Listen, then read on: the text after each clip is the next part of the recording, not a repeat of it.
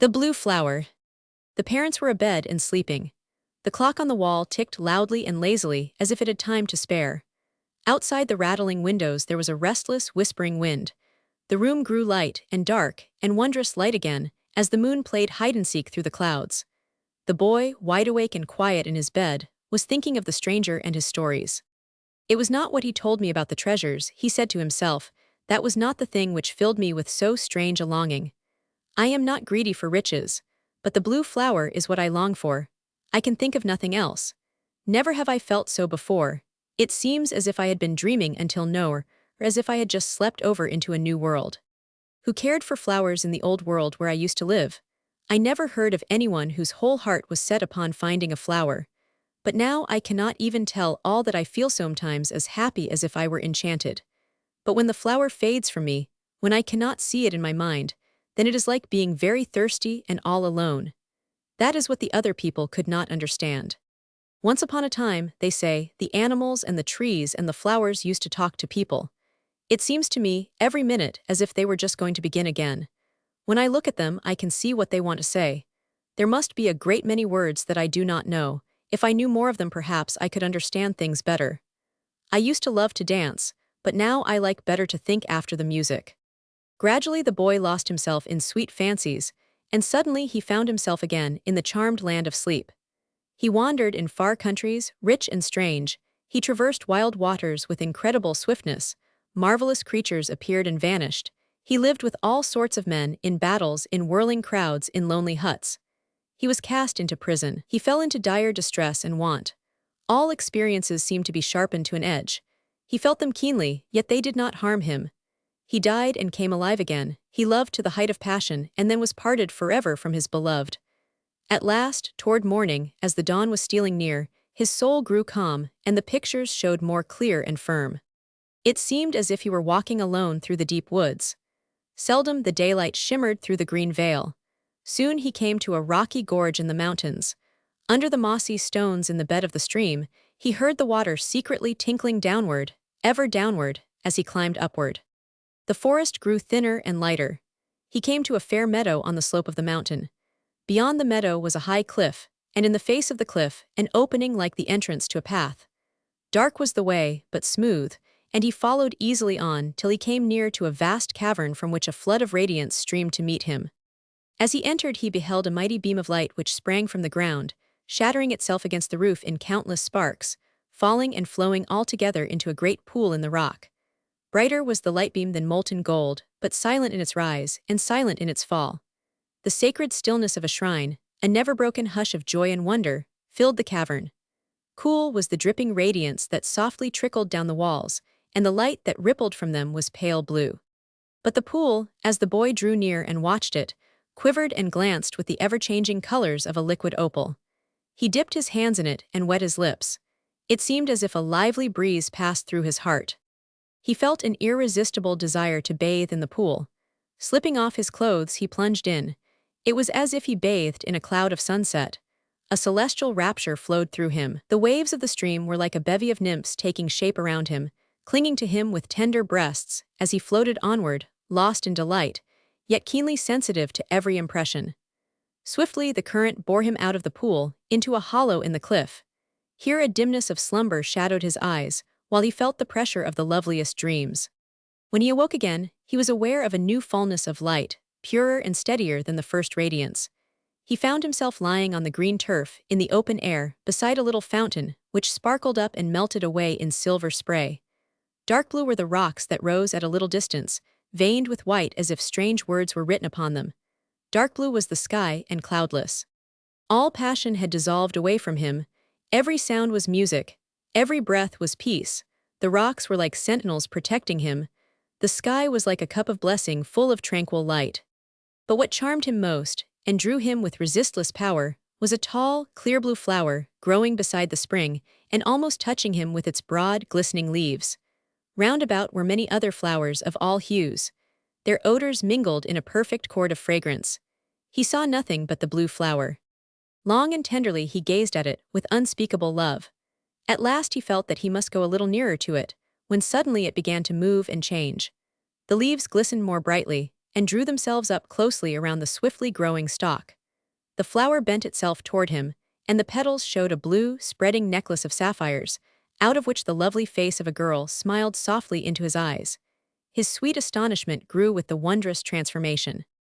All at once he heard his mother's voice calling him, and awoke in his parents' room, already flooded with the gold of the morning sun. From the German of Noveles. The source. In the middle of the land that is called by its inhabitants Korma, and by strangers the land of the half-forgotten, I was toiling all day long through heavy sand and grass as hard as wire. Suddenly, toward evening, I came upon a place where a gate opened in the wall of mountains, and the plain ran in through the gate, making a little bay of level country among the hills. Now this bay was not brown and hard and dry, like the mountains above me, neither was it covered with tawny billows of sand like the desert along the edge of which I had wearily coasted.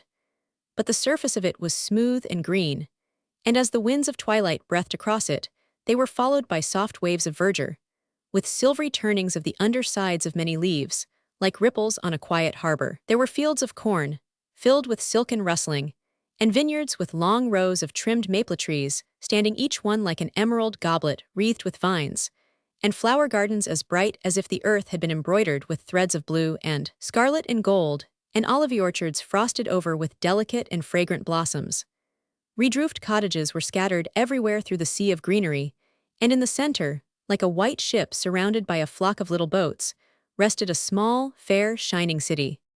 I wondered greatly how this beauty had come into being on the border of the desert. Passing through the fields and gardens and orchards, I found that they were all encircled and lined with channels full of running water. I followed up one of the smaller channels until it came to a larger stream, and as I walked on beside it, still going upward, it guided me into the midst of the city, where I saw a sweet, merry river flowing through the main street, with abundance of water and a very pleasant sound. There were houses and shops and lofty palaces, and all that makes a city, but the life and joy of all, and the one thing that I remember best, was the river. For in the open square at the edge of the city there were marble pools where the children might bathe and play, at the corners of the streets, and on the sides of the houses there were fountains for the drawing of water. At every crossing a stream was turned aside to run out to the vineyards, and the river was the mother of them all. There were but few people in the streets, and none of the older folk from whom I might ask counsel or a lodging, so I stood and knocked at the door of a house. It was opened by an old man, who greeted me with kindness and bade me enter as his guest. After much courteous entertainment, and when supper was ended, his friendly manner and something of singular attractiveness in his countenance led me to tell him of my strange journeyings in the land of Korma and in other lands where I had been seeking the blue flower, and to inquire of him the name and the story of his city, and the cause of the river which made it glad. "My son," he answered, "this is the city which was called Ablaze, that is to say, forsaken. For long ago men lived here, and the river made their fields fertile, and their dwellings were full of plenty and peace. But because of many evil things which have been half forgotten, the river was turned aside, or else it was dried up at its source in the high place among the mountains, so that the water flowed down no more. The channels and the trenches and the marble pools and the basins beside the houses remained, but they were empty. So the gardens withered, the fields were barren, the city was desolate, and in the broken cisterns there was scanty water. Then there came one from a distant country who was very sorrowful to see the desolation. He told the people that it was vain to dig new cisterns and to keep the channels and trenches clean, for the water had come only from above. The source must be found again and reopened. The river would not flow unless they traced it back to the spring and visited it continually, and offered prayers and praises beside it without ceasing. Then the spring would rise to an outpouring, and the water would run down plentifully to make the gardens blossom and the city rejoice. So he went forth to open the fountain, but there were few that went with him, for he was a poor man of lowly aspect, and the path upward was steep and rough. But his companions saw that as he climbed among the rocks, little streams of water gushed from the places where he trod, and pools began to gather in the dry riverbed. He went more swiftly than they could follow him, and at length he passed out of their sight. A little farther on they came to the rising of the river, and there, beside the overflowing source, they found their leader lying dead. "That was a strange thing," I cried, "and very pitiful. Tell me how it came to pass, and what was the meaning of it." "I cannot tell the whole of the meaning," replied the old man, after a little pause, "for it was many years ago. But this poor man had many enemies in the city, chiefly among the makers of cisterns, who hated him for his words. I believe that they went out after him secretly and slew him, but his followers came back to the city, and as they came, the river began to run down very gently after them. They returned to the source day by day, bringing others with them, for they said that their leader was really alive, though the form of his life had changed, and that he met them in that high place while they remembered him and prayed and sang songs of praise. More and more the people learned to go with them, and the path grew plainer and easier to find. The more the source was revisited, the more abundant it became, and the more it filled the river. All the channels and the basins were supplied with water, and men made new channels which were also filled. Some of those who were diggers of trenches and hewers of cisterns said that it was their work which had wrought the change. But the wisest and best among the people knew that it all came from the source, and they taught that if it should ever again be forgotten, and left unvisited, the river would fail again, and desolation return. So every day, from the gardens and orchards and the streets of the city, men and women and children have gone up the mountain path with singing, to rejoice beside the spring from which the river flows, and to remember the one who opened it. We call it the river Carita, and the name of the city is no more Ablis, but Saloma, which is peace. And the name of him who died to find the source for us is so dear that we speak it only when we pray. But there are many things yet to learn about our city, and some that seem dark and cast a shadow on my thoughts. Therefore, my son, I bid you to be my guest, for there is a room in my house for the stranger. And tomorrow and on the following days you shall see how life goes with us, and read, if you can, the secret of the city.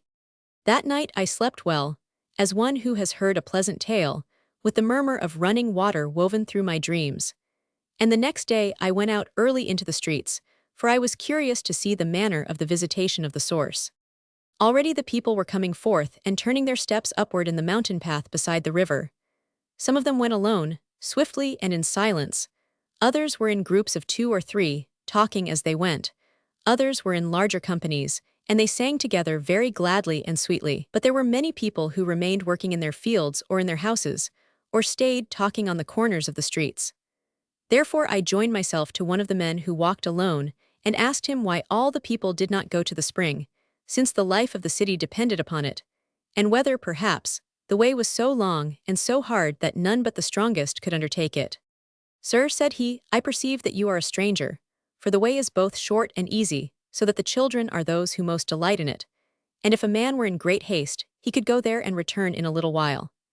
But of those who remain behind, some are the busy ones who must visit the fountain at another hour, and some are the careless ones who take life as it comes and never think where it comes from, and some are those who do not believe in the source and will hear nothing about it. How can that be? I said, do they not drink of the water, and does it not make their fields green? It is true, he said, but these men have made wells close by the river, and they say that these wells fill themselves, and they have digged channels through their gardens, and they say that these channels would always have water in them even though the spring should cease to flow. Some of them say also that it is an unworthy thing to drink from a source that another has opened, and that every man ought to find a new spring for himself.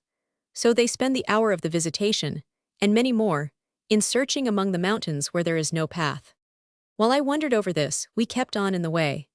There was already quite a throng of people all going in the same direction, and when we came to the source, which flowed from an opening in a cliff, almost like a chamber hewn in the rock, and made a little garden of wildflowers around it as it fell, I heard the music of many voices and the beautiful name of him who had given his life to find the forgotten spring. Then we came down again, singly and in groups, following the river. It seemed already more bright and full and joyous. As we passed through the gardens, I saw men turning aside to make new channels through fields which were not yet cultivated. And as we entered the city, I saw the wheels of the mills that ground the corn whirling more swiftly, and the maidens coming with their pitchers to draw from the brimming basins at the street corners, and the children laughing, because the marble pools were so full that they could swim in them. There was plenty of water everywhere. For many weeks I stayed in the city of Saloma, going up the mountain path in the morning, and returning to the day of work and the evening of play. I found friends among the people of the city, not only among those who walked together in the visitation of the source, but also among those who remained behind, for many of them were kind and generous, faithful in their work, and very pleasant in their conversation. Yet there was something lacking between me and them. I came not on too firm ground with them, for all their warmth of welcome and their pleasant ways. They were by nature of the race of those who dwell ever in one place. Even in their thoughts they went not far abroad. But I have been ever seeker, and the world seems to me made to wander in, rather than to abide in one corner of it, and never see what the rest has in store. Now this was what the people of Saloma could not understand, and for this reason I seemed to them always a stranger, an alien, a guest. The fixed circle of their life was like an invisible wall, and with the best will in the world they knew not how to draw me within it. And I, for my part, while I understood well their wish to rest and be at peace, could not quite understand the way in which it found fulfillment, nor share the repose which seemed to them all sufficient and lasting. In their gardens I saw ever the same flowers, and none perfect. At their feasts I tasted ever the same food, and none that made an end of hunger. In their talk I heard ever the same words, and none that went to the depth of thought. The very quietude and fixity of their being perplexed and estranged me. What to them was permanent, to me was transient. They were inhabitants, I was a visitor. The one in all the city of Saloma with whom was most at home was Ruimi, the little granddaughter of the old man with whom I lodged. To her, a girl of 13, ferried and full of joy, the wonted round of life had not yet grown to be a matter of course. She was quick to feel and answer the newness of every day that dawned. When a strange bird flew down from the mountains into the gardens, it was she that saw it and wondered at it. It was she that walked with me most often in the path to the source. She went out with me to the fields in the morning, and almost every day found wildflowers that were new to me. At sunset, she drew me to happy games of youths and children, where her fancy was never tired of weaving new turns to the familiar pastimes.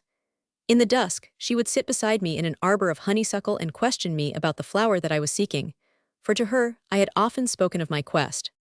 "Is it blue?" she asked, "as blue as the speedwell that grows beside the brook?"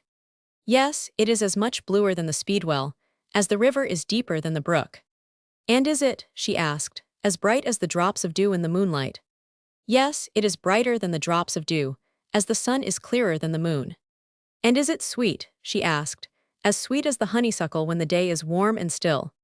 "Yes, it is as much sweeter than the honeysuckle, as the night is stiller, and more sweet than the day." "Tell me again," she asked, "when you saw it, and why do you seek it?" "Once I saw it when I was a boy, no older than you. Our house looked out toward the hills, far away, and at sunset softly blue against the eastern sky.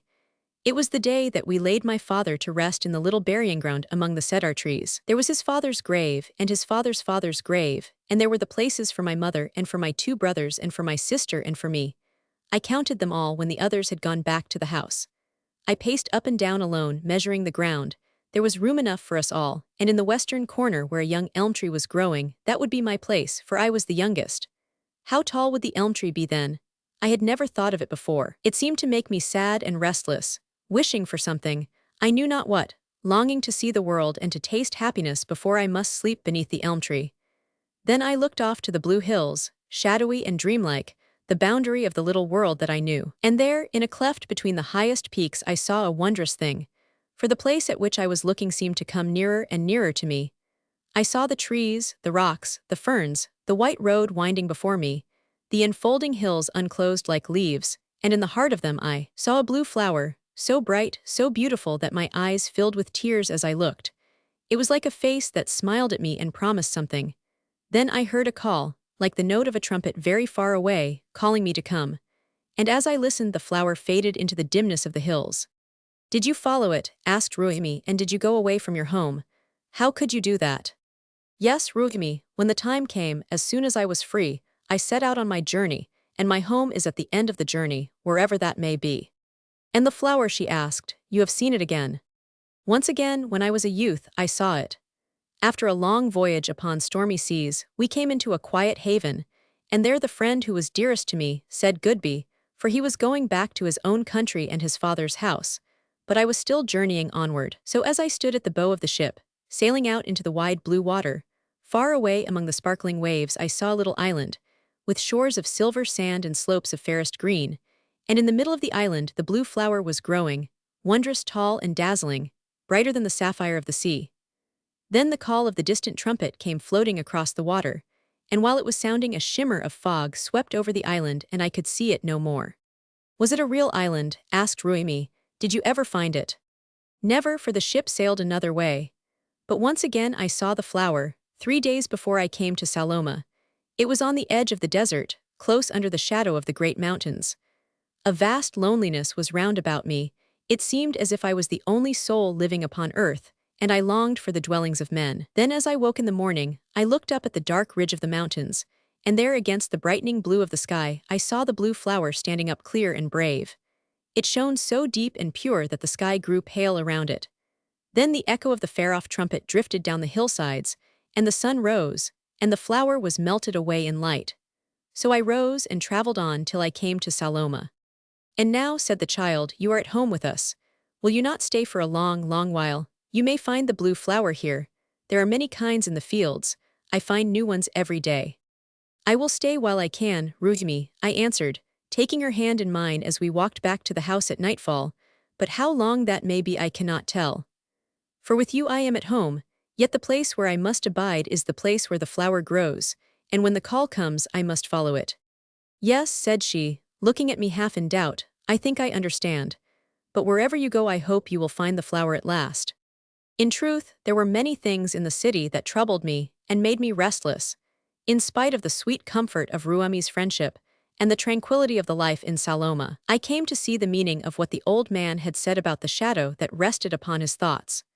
For there were some in the city who said that the hours of visitation were wasted, and that it would be better to employ the time in gathering water from the pools that formed among the mountains in the rainy season, or in sinking wells along the edge of the desert. Others had newly come to the city and were teaching that there was no source, and that the story of the poor man who reopened it was a fable, and that the hours of visitation were only hours of dreaming. There were many who believed them, and many more who said that it did not matter whether their words were true or false, and that it was of small moment whether men went to visit the fountain or not, provided only that they worked in the gardens, and kept the marble pools and basins in repair, and opened new canals through the fields, since there always had been, and always would be plenty of water.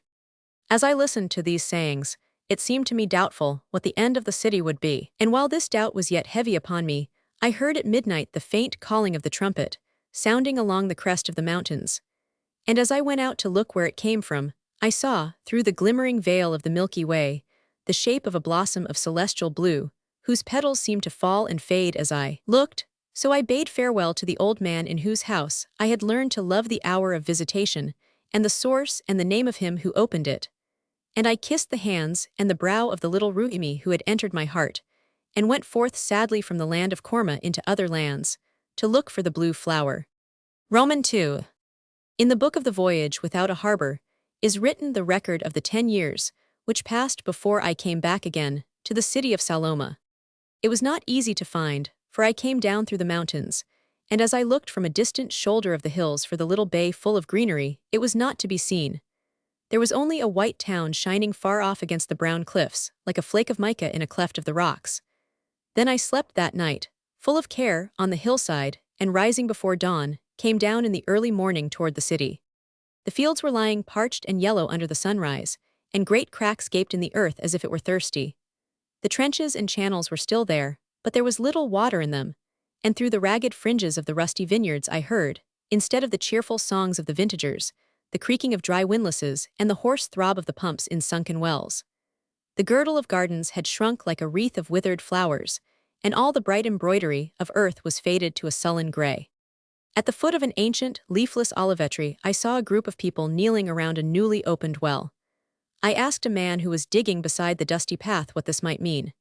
He straightened himself for a moment, wiping the sweat from his brow, and answered, sullenly, they are worshipping the windlass. How else should they bring water into their fields? Then he fell furiously to digging again, and I passed on into the city. There was no sound of murmuring streams in the streets, and down the main bed of the river I saw only a few shallow puddles, joined together by a slowly trickling thread. Even these were fenced and guarded so that no one might come near to them, and there were men going among to the houses with waterskins on their shoulders, crying water. Water to sell. The marble pools in the open square were empty, and at one of them there was a crowd looking at a man who was being beaten with rods. A bystander told me that the officers of the city had ordered him to be punished because he had said that the pools and the basins and the channels were not all of pure marble, without a flaw. For this, said he, is the evil doctrine that has come in to take away the glory of our city, and because of this the water has failed. It is a sad change, I answered, and doubtless they who have caused it should suffer more than others. But can you tell me at what hour, and in what manner the people now observe the visitation of the source?" He looked curiously at me and replied, "I do not understand you. There is no visitation save the inspection of the cisterns and the wells which the syndics of the city, whom we call the princes of water, carry on daily at every hour. What source is this of which you speak?" So I went on through the street, where all the passers-by seemed in haste and war-weary countenances, until I came to the house where I had lodged. There was a little basin here against the wall, with a slender stream of water still flowing into it, and a group of children standing near with their pitchers, waiting to fill them. The door of the house was closed, but when I knocked, it opened and a maiden came forth. She was pale and sad in aspect, but a light of joy dawned over the snow of her face, and I knew by the youth in her eyes that it was Ruhimi, who had walked with me through the vineyards long ago. With both hands she welcomed me, saying, "You are expected. Have you found the blue flower?" "Not yet," I answered, "but something drew me back to you.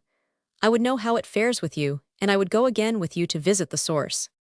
At this her face grew bright, but with a tender, half-sad brightness. "The source," she said. "Ah, yes, I was sure that you would remember it. And this is the hour of the visitation. Come, let us go up together." Then we went alone through the busy and weary multitudes of the city toward the mountain path.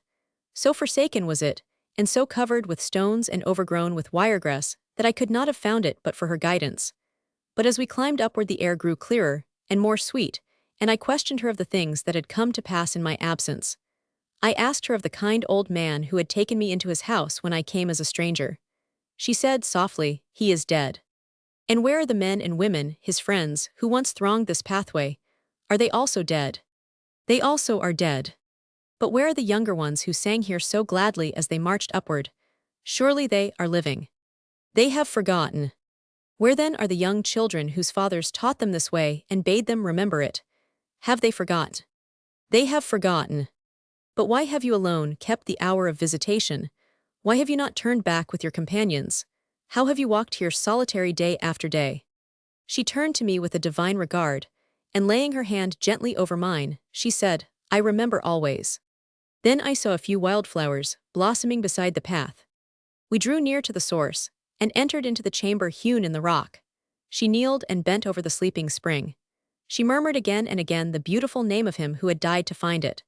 Her voice repeated the song that had once been sung by many voices. Her tears fell softly on the spring, and as they fell it seemed as if the water stirred and rose to meet her bending face, and when she looked up it was as if the dew had fallen on a flower. We came very slowly down the path along the river Karita, and rested often beside it.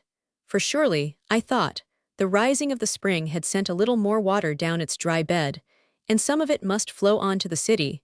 So it was almost evening when we came back to the streets. The people were hurrying to and fro, for it was the day before the choosing of new princes of water, and there was much dispute about them, and strife over the building of new cisterns to hold the stores of rain which might fall in the next year. But none cared for us, as we passed by like strangers, and we came unnoticed to the door of the house. Then a great desire of love and sorrow moved within my breast, and I said to Ruhimi, "You are the life of the city, for you alone remember. Its secret is in your heart, and your faithful keeping of the hours of visitation is the only cause why the river has not failed altogether, and the curse of desolation returned. Let me stay with you, sweet soul of all the flowers that are dead, and I will cherish you forever. Together we will visit the source every day, and we shall turn the people, by our lives and by our words, back to that which they have forgotten." There was a smile in her eyes so deep that its meaning cannot be spoken, as she lifted my hand to her lips, and answered, "Not so, dear friend, for who can tell whether life or death will come to the city, whether its people will remember at last, or whether they will forget forever? Its lot is mine, for I was born here, and here my life is rooted. But you are of the children of the unquiet heart, whose feet can never rest until their task of errors is completed, and their lesson of wandering is learned to the end. Until then go forth, and do not forget that I shall remember always." Behind her quiet voice, I heard the silent call that compels us, and passed down the street as one walking in a dream. At the place where the path turned aside to the ruined vineyards, I looked back. The low sunset made a circle of golden rays about her head, and a strange twin blossom of celestial blue seemed to shine in her tranquil eyes.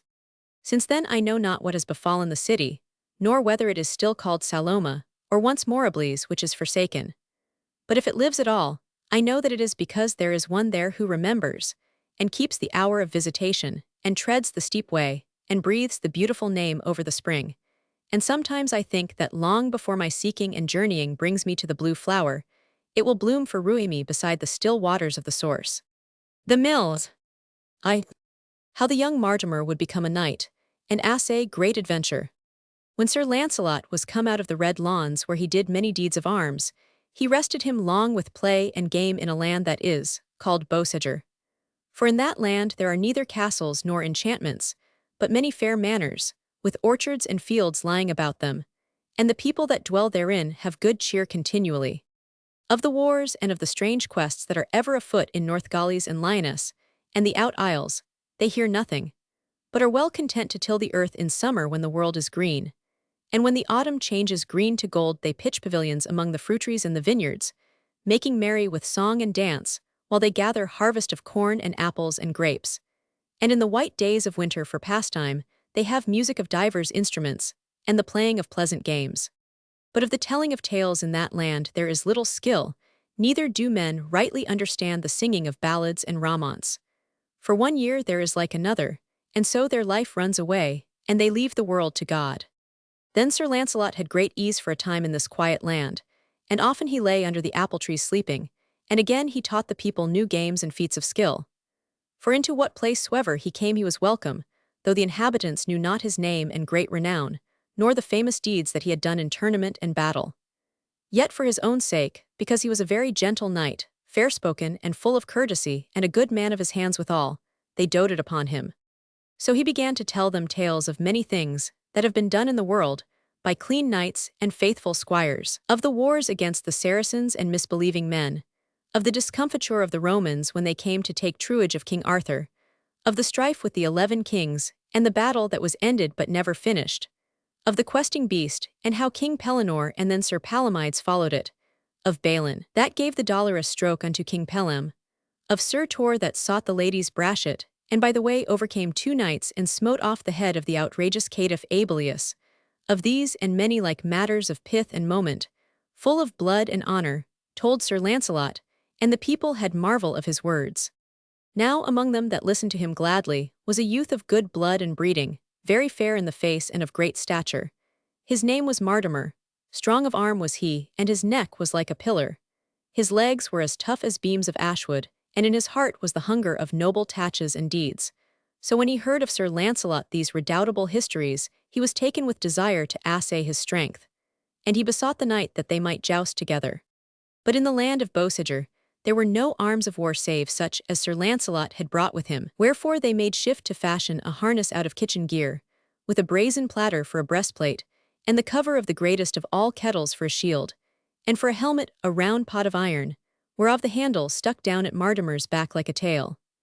And for spear he got him a stout young fir tree, the point hardened in the fire, and Sir Lancelot lent to him the sword that he had taken from the false knight that distressed all ladies. Thus was Mortimer accoutred for the jousting, and when he had climbed upon his horse, there arose much laughter and mockage.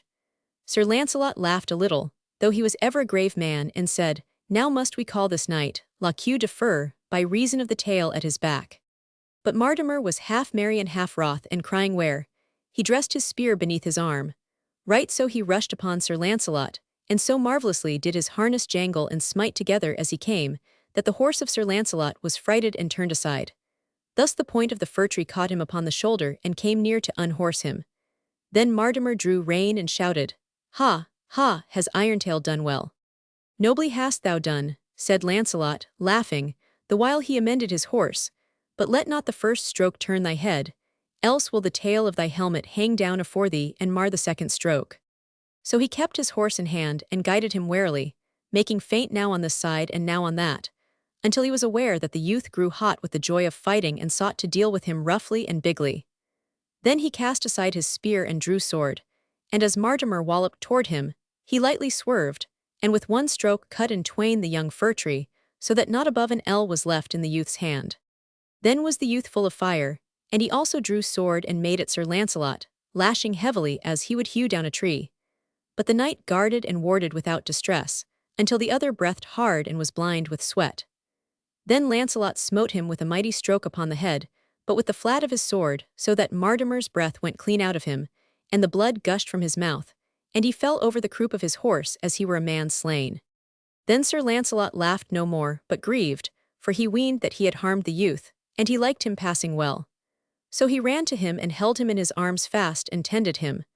And when the breath came again into his body, Lancelot was glad, and desired the youth that he would pardon him of that unequal joust, and of the stroke too heavy. At this Martimer sat up and took him by the hand. "Pardon," he cried. "No talk of pardon between thee and me, my lord Lancelot. Thou hast given me such joy of my life as never I had before. It made me glad to feel thy might. And now am I deliberate and fully concluded that I also will become a knight, and thou shalt instruct me how, and in what land I shall seek great adventure." Roman 2.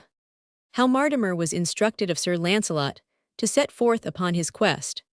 So right gladly did Sir Lancelot advise the young Martimer of all the customs and vows of the noble order of knighthood, and show how he might become a well-ruled and a hardy knight to win good fame and renown.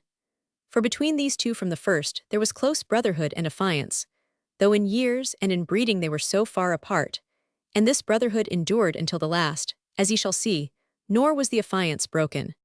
Thus willingly learned the youth of his master, being instructed first in the art and craft to manage and guide a horse, then to handle the shield and the spear, and both to cut and to foin with the sword, and last of all in the laws of honor and courtesy, whereby a man may rule his own spirit, and so obtain grace of God, praise of princes, and favor of fair ladies.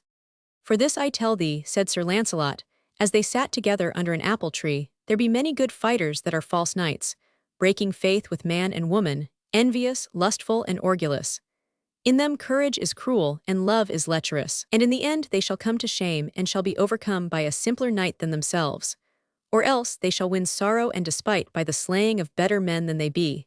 And with their paramours they shall have weary dole and distress of soul and body. For he that is false, to him shall none be true, but all things shall be unhappy about him.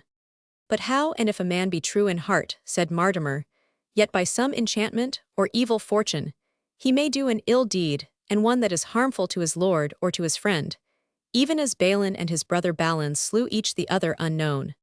That is in God's hand, said Lancelot. Doubtless he may pardon and assoil all such in their unhappiness, forasmuch as the secret of it is with him. And how if a man be entangled in love, said Martimer, yet his love be set upon one that is not lawful for him to have? For either he must deny his love, which is great shame, or else he must do dishonor to the law. What shall he then do? At this Sir Lancelot was silent, and heaved a great sigh. Then said he, Rest assured that this man shall have sorrow enough, for out of this net he may not escape, save by falsehood on the one side or by treachery on the other. Therefore say I that he shall not assay to escape, but rather right manfully to bear the bonds with which he is bound, and to do honor to them. How may this be? Said Martimer. By clean living, said Lancelot, and by keeping himself from wine which heats the blood, and by quests and labors and combats wherein the fierceness of the heart is spent and overcome, and by inward joy in the pure worship of his lady, whereat none may take offense. How then shall a man bear himself in the following of a quest? Said Martimer. Shall he set his face ever forward, and turn not to right or left, whatever meet him by the way? Or shall he hold himself ready to answer them that call to him, and to succor them that ask help of him, and to turn aside from his path for rescue and good service? Enough of questions, said Lancelot. These are things whereto each man must answer for himself and not for other. True knight taketh counsel of the time, every day his own deed, and the winning of a quest is not by haste, nor by hap, but what needs to be done, that must ye do while ye are in the way.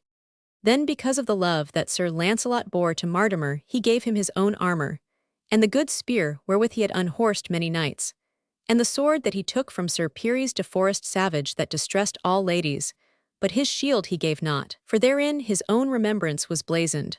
So he let make a new shield, and in the corner was painted a blue flower that was nameless, and this he gave to Martimer, saying, Thou shalt name it when thou hast found it, and so shalt thou have both crest and motto.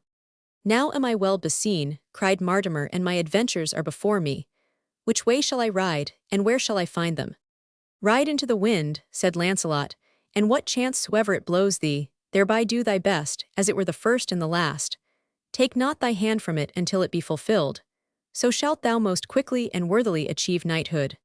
Then they embraced like brothers, and each bade other keep him well, and Sir Launcelot in leather jerkin, with naked head, but with his shield and sword, rode to the south toward Camelot, and Martimer rode into the wind, westward over the hill. Roman 3. How Martimer came to the mill estate in it. So by wildsome ways in strange countries, and through many waters and valleys rode Martimer 40 days, but adventure met him none, blow the wind never so fierce or fickle. Neither dragons, nor giants, nor false knights, nor distressed ladies, nor fays, nor kings imprisoned could he find. These are ill times for adventure, said he, the world is full of meat and sleepy. Now must I ride farther afield and undertake some ancient, famous quest, wherein other knights have failed and fallen. Either I shall follow the questing beast with Sir Palomides, or I shall find Merlin at the great stone whereunder the Lady of the Lake enchanted him, and deliver him from that enchantment.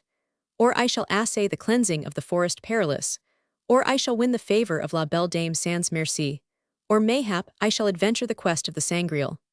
One or other of these will I achieve, or bleed the best blood of my body. Thus pondering and dreaming he came by the road down a gentle hill with close woods on either hand, and so into a valley with a swift river flowing through it, and on the river a 1099.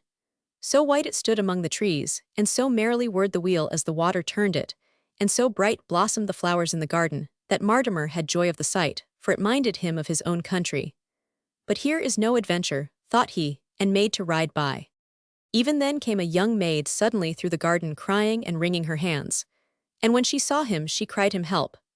At this Martimer alighted quickly and ran into the garden, where the young maid soon led him to the mill pond, which was great and deep, and made him understand that her little hound was swept away by the water and was near to perishing.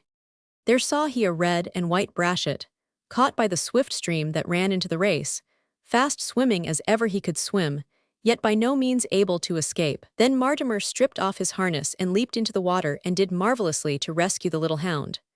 But the fierce river dragged his legs, and buffeted him, and hurtled at him, and drew him down, as it were an enemy wrestling with him, so that he had much ado to come where the brachet was, and more to win back again, with the brachet in his arm, to the dry land. Which when he had done he was clean forspent and fell upon the ground as a dead man. At this, the young maid wept yet more bitterly than she had wept for her hound, and cried aloud, Alas, if so goodly a man should spend his life for my little brachet. So she took his head upon her knee and cherished him and beat the palms of his hands, and the hound licked his face. And when Martimer opened his eyes, he saw the face of the maid that it was fair as any flower. Then was she shamed, and put him gently from her knee, and began to thank him and to ask with what she might reward him for the saving of the brachet. A night's lodging and a day's cheer, quoth Martimer. As long as thee liketh, said she, for my father, the miller, will return ere sundown, and right gladly will he have a guest so brave. Longer might I like, said he, but longer may I not stay, for I ride in a quest and seek great adventures to become a knight. So they bestowed the horse in the stable, and went into the mill. And when the miller was come home, they had such good cheer with eating of venison and pancakes, and drinking of hydromel, and singing of pleasant ballads, that Martimer clean forgot he was in a delay. And going to his bed in a fair garret, he dreamed of the maid of the mill, whose name was Lyart. Roman 4. How the mill was in danger, and the delay endured. In the morning Martimer lay late and thought large thoughts of his quest, and whither it might lead him, and to what honor it should bring him. As he dreamed thus, suddenly he heard in the hall below a trampling of feet and a shouting, with the voice of Lyart crying and shrieking.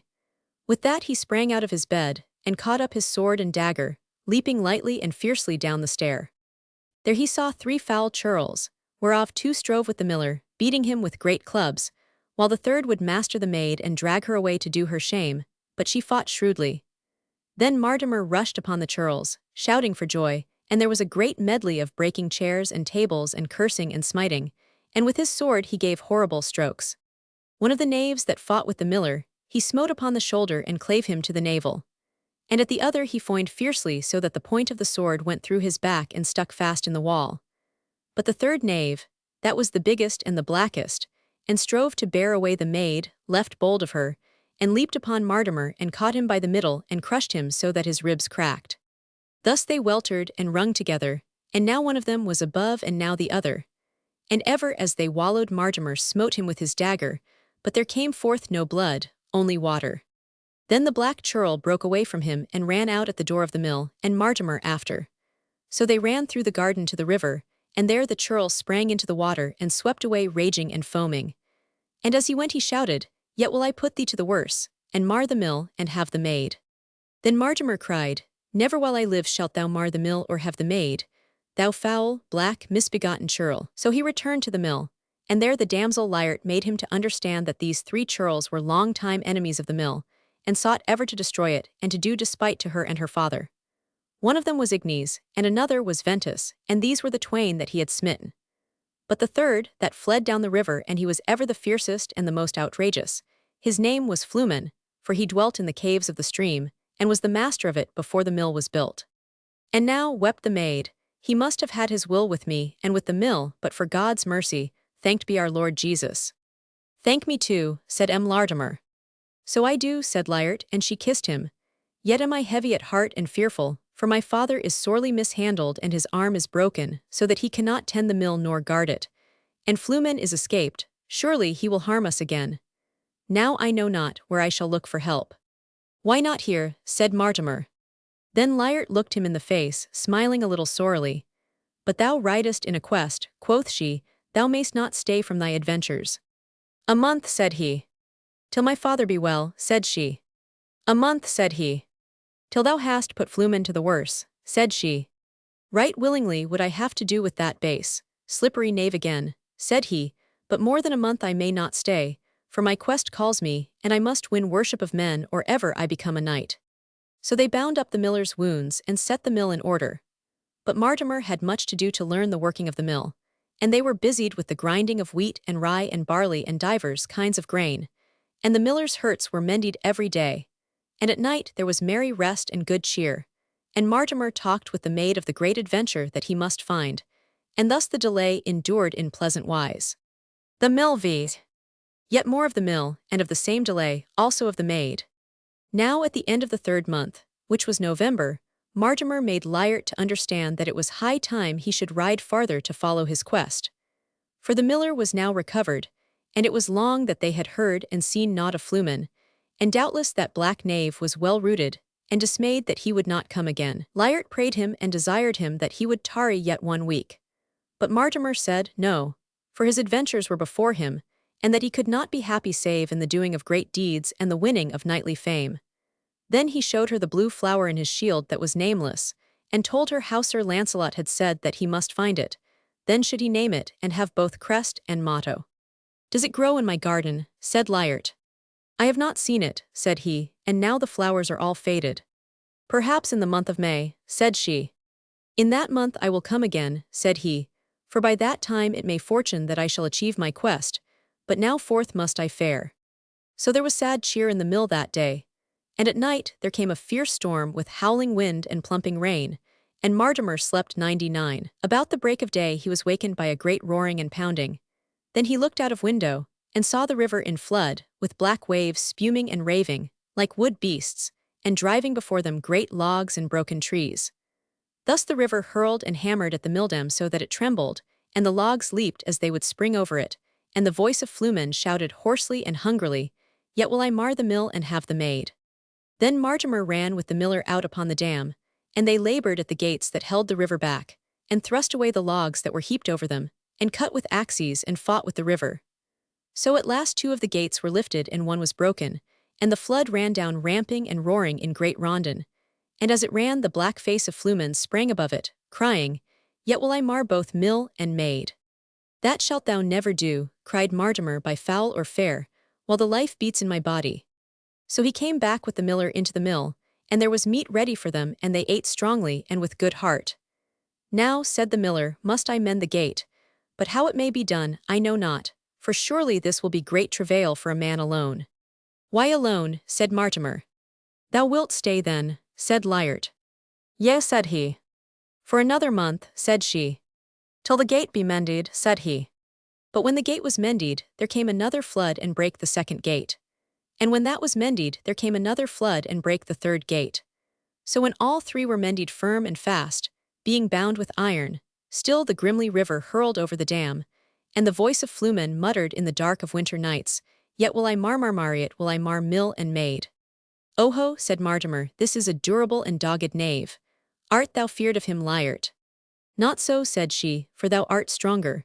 But fear have I of the day when thou ridest forth in thy quest." "Well, as to that," said he, "when I have overcome this false devil Flumen, then will we consider and appoint that day." So the delay continued, and Martimer was both busy and happy at the mill, for he liked and loved this damsel well, and was fain of her company. Moreover, the strife with Flumen was great joy to him. Romans 6. How the month of May came to the mill, and the delay was made longer. Now when the month of May came to the mill, it brought a plenty of sweet flowers, and liart wrought in the garden. With her, when the day was spent and the sun rested upon the edge of the hill, went Martimer, and she showed him all her flowers that were blue. But none of them was like the flower on his shield. "Is it this?" she cried, giving him a violet. "Too dark," said he. "Then here it is," she said, plucking a posy of forget-me-not. "Too light," said he. "Surely this is it," and she brought him a spray of bluebells. "Too slender," said he, "and well I ween that I may not find that flower, till I ride farther in my quest and achieve great adventure."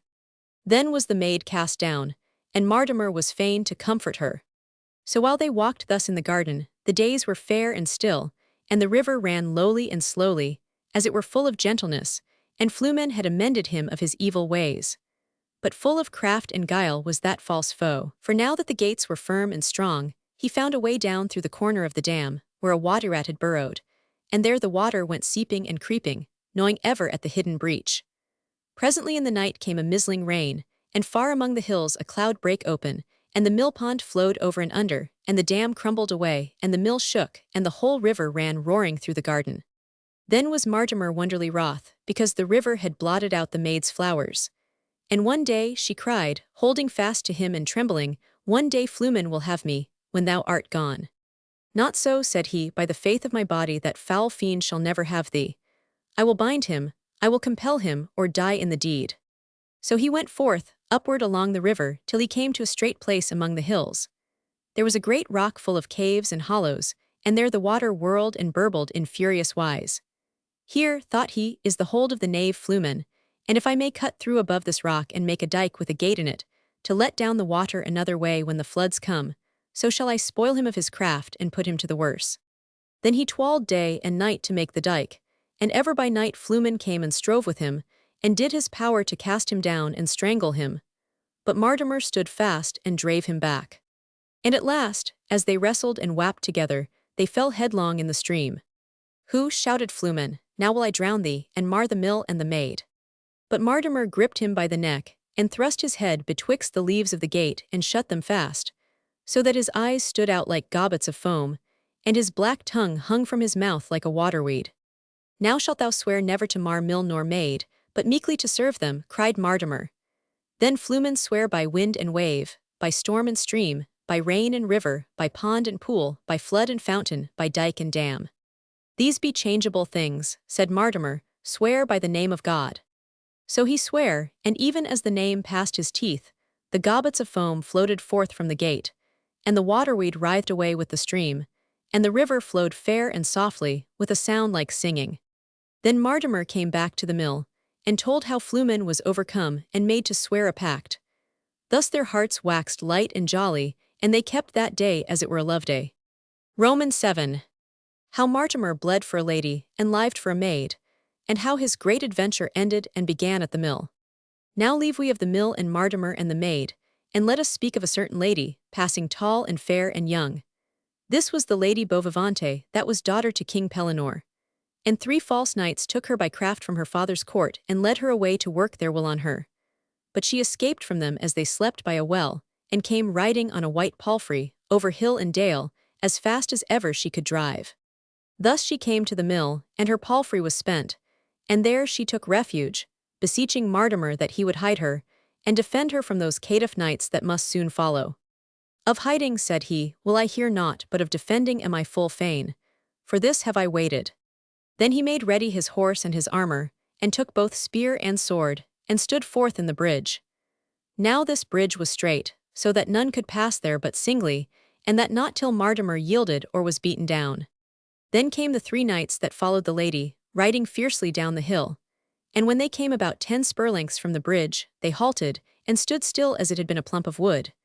One rode in black, and one rode in yellow, and the third rode in black and yellow. So they cried Martimer that he should give them passage, for they followed a quest. Passage takes who passage makes, cried Martimer. Right well I know your quest, and it is a foul one.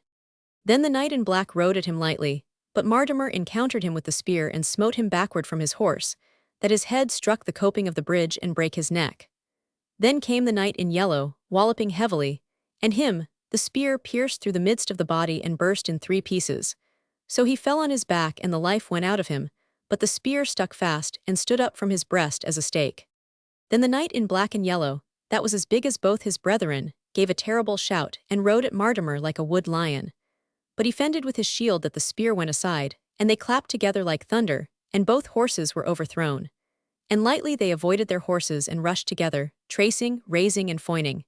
Such strokes they gave that great pieces were clipped away from their hauberks, and their helms, and they staggered to and fro like drunken men. Then they hurtled together like rams, and each battered other the wind out of his body.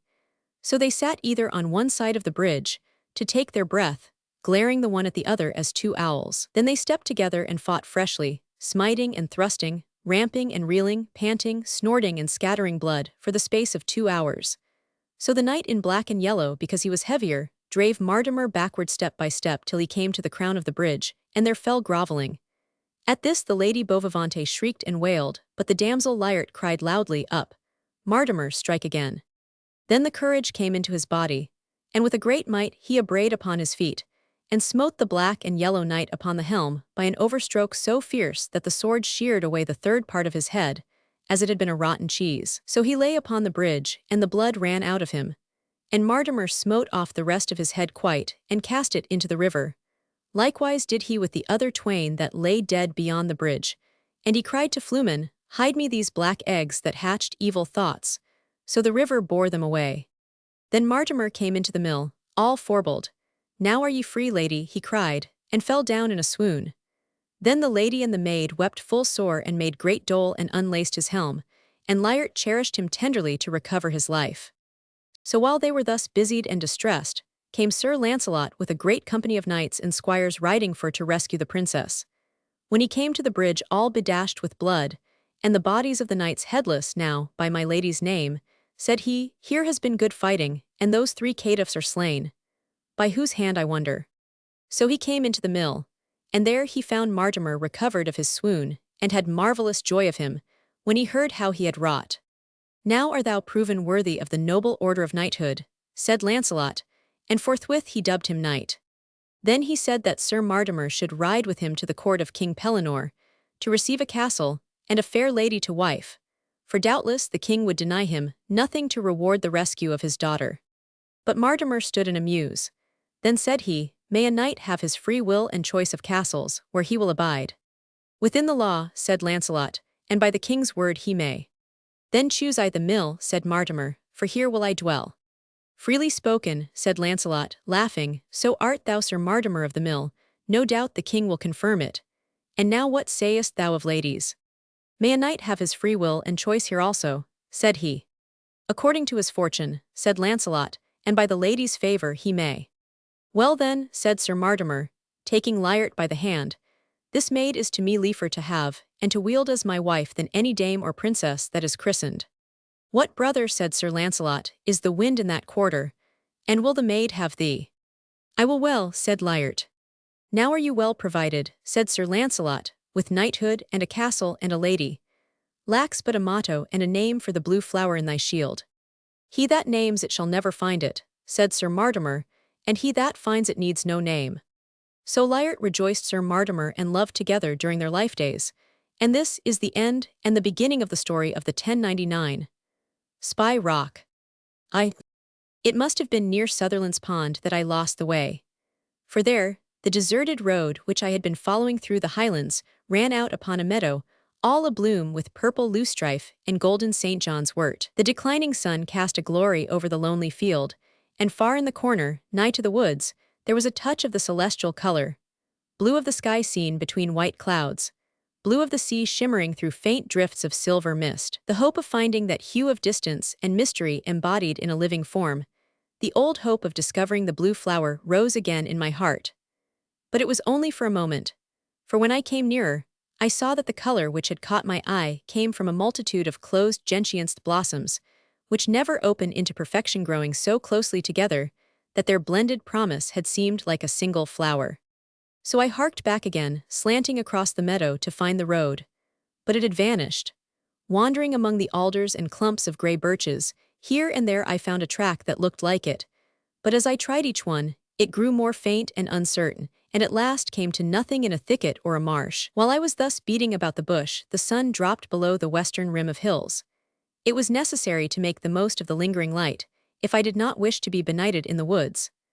The little village of Canterbury, which was the goal of my day's march, must lie about to the north just beyond the edge of the mountain, and in that direction I turned, pushing forward as rapidly as possible through the undergrowth. Presently I came into a region where the trees were larger and the traveling was easier. It was not a primeval forest, but a second growth of chestnuts and poplars and maples. Through the woods there ran at intervals long lines of broken rock, covered with mossed ruins, evidently, of ancient stone fences. The land must have been, in former days, a farm, inhabited, cultivated, the home of human hopes and desires and labors, but now relapsed into solitude and wilderness. What could the life have been among these rugged and inhospitable highlands, on this niggard and reluctant soil? Where was the house that once sheltered the tillers of this rude corner of the earth? Here, perhaps, in the little clearing into which I now emerged. A couple of decrepit apple trees grew on the edge of it, and dropped their scanty and gnarled fruit to feast the squirrels. A little farther on, a straggling clump of ancient lilacs, a bewildered old bush of sweetbriar, the dark green leaves of a cluster of tiger lilies, long past blooming, marked the grave of the garden. And here, above this square hollow in the earth, with the remains of a crumbling chimney standing sentinel beside it, here the house must have stood. What joys, what sorrows once centered around this cold and desolate hearthstone? What children went forth like birds from this dismantled nest into the wide world? What guests found refuge? Take care, stand back, there's a rattlesnake in the old cellar. The voice, even more than the words, startled me. I drew away suddenly, and saw, behind the ruins of the chimney, a man of an aspect so striking that to this day his face and figure are as vivid in my memory as if it were but yesterday that I had met him. He was dressed in black, the coat of a somewhat formal cut, a long cravat loosely knotted in his rolling collar. His head was bare, and the coal-black hair, thick and waving, was in some disorder. His face, smooth and pale, with high forehead, straight nose, and thin, sensitive lips, was it old or young? Handsome it certainly was, the face of a man of mark, a man of power. Yet there was something strange and wild about it. His dark eyes, with the fine wrinkles about them, had a look of unspeakable remoteness, and at the same time an intensity that seemed to pierce me through and through. It was as if he saw me in a dream, yet measured me, weighed me with a scrutiny as exact as it was at bottom indifferent. But his lips were smiling, and there was no fault to be found, at least with his manner. He had risen from the broad stone, where he had evidently been sitting with his back against the chimney, and came forward to greet me. You will pardon the abruptness of my greeting. I thought you might not care to make acquaintance with the present tenant of this old house, at least not without an introduction. Certainly not, I answered. You have done me a real kindness, which is better than the outward form of courtesy. But how is it that you stay at such close quarters with this unpleasant tenant? Have you no fear of him? Not the least in the world, he answered, laughing. I know the snakes too well, better than they know themselves. It is not likely that even an old serpent with 13 rattles like this one could harm me. I know his ways. Before he could strike, I should be out of reach. Well, said I, it is a grim thought, at all events, that this house, once a cheerful home, no doubt, should have fallen at last to be the dwelling of such a vile creature. Fallen, he exclaimed. Then he repeated the word with a questioning accent. Fallen. Are you sure of that? The snake in his way may be quite as honest as the people who lived here before him, and not much more harmful. The farmer was a miser who robbed his mother, quarreled with his brother, and starved his wife. What she lacked in food, she made up in drink when she could. One of the children, a girl, was a cripple, lamed by her mother in a fit of rage. The 2 boys were ne'er-do-wells who ran away from home as soon as they were old enough. One of them is serving a life sentence in the state prison for manslaughter. When the house burned down some 30 years ago, the woman escaped. The man's body was found with the head crushed in perhaps by a falling timber. The family of our friend the rattlesnake could hardly surpass that record, I think. But why should we blame the many of them? They were only acting out their natures. To one who can see and understand, it is all perfectly simple and immensely interesting. It is impossible to describe the quiet eagerness, the cool glow of fervor with which he narrated this little history. It was the manner of the triumphant pathologist who lays bare some hidden seed of disease. It surprised and repelled me a little, yet it attracted me too, for I could see how evidently he counted on my comprehension and sympathy.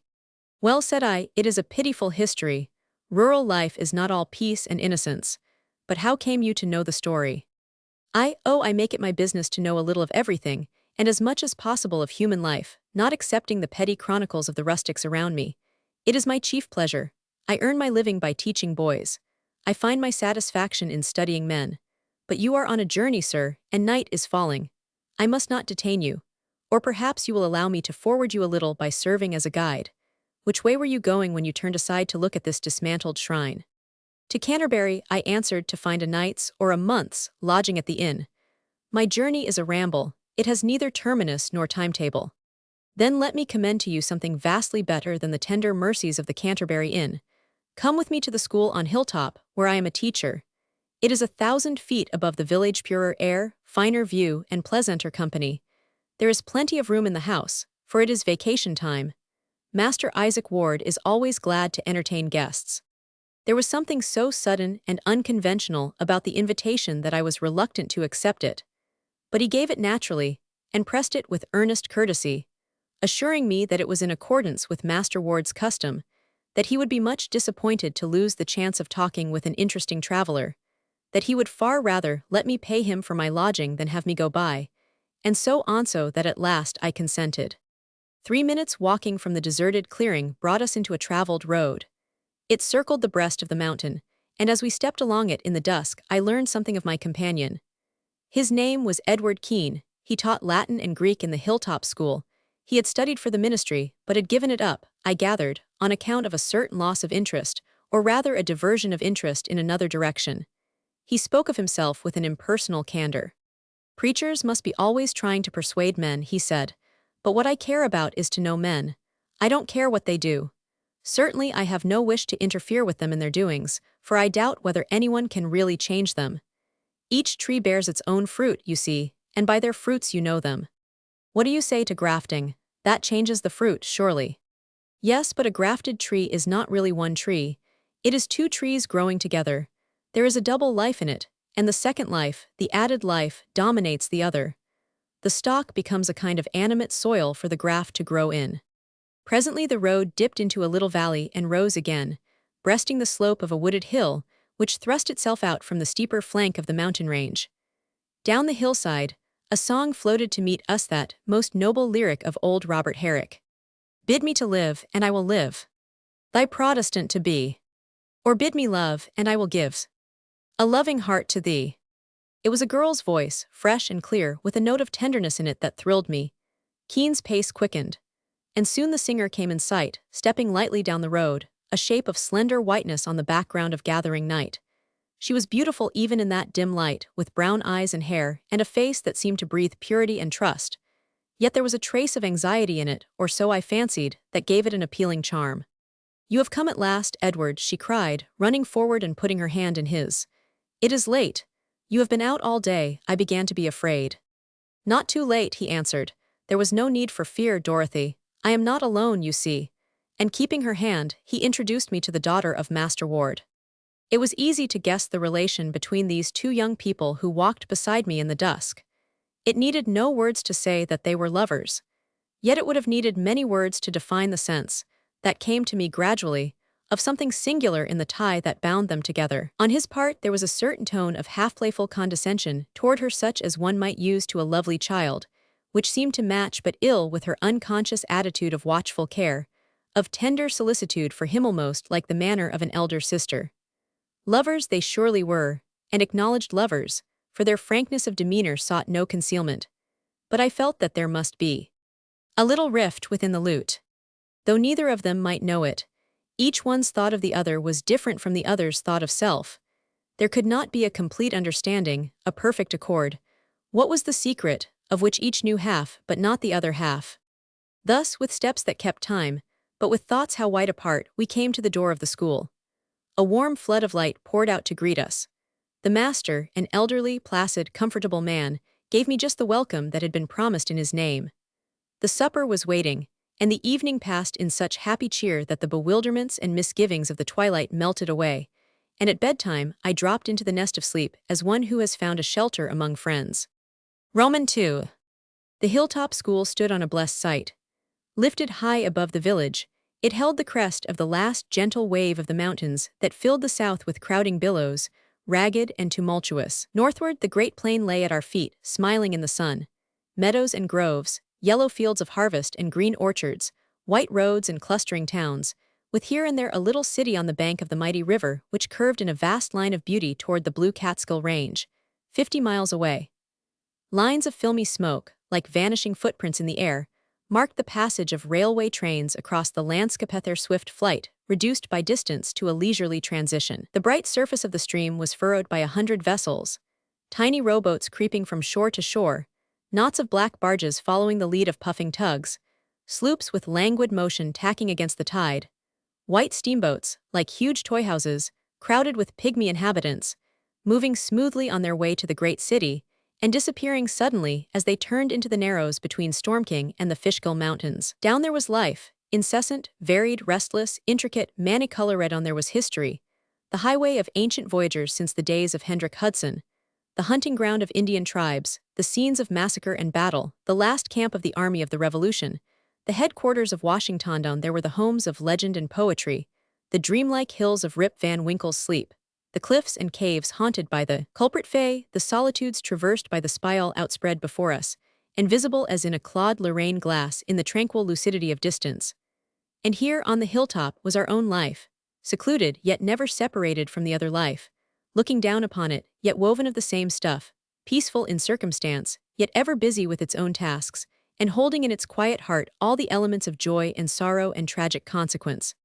The master was a man of most unworldly wisdom. In his youth a great traveler, he had brought home many observations, a few views, and at least one theory. To him, the school was the most important of human institutions, more vital, even than the home, because it held the first real experience of social contact, of free intercourse with other minds and lives coming from different households and embodying different strains of blood. My school, said he, is the world in miniature.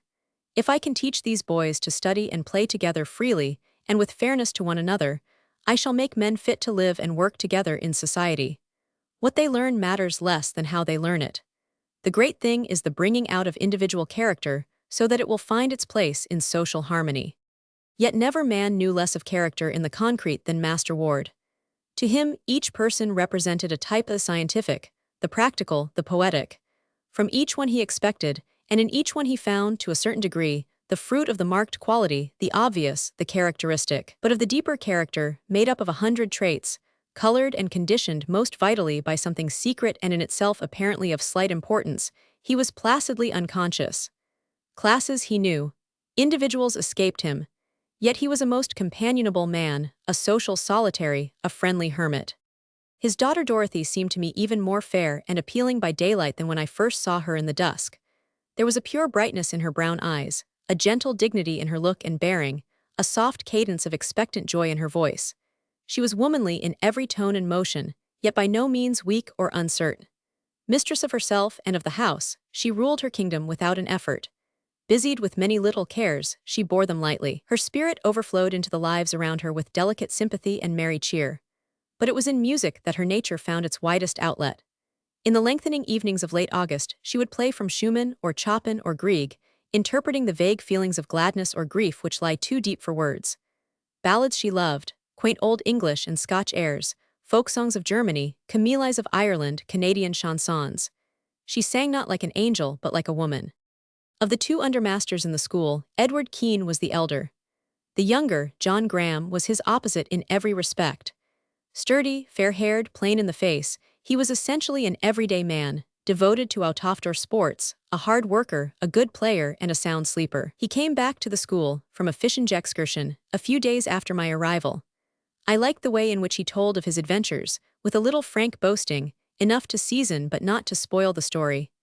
I liked the way in which he took hold of his work, helping to get the school in readiness for the return of the boys in the middle of September. I liked, more than all, his attitude to Dorothy Ward. He loved her, clearly enough.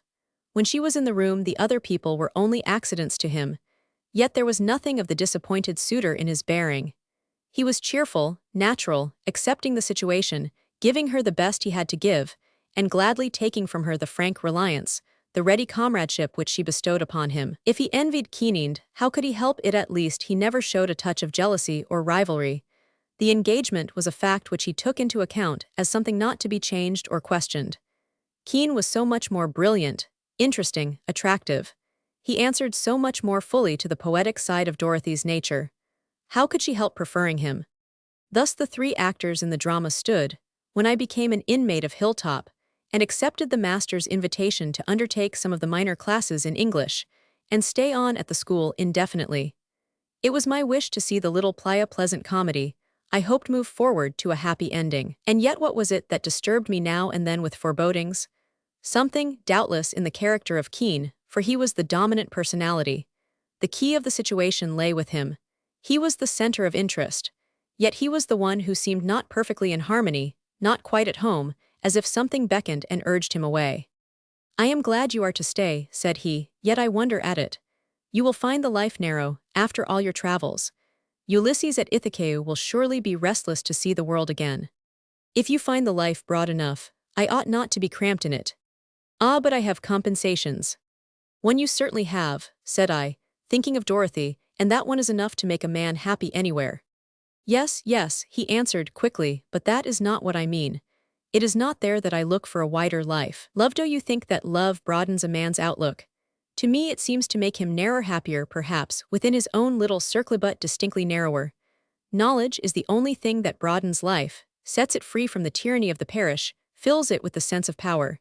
And love is the opposite of knowledge. Love is a kind of an illusion, a happy illusion. That is what love is. Don't you see that?" "See it?" I cried. "I don't know what you mean.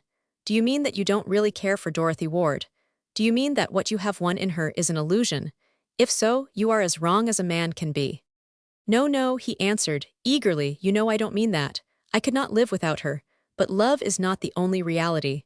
There is something else, something broader, something—" "Come away," I said, "come away, man. You are talking nonsense, treason. You are not true to yourself. You've been working too hard at your books. There's a maggot in your brain. Come out for a long walk." That indeed was what he liked best. He was a magnificent walker, easy, steady, unwearying. He knew every road and lane in the valleys, every footpath and trail among the mountains. But he cared little for walking in company. One companion was the most that he could abide. And strange to say, it was not Dorothy whom he chose for his most frequent comrade. With her he would saunter down the Black Brook path, or climb slowly to the first ridge of Storm King. But with me he pushed out to the farthest pinnacle that overhangs the river, and down through the lonely Heart Gorge, and over the pass of the White Horse, and up to the peak of Crow Nest, and across the rugged summit of Black Rock. At every wider outlook a strange exhilaration seemed to come upon him. His spirit glowed like a live coal in the wind. He overflowed with brilliant talk and curious stories of the villages and scattered houses that we could see from our eyries. But it was not with me that he made his longest expeditions. They were solitary. Early on Saturday he would leave the rest of us, with some slight excuse, and start away on the mountain road, to be gone all day. Sometimes he would not return till long after dark. Then I could see the anxious look deepen on Dorothy's face, and she would slip away down the road to meet him. But he always came back in good spirits, talkable and charming. It was the next day that the reaction came. The black fit took him. He was silent, moody, bitter. Holding himself aloof, yet never giving utterance to any irritation, he seemed half unconsciously to resent the claims of love and friendship as if they irked him. There was a look in his eyes as if he measured us, weighed us, analyzed us all as strangers. Yes, even Dorothy. I have seen her go to meet him with a flower in her hand that she had plucked for him, and turn away with her lips trembling, too proud to say a word, dropping the flower on the grass. John Graham saw it too. He waited till she was gone, then he picked up the flower and kept it. There was nothing to take offense at, nothing on which one could lay a finger, only these singular alternations of mood which made Keene now the most delightful of friends, now an intimate stranger in the circle. The change was inexplicable, but certainly it seemed to have some connection, as cause or consequence, with his long, lonely walks. Once, when he was absent, We spoke of his remarkable fluctuations of spirit. The master labeled him. He is an idealist, a dreamer. They are always uncertain. I blamed him. He gives way too much to his moods. He lacks self-control. He is in danger of spoiling a fine nature. I looked at Dorothy. She defended him. Why should he be always the same? He is too great for that. His thoughts make him restless and sometimes he is tired. Surely you wouldn't have him act what he don't feel. Why do you want him to do that? I don't know, said Graham with a short laugh. None of us know, but what we all want just now is music. Dorothy, will you sing a little for us?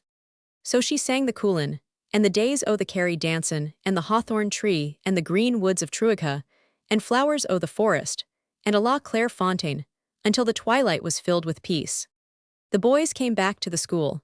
The wheels of routine began to turn again, slowly and with a little friction at first, then smoothly and swiftly as if they had never stopped.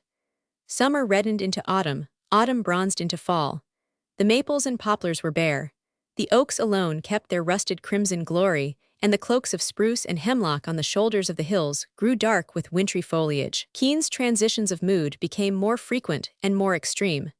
The gulf of isolation that divided him from us, when the black days came, seemed wider and more unfathomable. Dorothy and John Graham were thrown more constantly together. Keen appeared to encourage their companionship. He watched them curiously, sometimes, not as if he were jealous, but rather as if he were interested in some delicate experiment. At other times he would be singularly indifferent to everything, remote, abstracted, forgetful. Dorothy's birthday, which fell in mid-October, was kept as a holiday. In the morning everyone had some little birthday gift for her, except Keen. He had forgotten the birthday entirely. The shadow of disappointment that quenched the brightness of her face was pitiful.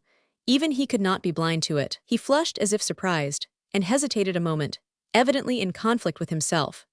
Then a look of shame and regret came into his eyes. He made some excuse for not going with us to the picnic at the Black Brook Falls, with which the day was celebrated. In the afternoon, as we all sat around the campfire, he came swinging through the woods with his long, swift stride, and going at once to Dorothy laid a little brooch of pearl and opal in her hand. "Will you forgive me?" he said. "I hope this is not too late. But I lost the train back from Newburgh and walked home. I pray that you may never know any tears but pearls, and that there may be nothing changeable about you but the opal." "Oh, Edward," she cried, "how beautiful, thank you 1,000 times. But I wish you had been with us all day, we have missed you so much." For the rest of that day simplicity and clearness and joy came back to us. Keen was at his best, a leader of friendly merriment, a master of good fellowship, a prince of delicate chivalry. Dorothy's loveliness unfolded like a flower in the sun. But the Indian summer of peace was brief.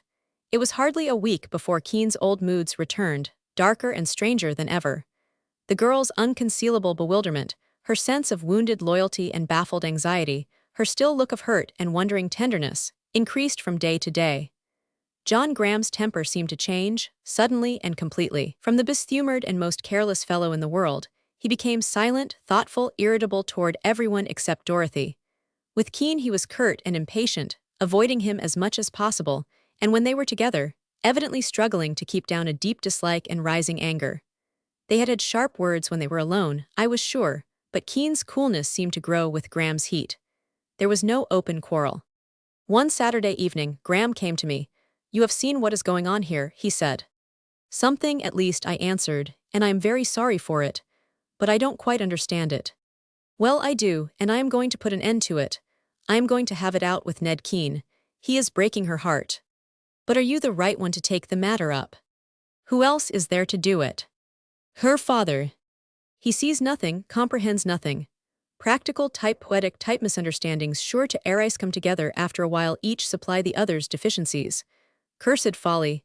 And the girl so unhappy that she can't tell anyone. It shall not go on, I say. Keen is out on the road now, taking one of his infernal walks. I am going to meet him. I am afraid it will make trouble. Let me go with you." "The trouble is made. Come if you like, I am going now."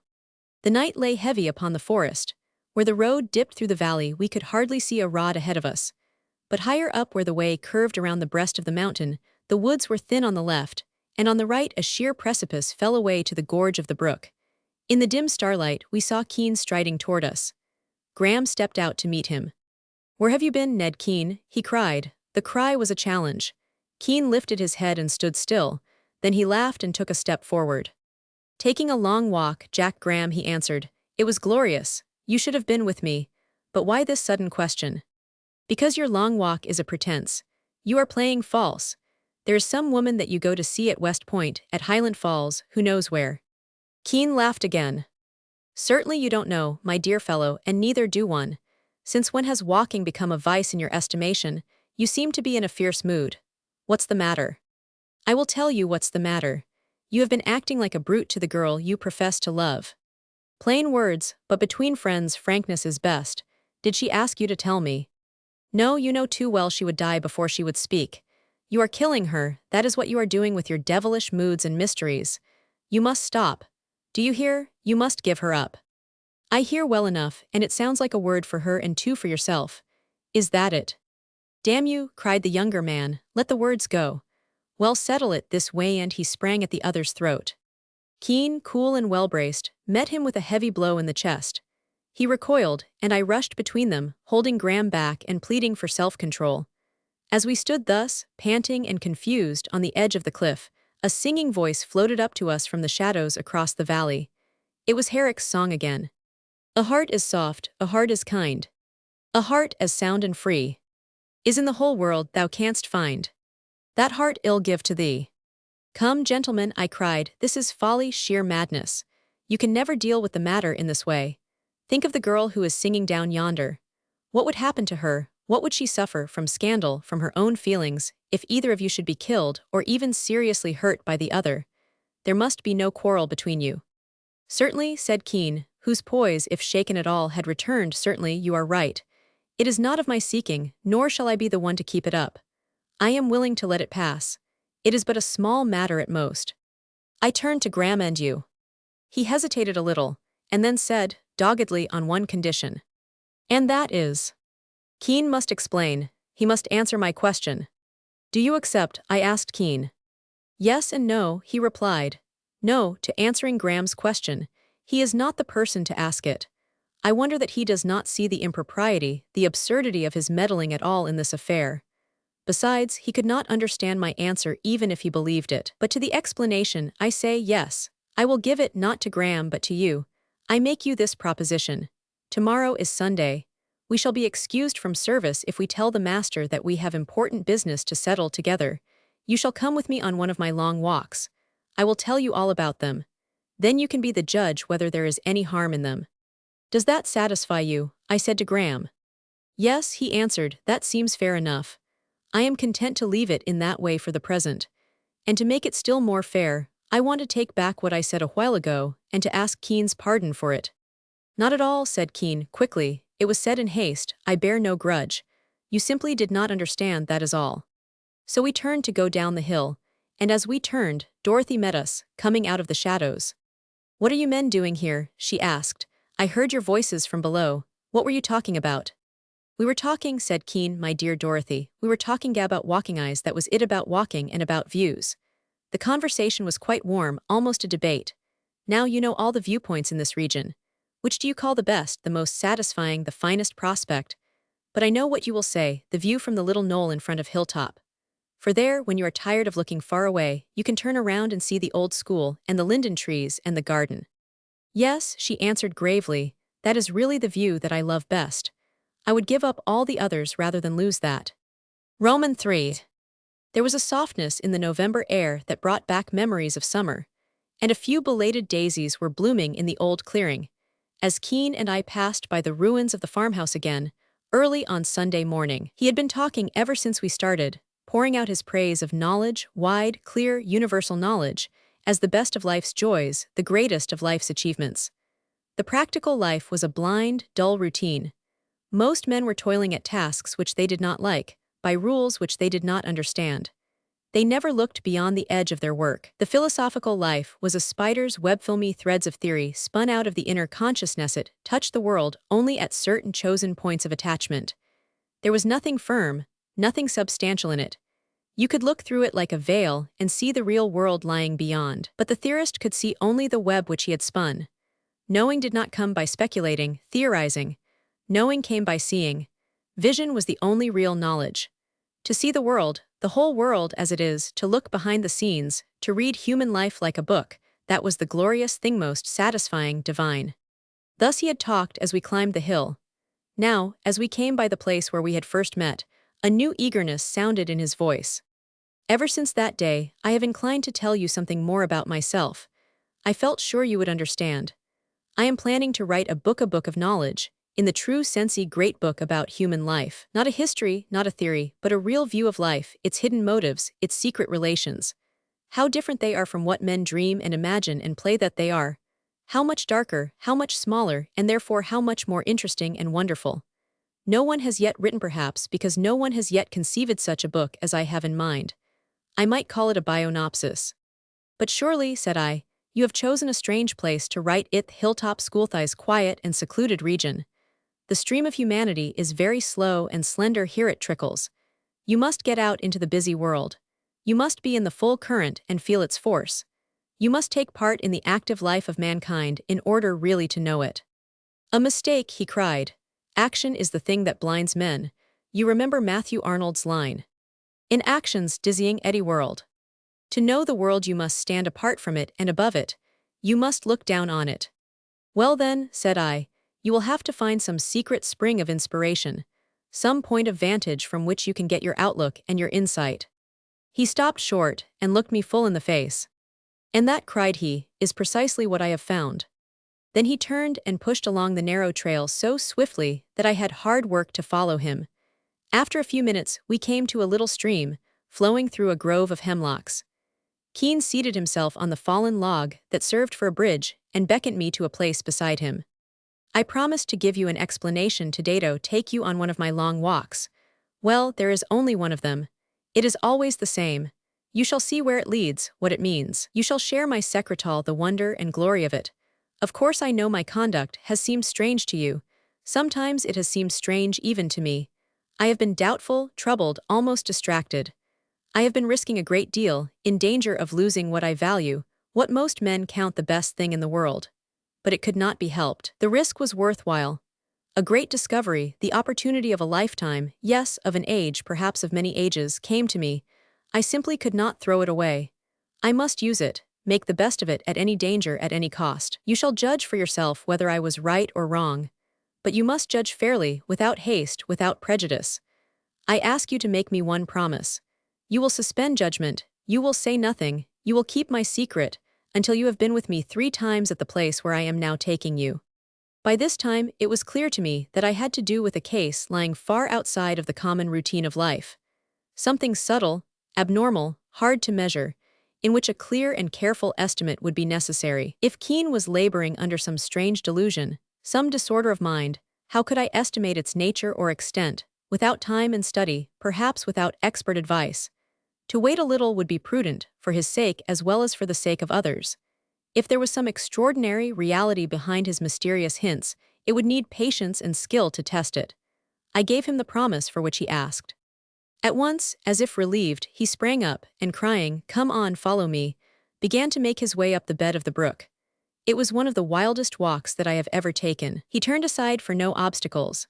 Swamps, masses of interlacing alders, close-woven thickets of stiff young spruces, chevic of dead trees where windfalls had mowed down the forest, walls of lich-encrusted rock, landslides where heaps of broken stone were tumbled in ruinous confusion through everything he pushed forward. I could see here and there the track of his former journeys, broken branches of witch hazel and moosewood, ferns trampled down, a faint trail across some deeper bed of moss. At midday we rested for a half-hour to eat lunch. But Keene would eat nothing, except a little pellet of some dark green substance that he took from a flat silver box in his pocket. He swallowed it hastily, and stooping his face to the spring by which he had halted, drank long and eagerly. "An Indian trick," said he, shaking the drops of water from his face. "On a walk, food is a hindrance, a delay. But this tiny taste of bitter gum is a tonic. It spurs the courage and doubles the strength if you are used to it. Otherwise I should not recommend you to try it. Faugh, the flavor is vile." He rinsed his mouth again with water and stood up, calling me to come on. The way, now tangled among the nameless peaks and ranges, bore steadily southward, rising all the time, in spite of many brief downward curves where a steep gorge must be crossed. Presently we came into a hardwood forest, open and easy to travel. Breasting a long slope, We reached the summit of a broad, smoothly rounding ridge covered with a dense growth of stunted spruce. The trees rose above our heads, about twice the height of a man, and so thick that we could not see beyond them. But from glimpses here and there, and from the purity and lightness of the air, I judged that we were on far higher ground than any we had yet traversed, the central comb, perhaps, of the mountain system.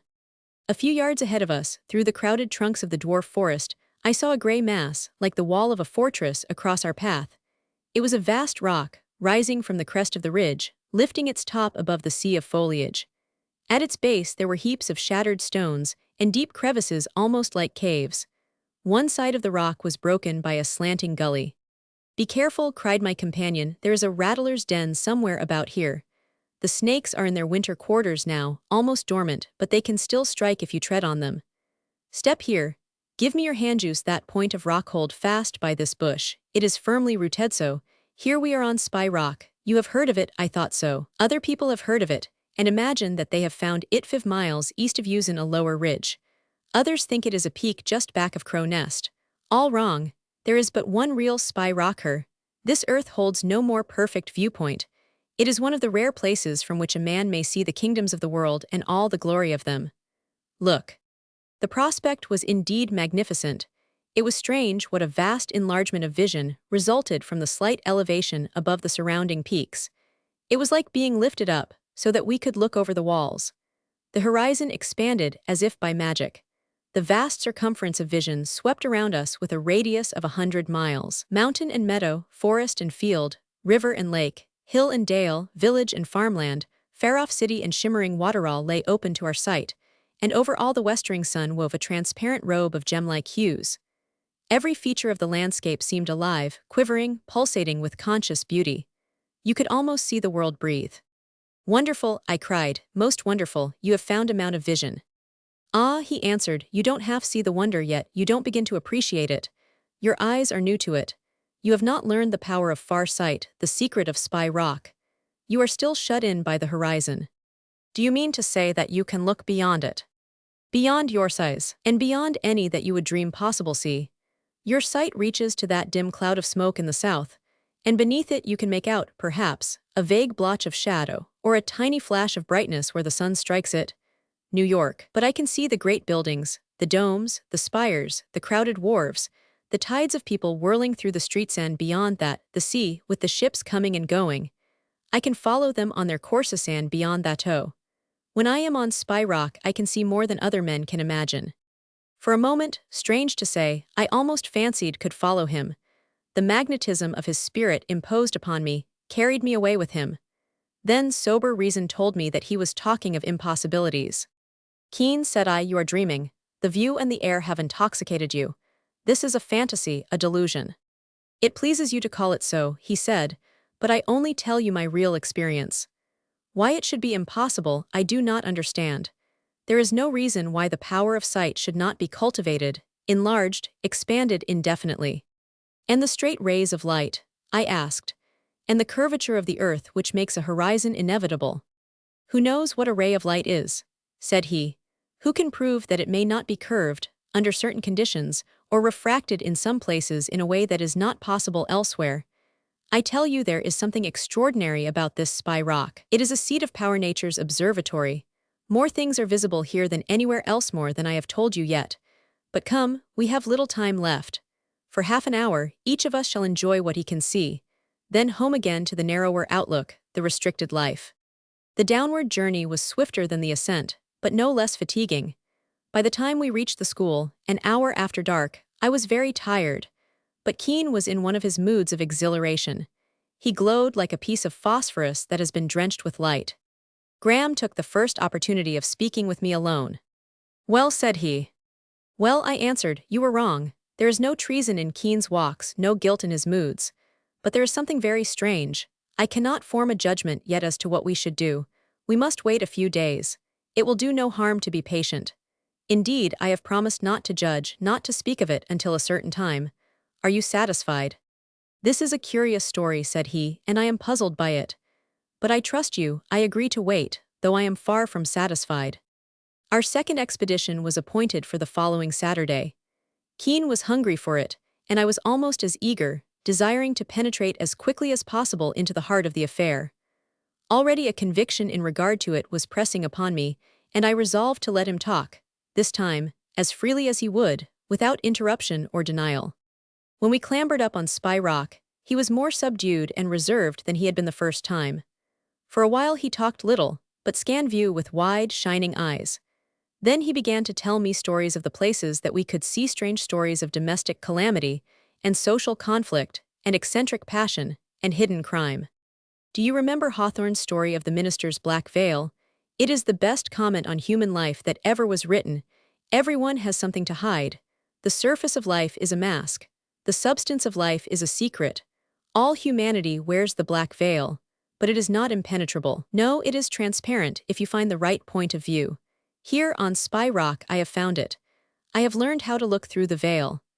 I can see, not by the light rays only, but by the rays which are colorless, imperceptible, irresistible, the rays of the unknown quantity, which penetrate everywhere. I can see how men down in the great city are weaving their nets of selfishness and falsehood, and calling them industrial enterprises or political combinations. I can see how the wheels of society are moved by the hidden springs of avarice and greed and rivalry. I can see how children drink in the fables of religion without understanding them, and how prudent men repeat them without believing them.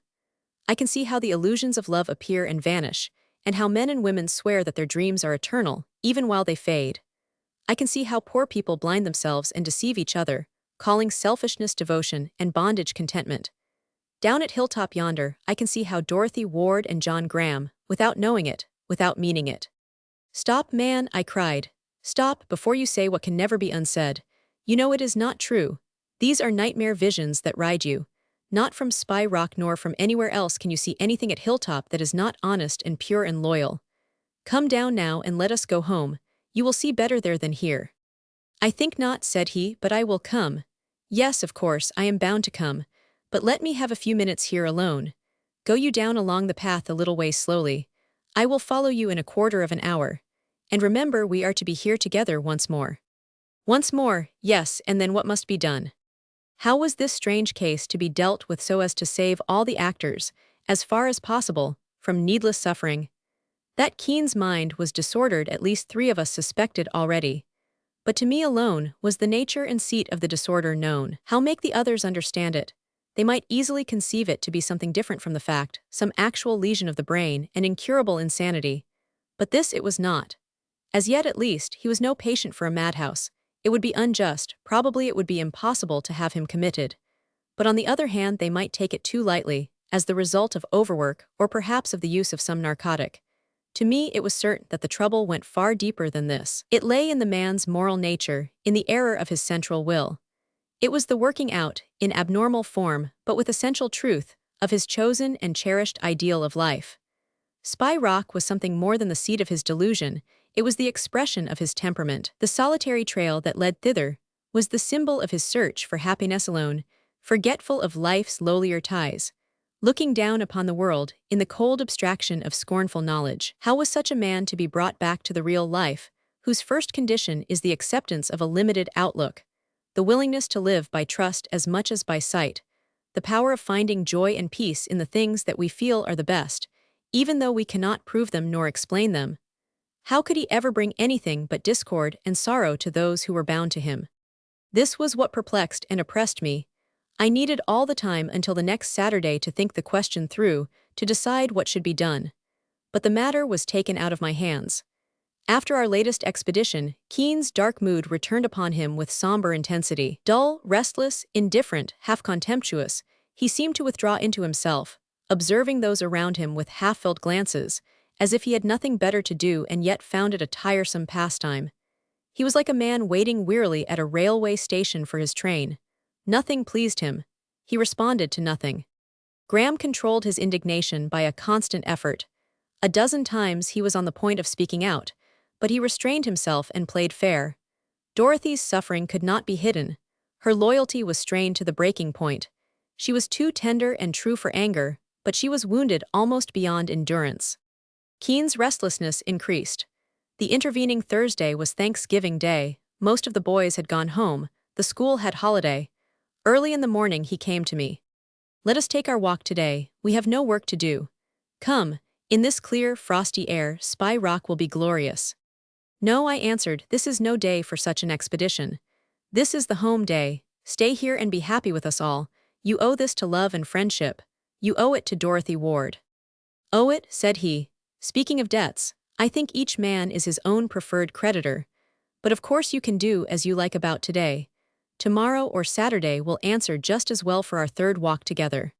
About noon he came down from his room and went to the piano, where Dorothy was sitting. They talked together in low tones. Then she stood up, with pale face and witty open eyes. She laid her hand on his arm. Do not go, Edward. For the last time I beg you to stay with us today. He lifted her hand and held it for an instant. Then he bowed and let it fall. You will excuse me, Dorothy, I am sure. I feel the need of exercise. Absolutely I must go, goodbye until the evening. The hours of that day passed heavily for all of us. There was a sense of disaster in the air. Something irretrievable had fallen from our circle. But no one dared to name it. Night closed in upon the house with a changing sky. All the stars were hidden. The wind whimpered and then shouted. The rain swept down in spiteful volleys, deepening at last into a fierce, steady discharge. 9 o'clock, 10 o'clock passed, and Keene did not return. By midnight we were certain that some accident had befallen him.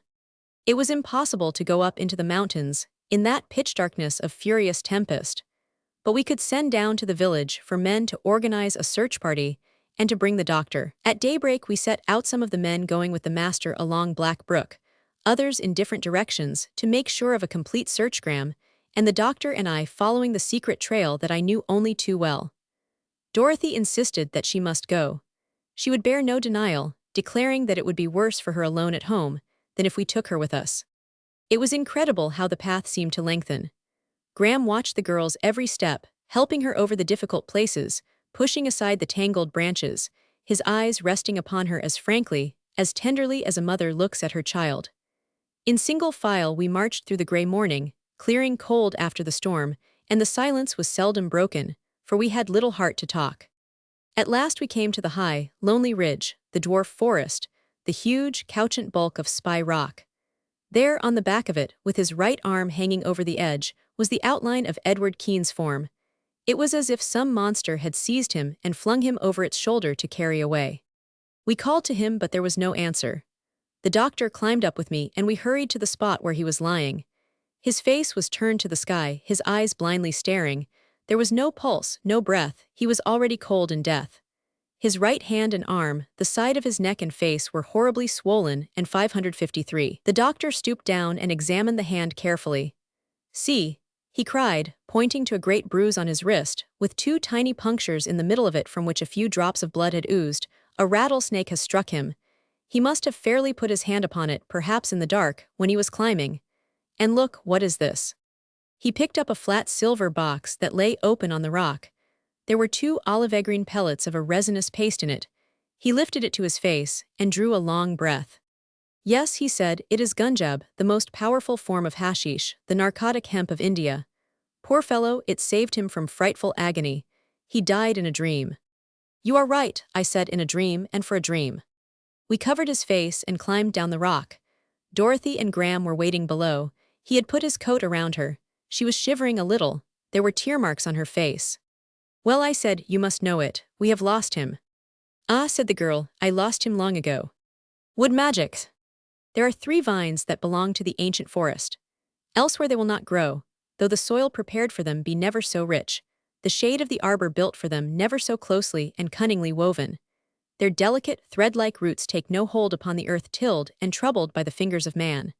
The fine sap that steals through their long, slender limbs pauses and fails when they are watered by human hands. Silently the secret of their life retreats and shrinks away and hides itself.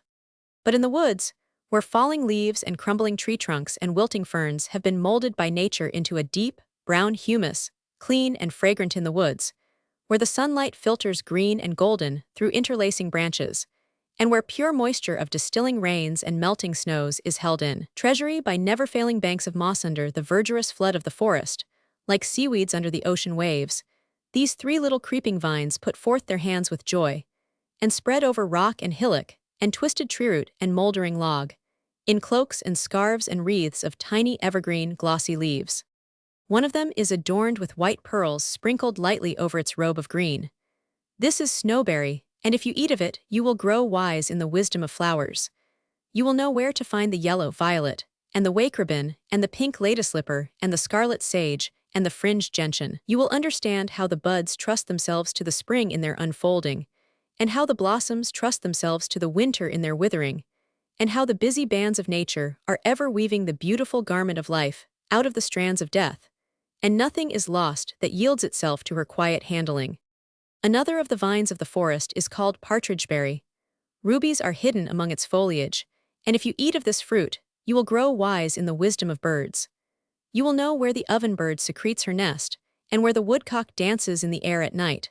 The drumming glog of the ruffed grouse will be easy to find, and you will see the dark lodges of the evergreen thickets inhabited by hundreds of warblers. There will be no dead silence for you in the forest any longer, but you will hear sweet and delicate voices on every side, voices that you know and love. You will catch the keynote of the silver flute of the wood thrush, and the silver harp of the veery, and the silver bells of the hermit, and something in your heart will answer to them all.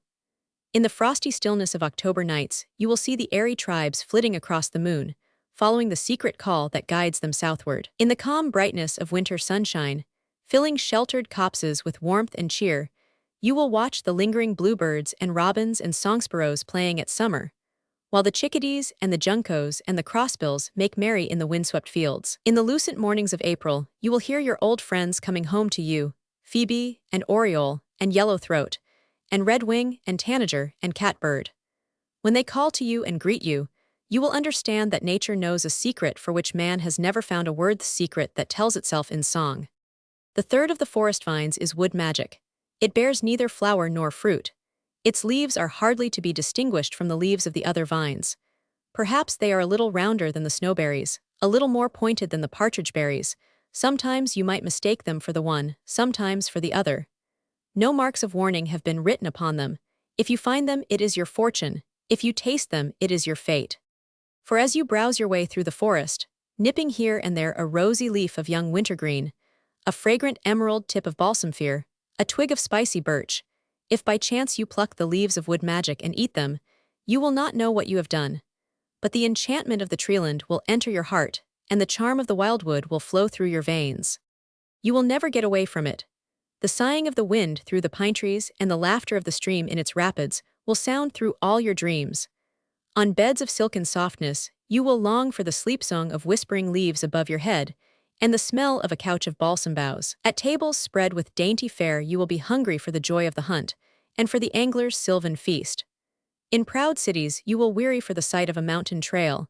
In great cathedrals you will think of the long, arching aisles of the woodland. And in the noisy solitude of crowded streets you will hone after the friendly forest. This is what will happen to you if you eat the leaves of that little vine, wood magic. And this is what happened to Luc Dubois. The cabin by the rivers.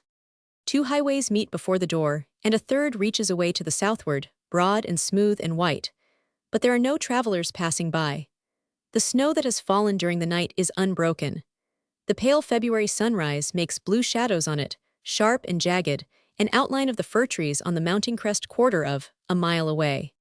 In summer the highways are dissolved into three wild rivers, the river of rocks, which issues from the hills, the river of meadows, which flows from the Great Lake, and the river of the way out, which runs down from their meeting place to the settlements and the little world. But in winter, when the ice is firm under the snow, and the going is fine, there are no tracks upon the three broad roads except the paths of the caribou, and the footprints of the marten and the mink and the fox, and the narrow trails made by Luc Dubois on his way to and from his cabin by the rivers.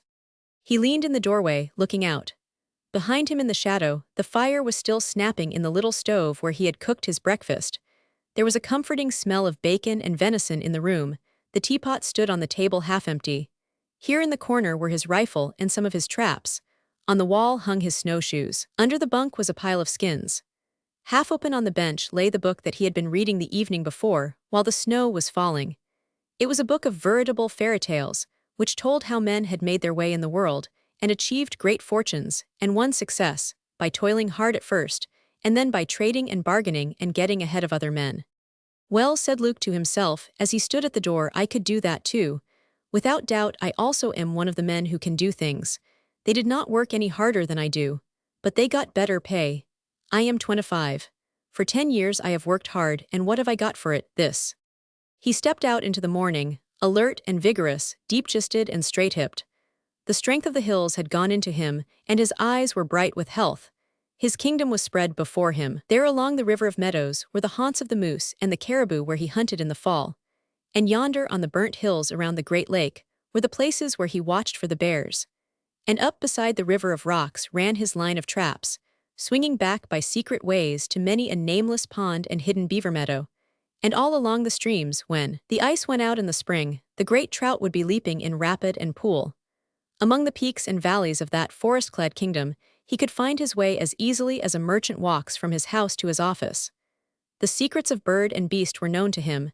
Every season of the year brought him its own tribute. The woods were his domain, vast, inexhaustible, free. Here was his home, his cabin that he had built with his own hands. The roof was tight, the walls were well chinked with moss. It was snug and warm, but small, how pitifully small it looked, Tade, and how lonely. His hand sledge stood beside the door, and against it leaned the axe. He caught it up and began to split wood for the stove. "No," he cried, throwing down the axe, "I am tired of this. It has lasted long enough. I am going out to make my way in the world." A couple of hours later, the sledge was packed with camp gear and bundles of skins. The door of the cabin was shut. A ghost-like wreath of blue smoke curled from the chimney. Luke stood, in his snowshoes, on the white surface of the river of the way out. He turned to look back for a moment and waved his hand. "Goodbye, old cabin. Goodbye the rivers. Goodbye the woods." Roman 2. The house on the main street. All the good houses in Scrollsaw City were different, in the number and shape of the curious pinnacles that rose from their roofs, and in the trimmings of their verandas. Yet they were all alike, too, in their general expression of putting their best foot foremost and feeling quite sure that they made a brave show. They had lace curtains in their front parlor windows, and outside of the curtains were large red and yellow pots of artificial flowers and indestructible palms and vulcanized rubber plants. It was a gay sight. But by far the bravest of these houses was the residence of Mr. Matthew Wilson, the principal merchant of Scrollsaw City. It stood on a corner of Main Street, glancing slyly out of the tail of one eye, sideways down the street, toward the shop and the business, but keeping a bold, complacent front toward the streetcars and the smaller houses across the way. It might well be satisfied with itself, for it had 3 more pinnacles than any of its neighbors, and the work of the scrollsaw was looped and festooned all around the eaves and porticos and bay windows in amazing richness. Moreover, in the front yard were castern images painted white, a stag reposing on a doormat, Diana properly dressed and returning from the chase, a small iron boy holding over his head a parasol from the ferrule of which a fountain squirted. The paths were of asphalt, gray and gritty in winter, but now, in the summer heat, black and pulpy to the tread. There were many feet passing over them this afternoon, for Mr. and Mrs. Matthew Wilson were giving a reception to celebrate the official entrance of their daughter Amanda into a social life which she had permeated unofficially for several years. The house was sizzling full of people. Those who were jammed in the parlor tried to get into the dining room, and those who were packed in the dining room struggled to escape, holding plates of stratified cake and liquefied ice cream high above their neighbors' heads like signals of danger and distress. Everybody was talking at the same time, in a loud, shrill voice, and nobody listened to what anybody else was saying. But it did not matter, for they all said the same things. Elegant house for a party, so full of how perfectly lovely Amanda Wilson looks in that awfully warm day. Were you at the Tompkins last? Wilson's Emporium must be doing good business to keep up all this here. He's going to enlarge the store and take Luke Woods into the. Shouldn't wonder if there might be a wedding here before next. The tide of chatter rose and swelled and ebbed and suddenly sank away. At 6 o'clock, the minister and 2 maiden ladies in black silk with lilac ribbons laid down their last plates of ice cream and said they thought they must be going. Amanda and her mother preened their dresses and patted their hair. "Come into the study," said Mr. Wilson to Luke. "I want to have a talk with you."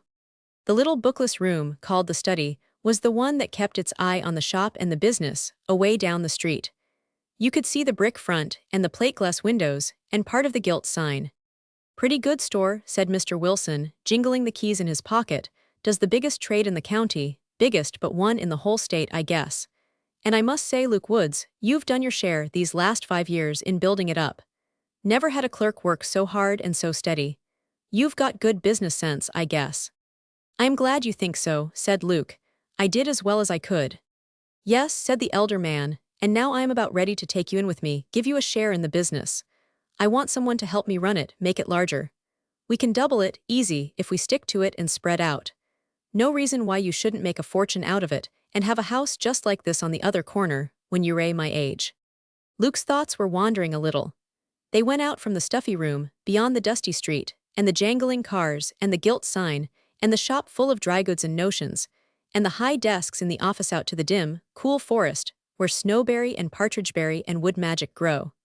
He heard the free winds rushing over the treetops, and saw the trail winding away before him in the green shade. You are very kind, said he. I hope you will not be disappointed in me. Sometimes I think, perhaps. Not at all, said the other. It's all right. You're well fitted for it. And then, there's another thing. I guess you like my daughter Amanda pretty well. I've watched you, young man. I've had my eye on you. Now, of course, I can't say much about it, never can be sure of these kind of things, you know, but if you and she. The voice went on rolling out words complacently. But something strange was working in Luke's blood, and other voices were sounding faintly in his ears. He heard the lisping of the leaves on the little poplar trees, the whistle of the black duck's wings as he circled in the air, the distant drumming of the grouse on his log, the rumble of the waterfall in the river of rocks. The spray cooled his face. He saw the fish rising along the pool, and a stag feeding among the lily pads. I don't know how to thank you, Mr. Wilson, said he at last, when the elder man stopped talking. You have certainly treated me most generously. The only question is whether but tomorrow night, I think, with your consent, I will speak to your daughter. Tonight I am going down to the store. There is a good deal of work to do on the books. But when Luke came to the store, he did not go in. He walked along the street till he came to the river. The waterside was strangely deserted. Everybody was at supper. A couple of schooners were moored at the wharf. The Portland steamer had gone out. The rowboats hung idle at their little dock. Down the river, drifting and dancing lightly over the opalescent ripples, following the gentle turns of the current which flowed past the end of the dock where Luke was standing, came a white canoe, empty and astray. Roman 3. The white canoe. That looks just like my old canoe, said he. Somebody must have left it adrift up the river. I wonder how it floated down here without being picked up. He put out his hand and caught it, as it touched the dock. In the stern, a good paddle of maplewood was lying. In the middle there was a roll of blankets and a pack of camp stuff. In the bow, a rifle. All ready for a trip, he laughed. Nobody going but me. Well then, oh large, and stepping into the canoe he pushed out on the river. The saffron and golden lights in the sky diffused themselves over the surface of the water, and spread from the bow of the canoe in deeper waves of purple and orange, as he paddled swiftly upstream. The pale yellow gas lamps of the town faded behind him. The lumberyards and factories and disconsolate little houses of the outskirts seemed to melt away. In a little while he was floating between dark walls of forest, through the heart of the wilderness. The night deepened around him and the sky hung out its thousand lamps. Odors of the woods floated on the air, the spicy fragrance of the firs, the breath of hidden banks of twinflower. Muskrats swam noiselessly in the shadows, diving with a great commotion as the canoe ran upon them suddenly. A horned owl hooted from the branch of a dead pine tree. Far back in the forest, a fox barked twice. The moon crept up behind the wall of trees and touched the stream with silver.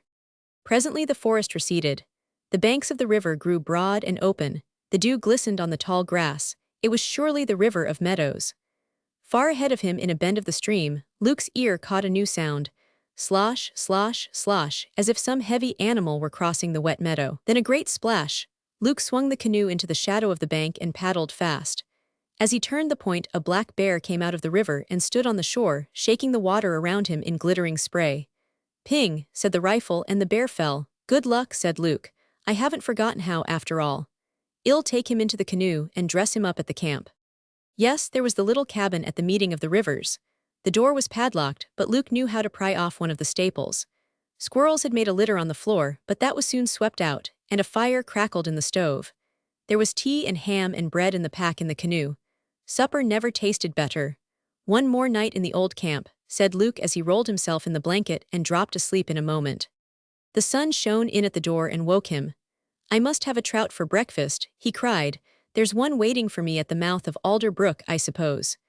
So he caught up his rod from behind the door, and got into the canoe and paddled up the river of rocks. There was the broad, dark pool, like a little lake, with a rapid running in at the head, and close beside the rapid, the mouth of the brook.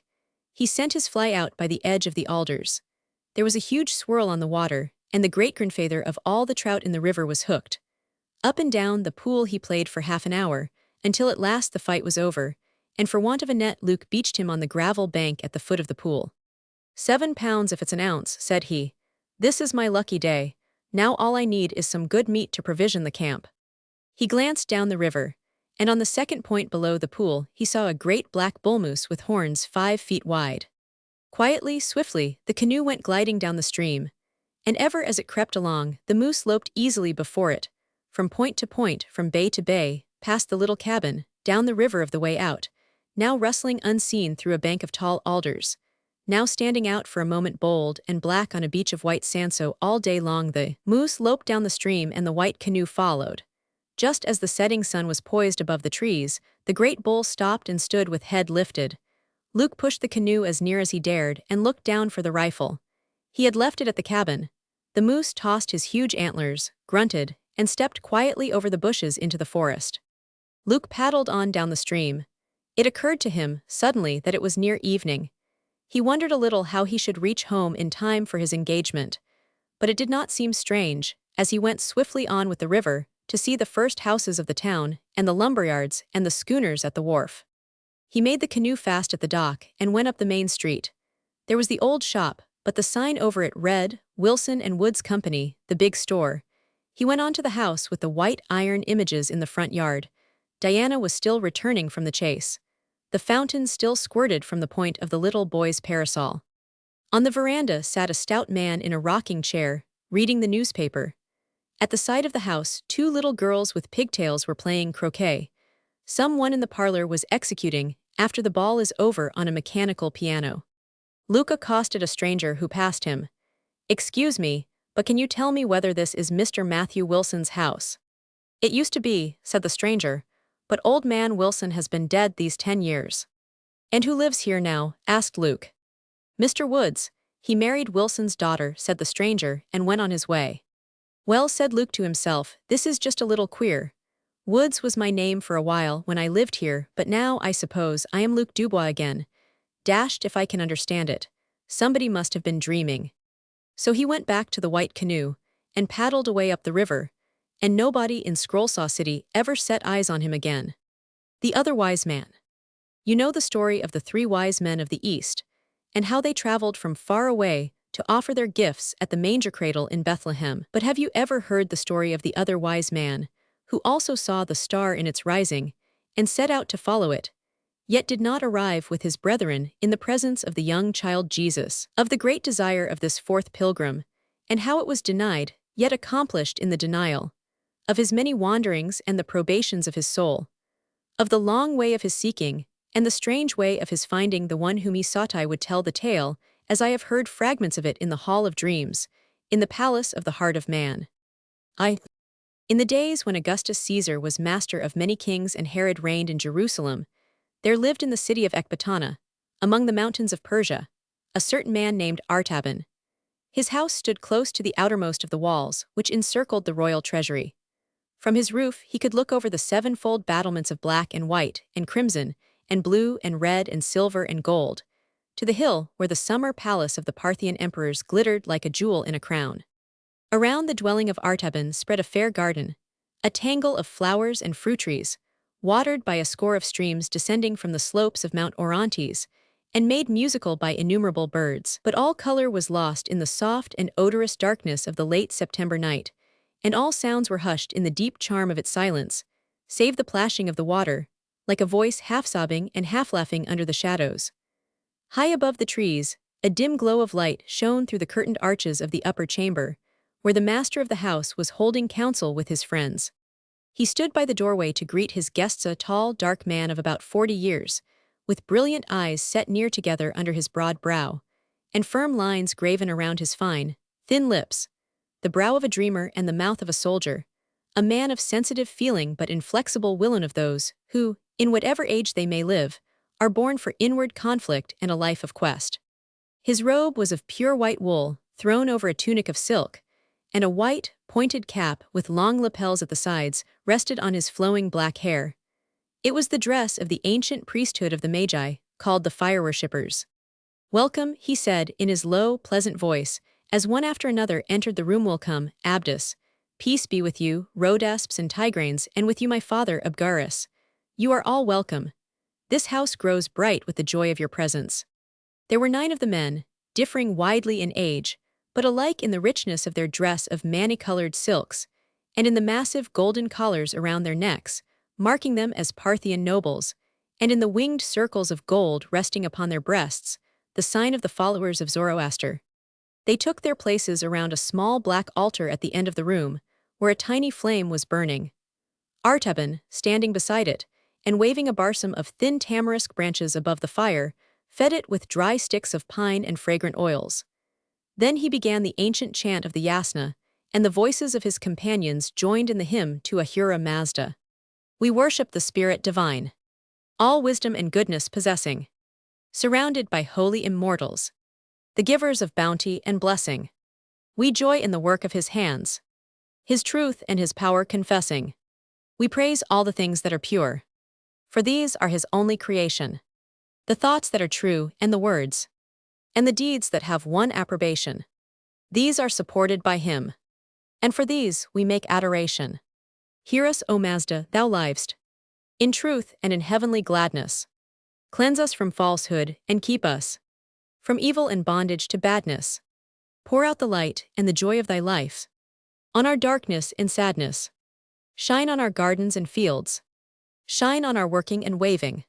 Shine on the whole race of man, believing and unbelieving. Shine on us now through the night. Shine on us now in thy might. The flame of our holy love, and the song of our worship receiving." The fire rose with the chant, throbbing as if the flame responded to the music, until it cast a bright illumination through the whole apartment, revealing its simplicity and splendor. The floor was laid with tiles of dark blue veined with white. Pilasters of twisted silver stood out against the blue walls. The clerestory of round-arched windows above them was hung with azure silk. The vaulted ceiling was a pavement of blue stones, like the body of heaven in its clearness, sewn with silver stars. From the 4 corners of the roof hung 4 golden magic wheels, called the tongues of the gods. At the eastern end, behind the altar, there were 2 dark red pillars of porphyry, above them a lintel of the same stone, on which was carved the figure of a winged archer, with his arrow set to the string and his bow drawn. The doorway between the pillars, which opened upon the terrace of the roof, was covered with a heavy curtain of the color of a ripe pomegranate, embroidered with innumerable golden rays shooting upward from the floor. In effect, the room was like a quiet, starry night, all azure and silver, flushed in the cast with rosy promise of the dawn. It was, as the house of a man should be, an expression of the character and spirit of the master. He turned to his friends, when the song was ended, and invited them to be seated on the divan at the western end of the room. "You have come tonight," said he, looking around the circle, "at my call as the faithful scholars of Zoroaster, to renew your worship and rekindle your faith in the God of purity, even as this fire has been rekindled on the altar. We worship not the fire, but him of whom it is the chosen symbol, because it is the purest of all created things. It speaks to us of one who is light and truth. Is it not so, my father?" "It is well said, my son," answered the venerable Abgarus. "The enlightened are never idolaters. They lift the veil of form and go into the shrine of reality, and new light and truth are coming to them continually through the old symbols. Hear me then, my father, and while I tell you of the new light and truth that have come to me through the most ancient of all signs. We have searched the secrets of nature together, and studied the healing virtues of water and fire and the plants. We have read also the books of prophecy, in which the future is dimly foretold, in words that are hard to understand. But the highest of all learning is the knowledge of the stars. To trace their course is to untangle the threads of the mystery of life from the beginning to the end. If we could follow them perfectly, nothing would be hidden from us. But is not our knowledge of them still incomplete? Are there not many stars still beyond our horizon lights that are known only to the dwellers in the far southland, among the spice trees of Punt and the gold mines of Ophir?" There was a murmur of assent among the listeners. "The stars," said Tigranes, "are the thoughts of the eternal. They are numberless, but the thoughts of man can be counted, like the years of his life. The wisdom of the Magi is the greatest of all wisdoms on earth, because it knows its own ignorance, And that is the secret of power. We keep men always looking and waiting for a new sunrise.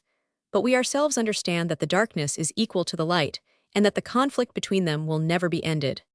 That does not satisfy me, answered Artaban. For if the waiting must be endless, if there could be no fulfillment of it, then it would not be wisdom to look and wait. We should become like those new teachers of the Greeks, who say that there is no truth, and that the only wise men are those who spend their lives in discovering and exposing the lies that have been believed in the world. But the new sunrise will certainly appear in the appointed time. Do not our own books tell us that this will come to pass, and that men will see the brightness of a great light? That is true, said the voice of Abgarus. Every faithful disciple of Zoroaster knows the prophecy of the Avesta, and carries the word in his heart. In that day Sosiosh the victorious shall arise out of the number of the prophets in the east country. Around him shall shine a mighty brightness, and he shall make life everlasting, incorruptible, and immortal, and the dead shall rise again. This is a dark saying, said Tigranes, and it may be that we shall never understand it. It is better to consider the things that are near at hand, and to increase the influence of the Magi in their own country, rather than to look for one who may be a stranger, and to whom we must resign our power. The others seemed to approve these words. There was a silent feeling of agreement manifest among them. Their looks responded with that indefinable expression which always follows when a speaker has uttered the thought that has been slumbering in the hearts of his listeners. But Artaban turned to Abgarus with a glow on his face, and said, My father, I have kept this prophecy in the secret place of my soul. Religion without a great hope would be like an altar without a living fire. And now the flame has burned more brightly, and by the light of it, I have read other words which also have come from the fountain of truth, and speak yet more clearly of the rising of the victorious one in his brightness. He drew from the breast of his tunic 2 small rolls of fine parchment, with writing upon them, and unfolded them carefully upon his knee. In the years that are lost in the past, long before our fathers came into the land of Babylon, there were wise men in Chaldea, from whom the first of the Magi learned the secret of the heavens. And of these Balaam, the son of Beor, was one of the mightiest. Hear the words of his prophecy: There shall come a star out of Jacob, and a scepter shall arise out of Israel. The lips of Tigranes drew downward with contempt, as he said, Judah was a captive by the waters of Babylon, and the sons of Jacob were in bondage to our kings. The tribes of Israel are scattered. The mountains like lost sheep, and from the remnant that dwells in Judea. Under the yoke of Rome neither star nor scepter shall arise. And yet, answered Artaban, it was the Hebrew Daniel, the mighty searcher of dreams, the counselor of kings, the wise Belteshazzar, who was most honored and beloved of our great King Cyrus, a prophet of sure things, and a reader of the thoughts of the Eternal. Daniel proved himself to our people, and these are the words that he wrote. Artaban read from the second roll, Know therefore and understand that from the going forth of the commandment, to restore Jerusalem unto the Anointed One, the Prince, the time shall be 7 and 62 weeks. But my son, said Abgarus doubtfully, these are mystical numbers. Who can interpret them, or who can find the key that shall unlock their meaning? Artaban answered, It has been shown to me and to my 3 companions among the Magi, Caspar, Melchior, and Balthazar. We have searched the ancient tablets of Chaldea and computed the time. It falls in this year. We have studied the sky, and in the spring of the year we saw 2 of the greatest planets draw near together in the sign of the fish, which is the house of the Hebrews. We also saw a new star there, which shone for 1 night and then vanished. Now again the 2 great planets are meeting. This night is their conjunction. My 3 brothers are watching by the ancient temple of the 7 spheres, at Borsippa, in Babylonia, and I am watching here. If the star shines again, they will wait 10 days for me at the temple, and then we will set out together for Jerusalem, to see and worship the promised one who shall be born King of Israel. I believe the sign will come. I have made ready for the journey. I have sold my possessions, and bought these 3 jewels, a sapphire, a ruby, and a pearl to carry them as tribute to the king. And I ask you to go with me on the pilgrimage, that we may have joy together in finding the prince who is worthy to be served. While he was speaking, he thrust his hand into the inmost fold of his girdle and drew out 3 great gemstone blue, as a fragment of the night sky, one redder than a ray of sunrise, and one as pure as the peak of a snow mountain at twilight, and laid them on the outspread scrolls before him. But his friends looked on with strange and alien eyes. A veil of doubt and mistrust came over their faces, like a fog creeping up from the marshes to hide the hills. They glanced at each other with looks of wonder and pity, as those who have listened to incredible sayings, the story of a wild vision, or the proposal of an impossible enterprise. At last Tigranes said, "Artaban, this is a vain dream. It comes from too much looking upon the stars and the cherishing of lofty thoughts. It would be wiser to spend the time in gathering money for the new fire temple at Chala. No king will ever rise from the broken race of Israel, and no end will ever come to the eternal strife of light and darkness. He who looks for it is a chaser of shadows. Farewell."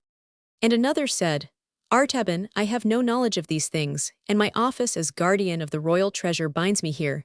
The quest is not for me, but if thou must follow it, fare thee well." And another said, "In my house there sleeps a new bride, and I cannot leave her nor take her with me on this strange journey. This quest is not for me, but may thy steps be prospered wherever thou goest. So, farewell." And another said, "I am ill and unfit for hardship, but there is a man among my servants whom I will send with thee when thou goest, to bring me word how thou farest." So one by one they left the house of Artaban. But Abgarus, the oldest and the one who loved him the best, lingered after the others had gone and said gravely, "My son, it may be that the light of truth is in this sign that has appeared in the skies, and then it will surely lead to the prince and the mighty brightness. Or it may be that it is only a shadow of the light, as Tigranes has said, and then he who follows it will have a long pilgrimage and a fruitless search. But it is better to follow even the shadow of the best than to remain content with the worst. And those who would see wonderful things must often be ready to travel alone.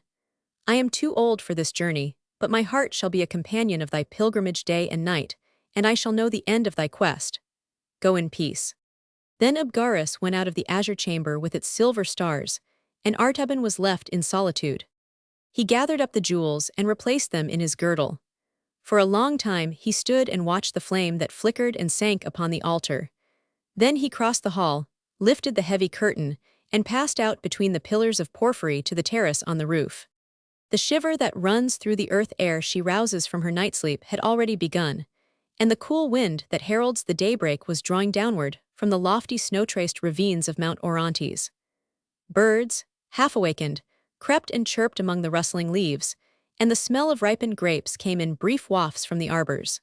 Far over the eastern plain, a white mist stretched like a lake, but where the distant peaks of Zagros serrated the western horizon, the sky was clear.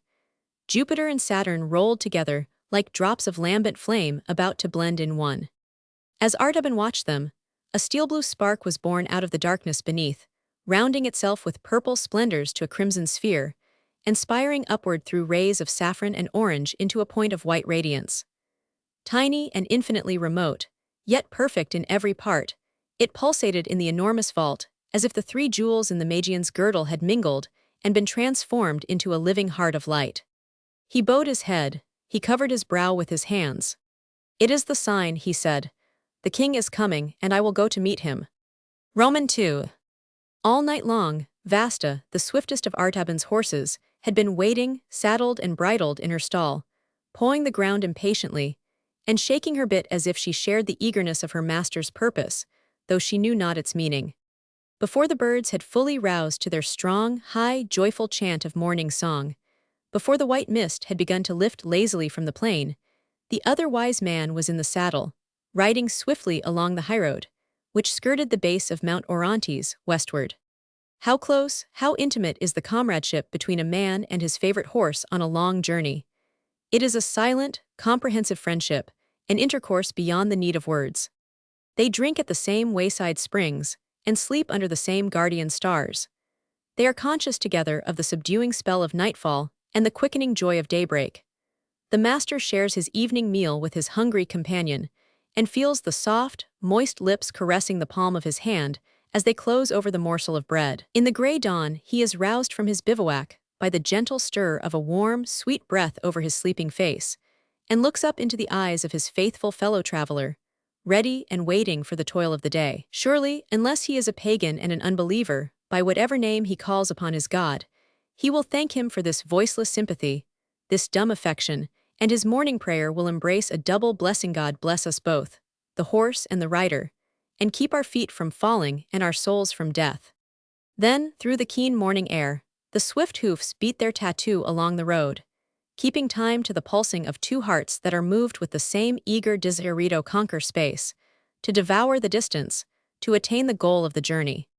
Artaban must indeed ride wisely and well if he would keep the appointed hour with the other magi, for the route was 150 parasangs, and 15 was the utmost that he could travel in a day.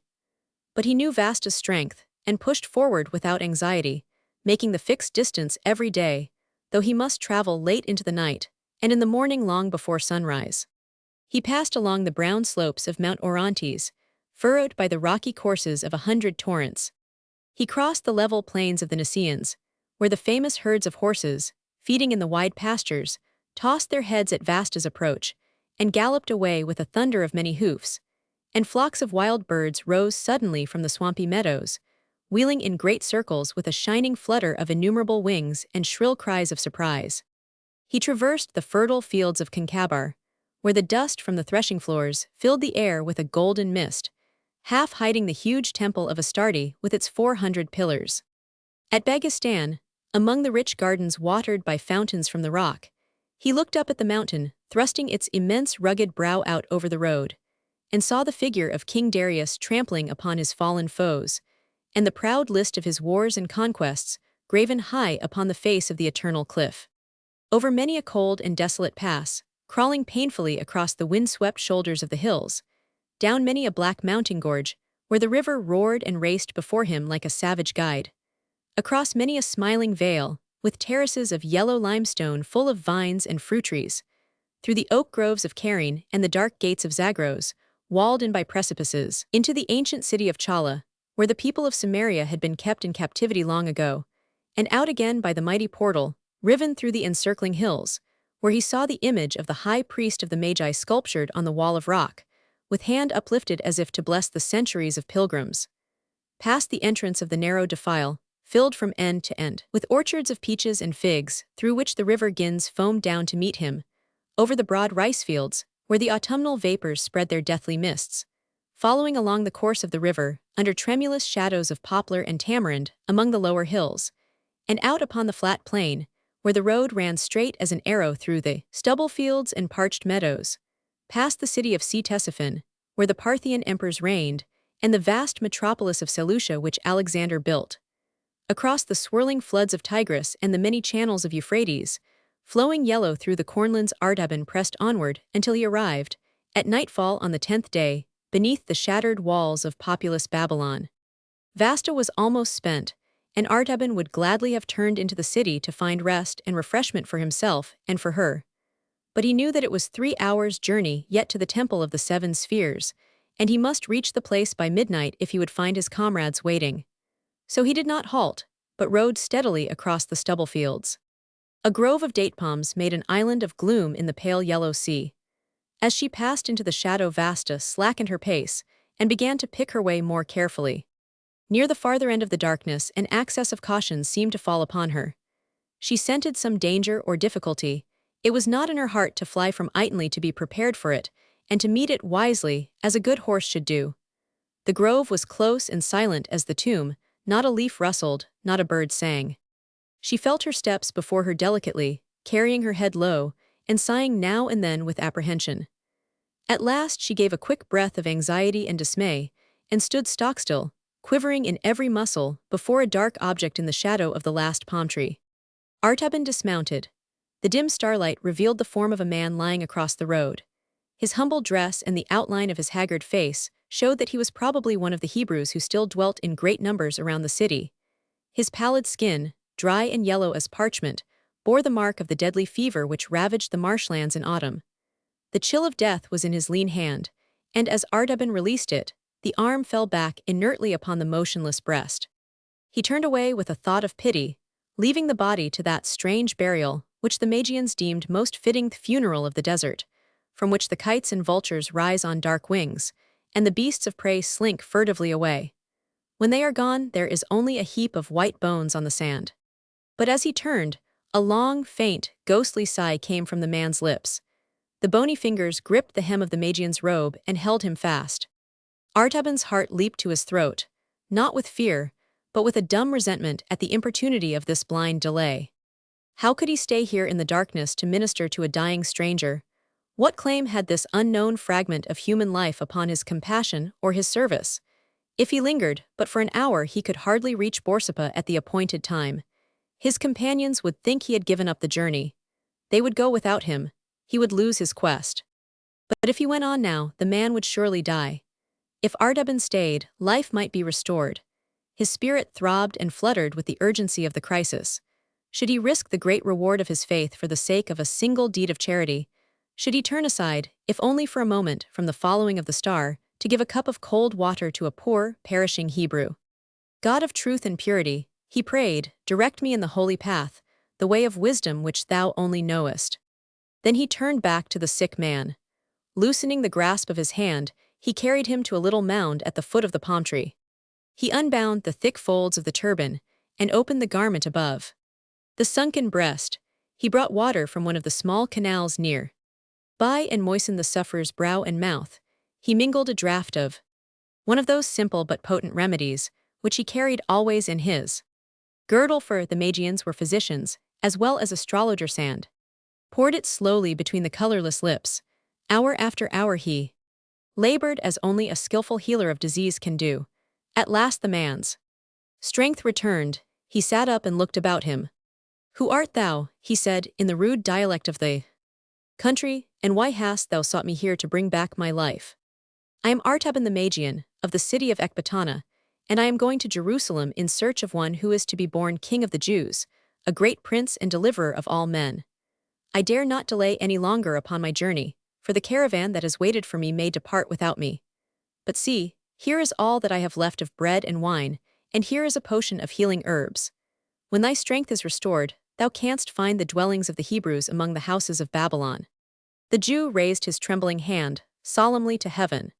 "Now may the God of Abraham and Isaac and Jacob bless and prosper the journey of the merciful, and bring him in peace to his desired haven. Stay, I have nothing to give thee in return, only this, that I can tell thee where the Messiah must be sought. For our prophets have said that he should be born not in Jerusalem, but in Bethlehem of Judah. May the Lord bring thee in safety to that place, because thou hast had pity upon the sick." It was already long past midnight. Artaban rode in haste, and Vasta, restored by the brief rest, ran eagerly through the silent plain and swam the channels of the river. She put forth the remnant of her strength, and fled over the ground like a gazelle. But the first beam of the rising sun sent a long shadow before her as she entered upon the final stadium of the journey, and the eyes of Artaban, anxiously scanning the great mound of Nimrod and the temple of the seven spheres, could discern no trace of his friends. The many-colored terraces of black and orange and red and yellow and green and blue and white, shattered by the convulsions of nature, and crumbling under the repeated blows of human violence, still glittered like a ruined rainbow in the morning light. Artaban rode swiftly around the hill. He dismounted and climbed to the highest terrace, looking out toward the west. The huge desolation of the marshes stretched away to the horizon and the border of the desert. Bitterns stood by the stagnant pools, and jackals skulked through the low bushes, but there was no sign of the caravan of the wise men, far or near. At the edge of the terrace he saw a little cairn of broken bricks, and under them a piece of papyrus. He caught it up and read, "We have waited past the midnight and can delay no longer. We go to find the king, follow us across the desert." Artaban sat down upon the ground and covered his head in despair. "How can I cross the desert," said he, "with no food and with a spent horse? I must return to Babylon, sell my sapphire, and buy a train of camels and provision for the journey. I may never overtake my friends. Only God the merciful knows whether I shall not lose the sight of the king because I tarried to show mercy." Roman 3. There was a silence in the Hall of Dreams, where I was listening to the story of the other wise man. Through this silence I saw, but very dimly, his figure passing over the dreary undulations of the desert, high upon the back of his camel, rocking steadily onward like a ship over the waves. The land of death spread its cruel net around him. The stony waste bore no fruit but briars and thorns. The dark ledges of rock thrust themselves above the surface here and there, like the bones of perished monsters.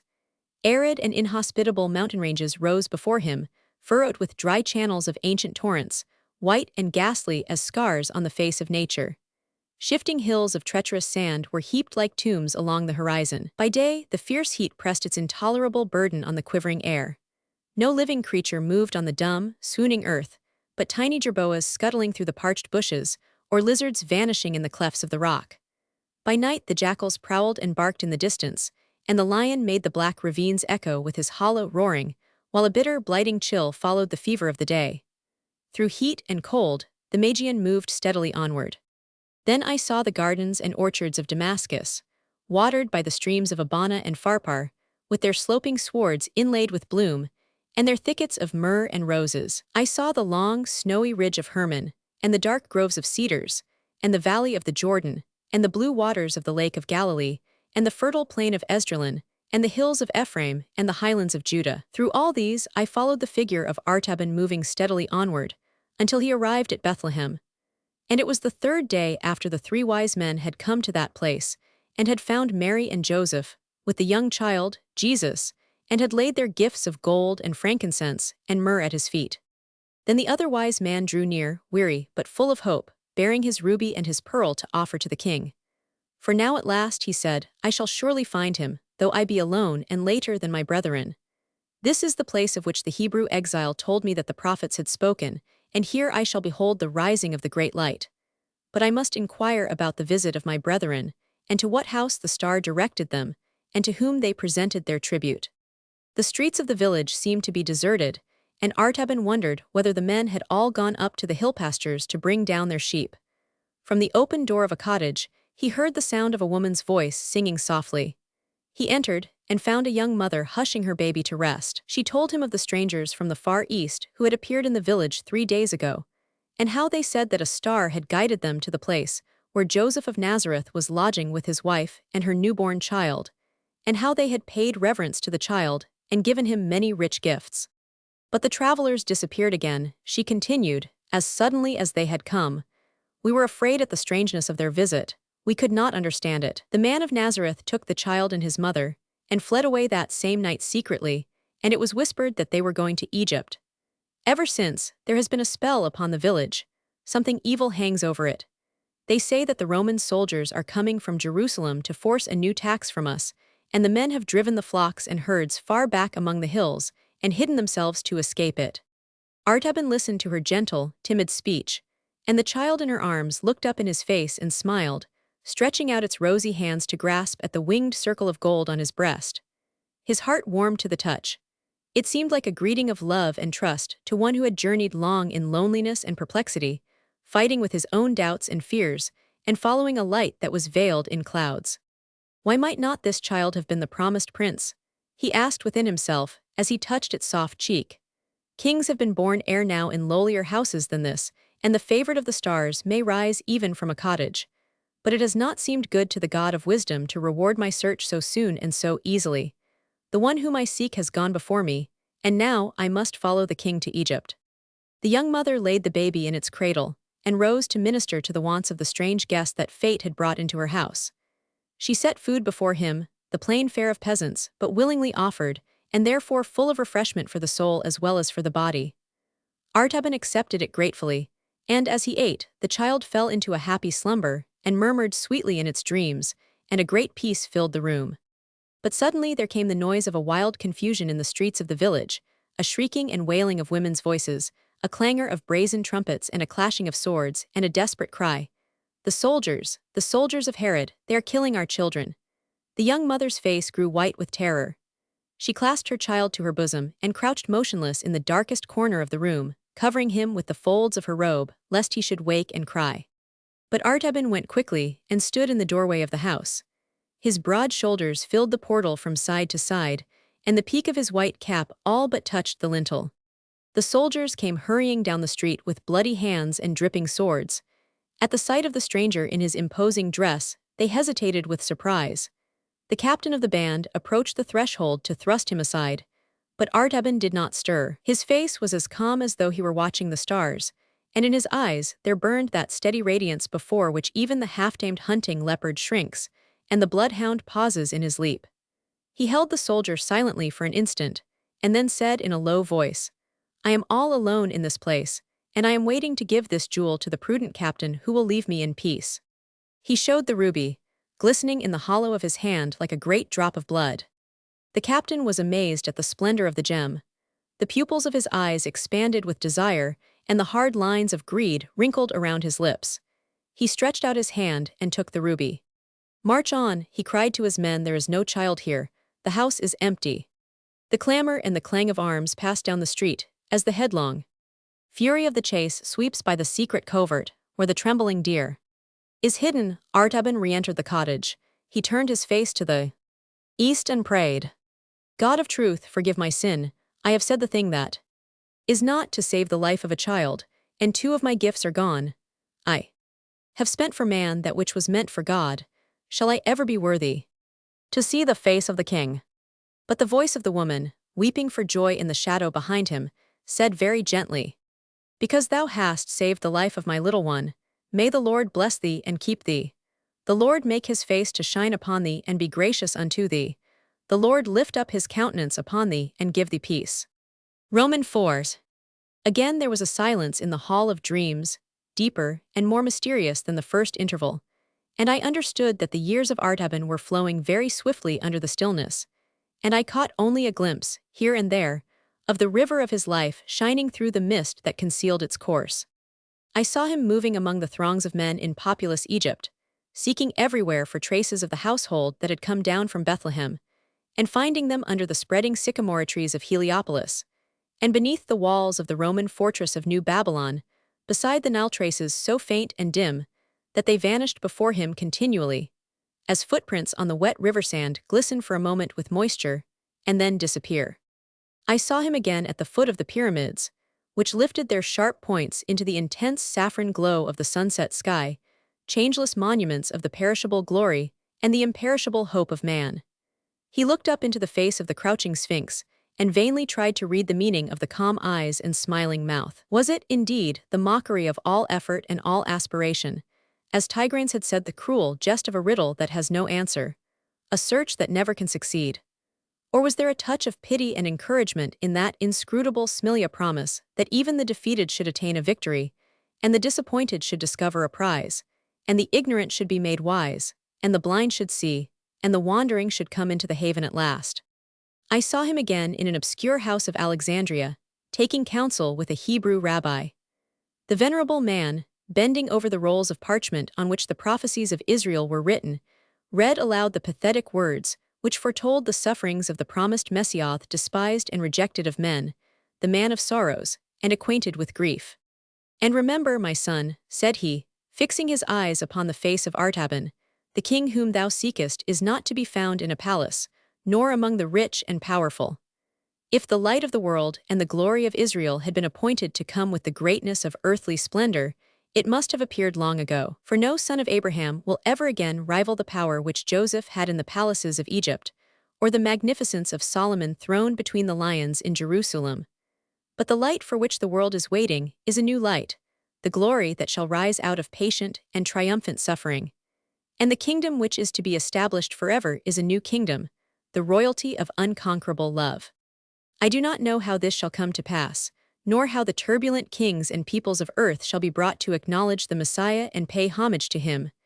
But this I know: those who seek him will do well to look among the poor and the lowly, the sorrowful and the oppressed." So I saw the other wise man again and again, traveling from place to place, and searching among the people of the dispersion, with whom the little family from Bethlehem might, perhaps, have found a refuge. He passed through countries where famine lay heavy upon the land, and the poor were crying for bread. He made his dwelling in plague-stricken cities, where the sick were languishing in the bitter companionship of helpless misery. He visited the oppressed and the afflicted in the gloom of subterranean prisons, and the crowded wretchedness of slave markets and the weary toil of galley ships. In all this populous and intricate world of anguish, though he found none to worship, he found many to help. He fed the hungry, and clothed the naked, and healed the sick, and comforted the captive, and his years passed more swiftly than the weaver's shuttle that flashes back and forth through the loom while the web grows and the pattern is completed. It seemed almost as if he had forgotten his quest, but once I saw him for a moment as he stood alone at sunrise, waiting at the gate of a Roman prison. He had taken from a secret resting place in his bosom the pearl, the last of his jewels. As he looked at it, a mellower luster, a soft and iridescent light, full of shifting gleams of azure and rose, trembled upon its surface. It seemed to have absorbed some reflection of the lost sapphire and ruby, So the secret purpose of a noble life draws into itself the memories of past joy and past sorrow. All that has helped it, all that has hindered it, is transfused by a subtle magic into its very essence. It becomes more luminous and precious the longer it is carried close to the warmth of the beating heart. Then, at last, while I was thinking of this pearl and of its meaning, I heard the end of the story of the other wise man. V. 33 years of the life of Artaban had passed away, and he was still a pilgrim and a seeker after light. His hair, once darker than the cliffs of Zagros, was now white as the wintry snow that covered them. His eyes, that once flashed like flames of fire, were dull as embers smoldering among the ashes. Worn and weary and ready to die, but still looking for the king, he had come for the last time to Jerusalem. He had often visited the holy city before, and had searched all its lanes and crowded bevels and black prisons, without finding any trace of the family of Nazarenes who had fled from Bethlehem long ago. But now it seemed as if he must make one more effort, and something whispered in his heart that, at last, he might succeed. It was the season of the Passover. The city was thronged with strangers. The children of Israel, scattered in far lands, had returned to the temple for the great feast, and there had been a confusion of tongues in the narrow streets for many days. But on this day a singular agitation was visible in the multitude. The sky was veiled with a portentous gloom. Currents of excitement seemed to flash through the crowd. A secret tide was sweeping them all one way. The clatter of sandals, and the soft, thick sound of thousands of bare feet shuffling over the stones, flowed unceasingly along the street that leads to the Damascus Gate. Artaban joined a group of people from his own country, Parthian Jews who had come up to keep the Passover, and inquired of them the cause of the tumult, and where they were going. "We are going," they answered, "to the place called Golgotha, outside the city walls, where there is to be an execution. Have you not heard what has happened? 2 famous robbers are to be crucified, and with them another, called Jesus of Nazareth, a man who has done many wonderful works among the people, so that they love him greatly. But the priests and elders have said that he must die, because he gave himself out to be the Son of God. And Pilate has sent him to the cross, because he said that he was the King of the Jews." How strangely these familiar words fell upon the tired heart of Artaban. They had led him for a lifetime over land and sea, and now they came to him mysteriously like a message of despair. The king had arisen, but he had been denied and cast out. He was about to perish. Perhaps he was already dying. Could it be the same who had been born in Bethlehem 33 years ago, at whose birth the star had appeared in heaven, and of whose coming the prophets had spoken? Artaban's heart beat unsteadily with that troubled, doubtful apprehension which is the excitement of old age. But he said within himself, "The ways of God are stranger than the thoughts of men, and it may be that I shall find the king, at last, in the hands of his enemies, and shall come in time to offer my pearl for his ransom before he dies." So the old man followed the multitude with slow and painful steps toward the Damascus Gate of the city. Just beyond the entrance of the guardhouse, a troop of Macedonian soldiers came down the street, dragging a young girl with torn dress and disheveled hair. As the Magian paused to look at her with compassion, she broke suddenly from the hands of her tormentors, and threw herself at his feet, clasping him around the knees. She had seen his white cap and the winged circle on his breast. "Have pity on me," she cried, "and save me for the sake of the God of purity. I also am a daughter of the true religion which is taught by the Magi. My father was a merchant of Parthia, but he is dead, and I am seized for his debts to be sold as a slave. Save me from worse than death." Artaban trembled. It was the old conflict in his soul, which had come to him in the palm grove of Babylon and in the cottage at Bethlehem, the conflict between the expectation of faith and the impulse of love. Twice the gift which he had consecrated to the worship of religion had been drawn to the service of humanity. This was the third trial, the ultimate probation, the final and irrevocable choice. Was it his great opportunity or his last temptation? He could not tell. One thing only was clear in the darkness of his mind: it was inevitable. And does not the inevitable come from God? One thing only was sure to his divided heart: O rescue, this helpless girl would be a true deed of love. And is not love the light of the soul? He took the pearl from his bosom. Never had it seemed so luminous, so radiant, so full of tender, living luster. He laid it in the hand of the slave. "This is thy ransom, daughter. It is the last of my treasures which I kept for the king." While he spoke, the darkness of the sky deepened, and shuddering tremors ran through the earth, heaving convulsively like the breast of one who struggles with mighty grief. The walls of the houses rocked to and fro. Stones were loosened and crashed into the street. Dust clouds filled the air. The soldiers fled in terror, reeling like drunken men. But Artaban and the girl, whom he had ransomed, crouched helpless beneath the wall of the praetorium. What had he to fear? What had he to hope? He had given away the last remnant of his tribute for the king. He had parted with the last hope of finding him. The quest was over, and it had failed. But even in that thought, accepted and embraced, there was peace. It was not resignation. It was not submission. It was something more profound and searching. He knew that all was well, because he had done the best that he could from day to day. He had been true to the light that had been given to him. He had looked for more. And if he had not found it, if a failure was all that came out of his life, doubtless that was the best that was possible. He had not seen the revelation of life everlasting, incorruptible, and immortal. But he knew that even if he could live his earthly life over again, it could not be otherwise than it had been. One more lingering pulsation of the earthquake quivered through the ground. A heavy tile, shaken from the roof, fell and struck the old man on the temple. He lay breathless and pale, with his gray head resting on the young girl's shoulder and the blood trickling from the wound. As she bent over him, fearing that he was dead, there came a voice through the twilight, very small and still, like music sounding from a distance, in which the notes are clear but the words are lost. The girl turned to see if someone had spoken from the window above them, but she saw no one.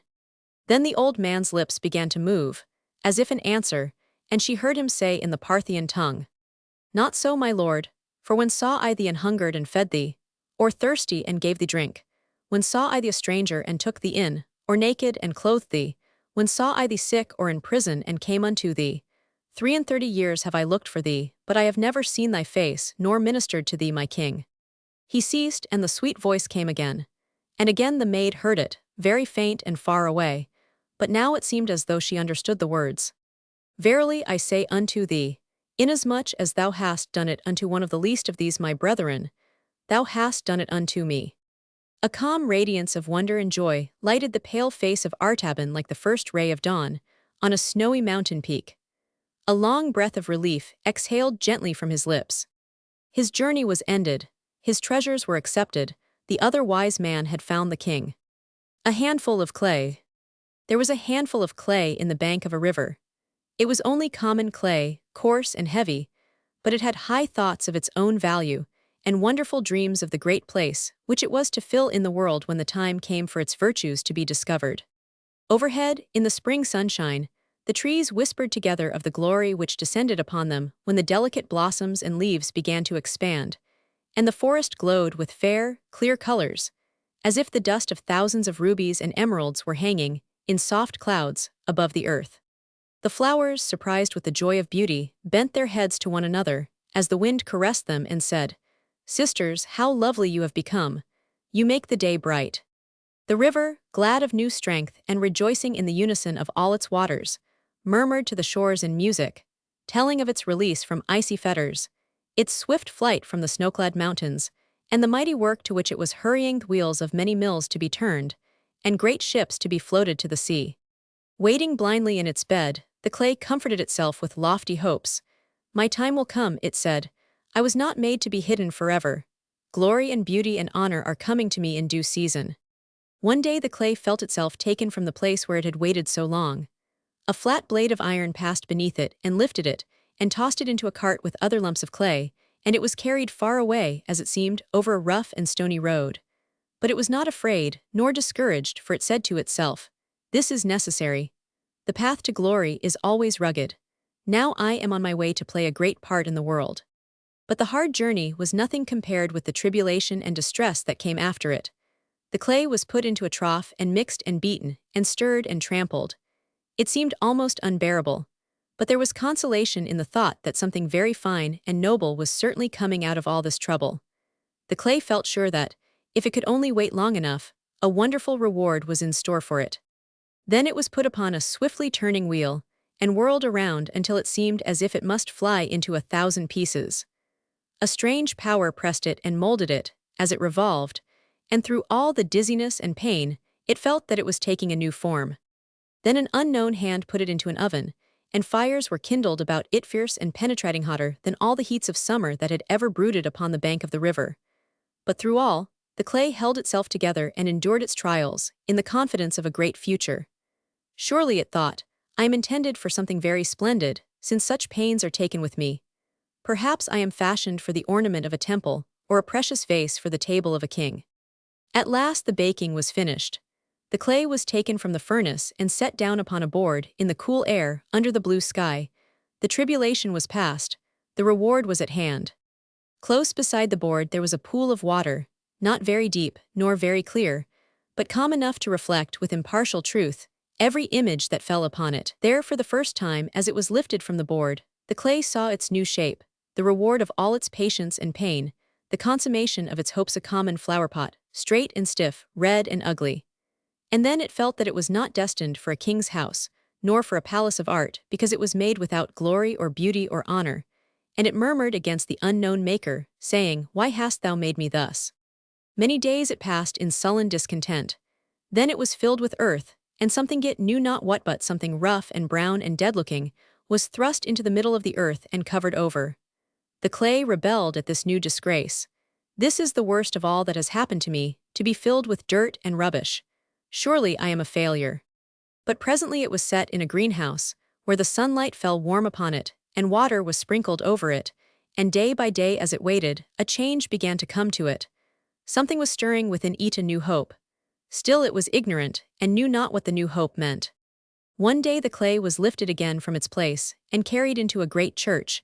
Its dream was coming true after all. It had a fine part to play in the world. Glorious music flowed over it. It was surrounded with flowers. Still it could not understand. So it whispered to another vessel of clay, like itself, close beside it, Why have they set me here? Why do all the people look toward us? And the other vessel answered, Do you not know? You are carrying a royal scepter of lilies. Their petals are white as snow, and the heart of them is like pure gold. The people look this way because the flower is the most wonderful in the world, and the root of it is in your heart. Then the clay was content, and silently thanked its Maker, because, though an earthen vessel, it held so great a treasure. The lost word. Come down, Hermas, come down, the night is past, it is time to be. Stirring, Christ is born today, peace be with you in his name, make haste and come down. A little group of young men were standing in a street of Antioch in the dusk of early morning, 1500 years ago. Class of candidates, who had nearly finished their years of training for the Christian church. They had come to call their fellow student Hermas from his lodging. Their voices rang out cheerily through the cool air. They were full of that glad sense of life, which the young feel when they have risen early and come to rouse one who is still sleeping. There was a note of friendly triumph in their call, as if they were exulting unconsciously in having begun the adventure of the new day before their comrade. But Hermas was not asleep. He had been waking for hours, and the walls of his narrow lodging had been a prison to his heart. A nameless sorrow and discontent had fallen upon him, and he could find no escape from the heaviness of his own thoughts. There is a sadness of youth into which the old cannot enter. It seems unreal and causeless, but it is even more bitter and burdensome than the sadness of age. There is a sting of resentment in it, a fever of angry surprise that the world should so soon be a disappointment, and life so early take on the look of a failure. It has little reason in it, perhaps, but it has all the more weariness and gloom, because the man who is oppressed by it feels dimly that it is an unnatural thing that he should be tired of living before he has fairly begun to live. Hermas had fallen into the very depths of this strange self-pity. He was out of tune with everything around him. He had been thinking, through the dead night, of all that he had given up when he left the house of his father, the wealthy pagan Demetrius, to join the company of the Christians. Only 2 years ago he had been one of the richest young men in Antioch. Now he was one of the poorest. The worst of it was that, though he had made the choice willingly, and with a kind of enthusiasm, he was already dissatisfied with it. The new life was no happier than the old. He was weary of vigils and fasts, weary of studies and penances, weary of prayers and sermons. He felt like a slave in a treadmill. He knew that he must go on. His honor, his conscience, his sense of duty bound him. He could not go back to the old careless pagan life again, for something had happened within him which made a return impossible. Doubtless he had found the true religion, but he had found it only as a task and a burden. Its joy and peace had slipped away from him. He felt disillusioned and robbed. He sat beside his hard couch, waiting without expectancy for the gray dawn of another empty day, and hardly lifting his head at the shouts of his friends. "Come down, Hermes, you sluggard. Come down, it is Christmas morn. Awake and be glad with us." "I am coming," he answered listlessly. "Only have patience a moment. I have been awake since midnight and waiting for the day." "You hear him," said his friends one to another. "How he puts us all to shame. He is more watchful, more eager than any of us. Our master, John the Presbyter, does well to be proud of him. He is the best man in our class." While they were talking, the door opened, and Hermes stepped out. He was a figure to be remarked in any company at all, broad-shouldered, straight-hipped, with a head proudly poised on the firm column of the neck, and short brown curls clustering over the square forehead. It was the perpetual type of vigorous and intelligent young manhood, such as may be found in every century among the throngs of ordinary men, as if to show what the flower of the race should be. But the light in his eyes was clouded and uncertain. His smooth cheeks were leaner than they should have been at 20, and there were downward lines about his mouth which spoke of desires unsatisfied and ambitions repressed. He joined his companions with brief greetings, a nod to one, a word to another, and they passed together down the steep street. Overhead, the mystery of daybreak was silently transfiguring the sky. The curtain of darkness had lifted along the edge of the horizon. The ragged crests of Mount Silpius were outlined with pale saffron light. In the central vault of heaven, a few large stars twinkled drowsily. The great city, still chiefly pagan, lay more than half asleep. But multitudes of the Christians, dressed in white and carrying lighted torches in their hands, were hurrying toward the Basilica of Constantine to keep the new holiday of the Church, the festival of the birthday of their Master. The vast, bare building was soon crowded, and the younger converts, who were not yet permitted to stand among the baptized, found it difficult to come to their appointed place between the first two pillars of the house, just within the threshold. There was some good-humored pressing and jostling about the door, but the candidates pushed steadily forward. "By your leave, friends, our station is beyond you. Will you let us pass? Many thanks." A touch here, a courteous nod there, a little patience, a little persistence, and at last they stood in their place. Hermes was taller than his companions. He could look easily over their heads and survey the sea of people stretching away through the columns, under the shadows of the high roof, as the tide spreads on a calm day into the pillared cavern of Staffa, quiet as if the ocean hardly dared to breathe. The light of many flambeaux fell, in flickering, uncertain rays, over the assembly. At the end of the vista there was a circle of clearer, steadier radiance. Hermes could see the bishop in his great chair, surrounded by the presbyters, the lofty desks on either side for the readers of the Scripture, the communion table and the table of offerings in the middle of the church. The call to prayer sounded down the long aisle. Thousands of hands were joyously lifted in the air, as if the sea had blossomed into waving lilies, and the Amen was like the murmur of countless ripples in an echoing place. Then the singing began, led by the choir of 100 trained voices which the Bishop Paul had founded in Antioch. Timidly, at first, the music felt its way, as the people joined with a broken and uncertain cadence, the mingling of many little waves not yet gathered into rhythm and harmony. Soon the longer, stronger billows of song rolled in, sweeping from side to side as the men and the women answered in the clear antiphony. Hermes had often been carried on those tides of music's golden sea, sailing toward eternity. But today his heart was a rock that stood motionless. The flood passed by and left him unmoved.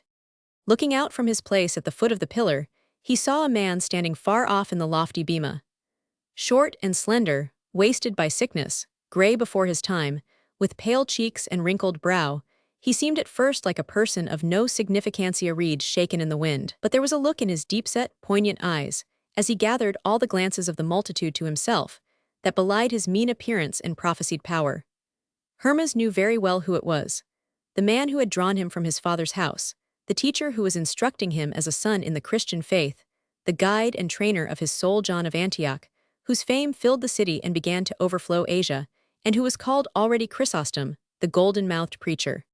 Hermes had felt the magic of his eloquence many a time, and today, as the tense voice vibrated through the stillness, and the sentences moved onward, growing fuller and stronger, bearing argosies of costly rhetoric and treasures of homely speech in their bosom, and drawing the hearts of men with a resistless magic, Hermes knew that the preacher had never been more potent, more inspired. He played on that immense congregation as a master on an instrument. He rebuked their sins and they trembled. He touched their sorrows and they wept.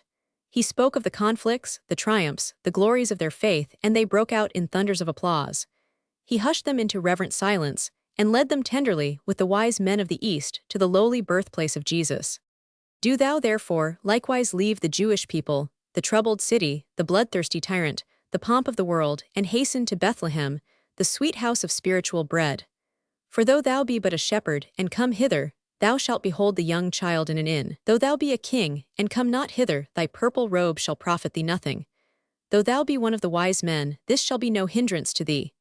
Only let thy coming be to honor and adore, with trembling joy, the Son of God, to whose name be glory, on this his birthday, and forever and forever. The soul of Hermas did not answer to the musician's touch. The strings of his heart were slack and soundless, there was no response within him. He was neither shepherd, nor king, nor wise man, only an unhappy, dissatisfied, questioning youth. He was out of sympathy with the eager preacher, the joyous hearers. In their harmony he had no part. Was it for this that he had forsaken his inheritance and narrowed his life to poverty and hardship? What was it all worth? The gracious prayers with which the young converts were blessed and dismissed before the sacrament sounded hollow in his ears. Never had he felt so utterly lonely as in that praying throng. He went out with his companions like a man departing from a banquet where all but he had been fed. Farewell, Hermas, they cried as he turned from them at the door. But he did not look back nor wave his hand. He was already alone in his heart. When he entered the broad avenue of the colonnades, the sun had already topped the eastern hills, and the ruddy light was streaming through the long double row of archways and over the pavements of crimson marble. But Hermas turned his back to the morning and walked with his shadow before him. The street began to swarm and whirl and quiver with the motley life of a huge city. Beggars and jugglers, dancers and musicians, gilded youths in their chariots, and daughters of joy looking out from their windows, all intoxicated with the mere delight of living and the gladness of a new day. The pagan populace of Antioch reckless, pleasure-reliving, spendthrift were preparing for the Saturnalia. But all this Hermas had renounced. He cleft his way through the crowd slowly, like a reluctant swimmer weary of breasting the tide. At the corner of the street, where the narrow, populous lane of the camel drivers crossed the colonnades, a storyteller had bewitched a circle of people around him. It was the same old tale of love and adventure that many generations have listened to. But the lively fancy of the hearers rent it new interest, and the wit of the improviser drew forth sighs of interest and shouts of laughter. A yellow-haired girl on the edge of the throng turned, as Hermas passed, and smiled in his face. She put out her hand and caught him by the sleeve. "Stay," she said, "and laugh a bit with us. I know who you are, son of Demetrius. You must have bags of gold. Why do you look so black? Love is alive yet." Hermas shook off her hand, but not ungently. "I don't know what you mean," he said. "You are mistaken in me. I am poorer than you are." But as he passed on, he felt the warm touch of her fingers through the cloth on his arm. It seemed as if she had plucked him by the heart. He went out by the western gate, under the golden cherubim that the Emperor Titus had stolen from the ruined Temple of Jerusalem and fixed upon the Arch of Triumph. He turned to the left and climbed the hill to the road that led to the Grove of Daphne. In all the world there was no other highway as beautiful. It wound for 5 miles along the foot of the mountains, among gardens and villas, plantations of myrtles and mulberries, with wide outlooks over the valley of Orontes and the distant, shimmering sea. The richest of all the dwellings was the House of the Golden Pillars, the mansion of Demetrius. He had won the favor of the apostate Emperor Julian, whose vain efforts to restore the worship of the heathen gods, some 20 years ago, had opened an easy way to wealth and power for all who would mock and oppose Christianity. Demetrius was not a sincere fanatic like his royal master, but he was bitter enough in his professed scorn of the new religion to make him a favorite at the court where the old religion was in fashion. He had reaped a rich reward of his policy, and a strange sense of consistency made him more fiercely loyal to it than if it had been a real faith. He was proud of being called the friend of Julian, and when his son joined himself to the Christians and acknowledged the unseen God, it seemed like an insult to his father's success. He drove the boy from his door and disinherited him. The glittering portico of the serene, haughty house, the repose of the well-ordered garden, still blooming with belated flowers, seemed at once to deride and to invite the young outcast plodding along the dusty road. "This is your birthright," whispered the clambering rose-trees by the gate, and the closed portals of carven bronze said, "You have sold it for a thought, a dream." Roman 2. Hermes found the grove of Daphne quite deserted. There was no sound in the enchanted vale, but the rustling of the light winds chasing each other through the laurel thickets, and the babble of innumerable streams. Memories of the days and nights of delicate pleasure that the grove had often seen still haunted the bewildered paths and broken fountains. At the foot of a rocky eminence, crowned with the ruins of Apollo's temple, which had been mysteriously destroyed by fire just after Julian had restored and reconsecrated it, Hermes sat down beside a gushing spring and gave himself up to sadness. How beautiful the world would be, how joyful, how easy to live in without religion. These questions about unseen things, perhaps about unreal things, these restraints and duties and sacrifice, if I were only free from them all, and could only forget them all, then I could live my life as I pleased and be happy. Why not? Said a quiet voice at his back. He turned and saw an old man with a long beard and a threadbare cloak, the garb affected by the pagan philosophers, standing behind him and smiling curiously. How is it that you answer that which has not been spoken? Said Hermes. And who are you that honor me with your company? Forgive the intrusion, answered the stranger. It is not ill meant. A friendly interest is as good as an introduction. But to what singular circumstance do I owe this interest? To your face, said the old man, with a courteous inclination. Perhaps also a little to the fact that I am the oldest inhabitant here, and feel as if all visitors were my guests, in a way. Are you, then, one of the keepers of the grove? And have you given up your work with the trees to take a holiday as a philosopher? Not at all. The robe of philosophy is a mere affectation, I must confess. I think little of it. My profession is the care of altars. In fact, I am the solitary priest of Apollo whom the Emperor Julian found here when he came to revive the worship of the grove, some 20 years ago. You have heard of the incident. Yes, said Hermes, beginning to be interested. The whole city must have heard of it, for it is still talked of. But surely it was a strange sacrifice that you brought to celebrate the restoration of Apollo's temple. You mean the ancient goose, said the old man, laughing. Well, perhaps it was not precisely what the emperor expected, but it was all that I had, and it seemed to me not inappropriate. You will agree to that if you are a Christian, as I guess from your dress. You speak lightly, for a priest of Apollo. Oh, as for that, I am no bigot. The priesthood is a professional matter, and the name of Apollo is as good as any other. How many altars do you think there have been in this grove? I do not know. Just 24, including that of the martyr Babylas, whose ruined chapel you see just beyond us, I have had something to do with.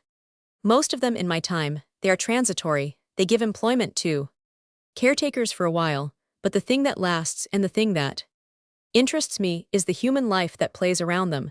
The game has been going on for centuries. It still disports itself very pleasantly on summer evenings through these shady walks. Believe me, for I know. Daphne and Apollo are shadows, but the flying maidens and the pursuing lovers, the music and the dances, these are realities. Life is a game. And the world keeps it up merrily. But you are of a sad countenance. For one so young and so fair, are you a loser in the game? The words. A key fits the lock. He opened his heart to the old man and told him the story of his life, his luxurious boyhood in his father's house, the irresistible spell which compelled him to forsake it when he heard John's preaching of the new religion, his lonely year with the anchorites among the mountains, the strict discipline in his teachers' house at Antioch, his weariness of duty, his distaste for poverty, his discontent with worship. And today, said he, I have been thinking that I am a fool. My life is swept as bare as a hermit's cell. There is nothing in it but a dream, a thought of God, which does not satisfy me. The singular smile deepened on his companion's face. You are ready, then, he suggested, to renounce your new religion and go back to that of your father. No, I renounce nothing, I accept nothing. I do not wish to think about it. I only wish to live. A very reasonable wish, and I think you are about to see its accomplishment. Indeed, I may even say that I can put you in the way of securing it. Do you believe in magic? I do not know whether I believe in anything. This is not a day on which I care to make professions of faith. I believe in what I see. I want what will give me pleasure.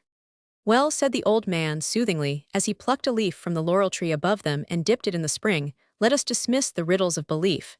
I like them as little as you do. You know this is a Castalian fountain.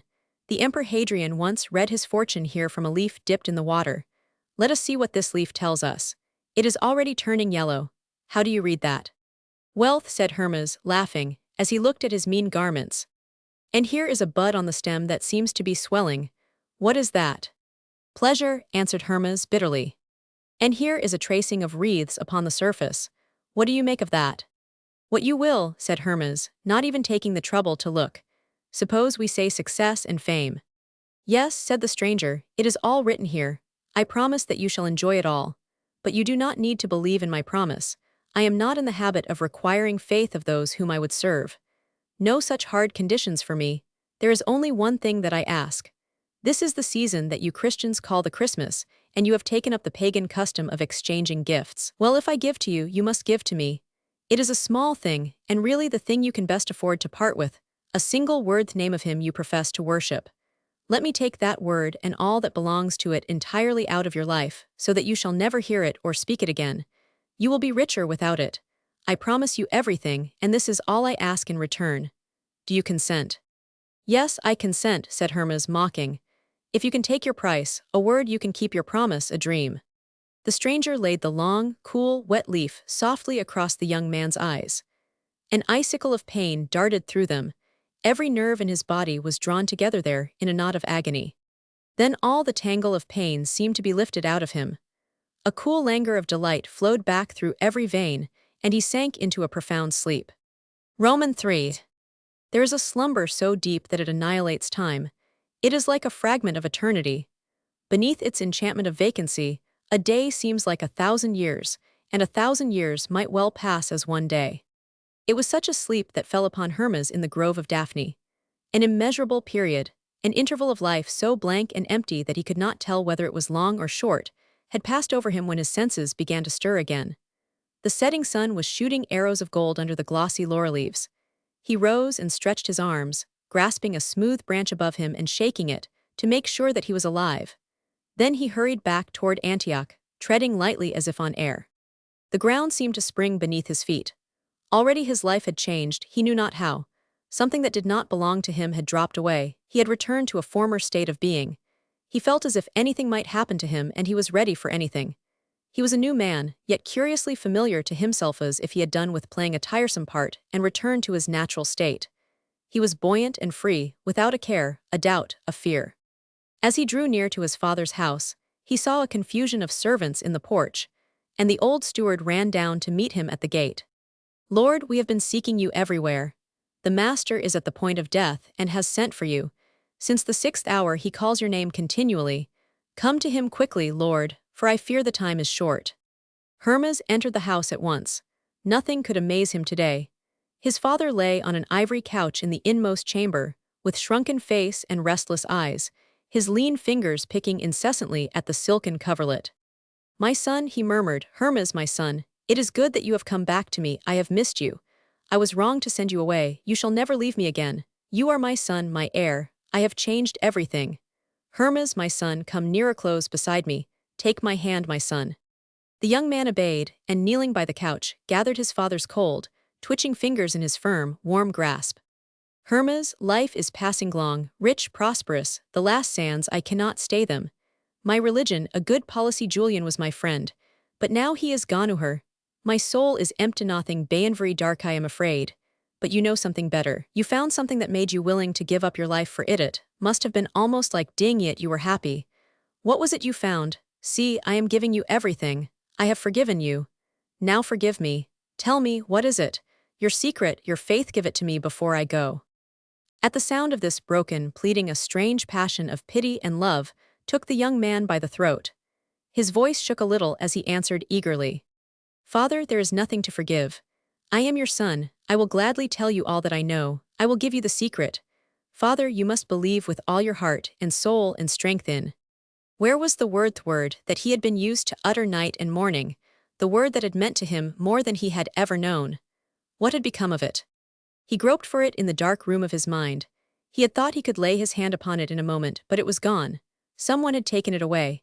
Everything else was most clear to him. The terror of death, the lonely soul appealing from his father's eyes, the instant need of comfort and help.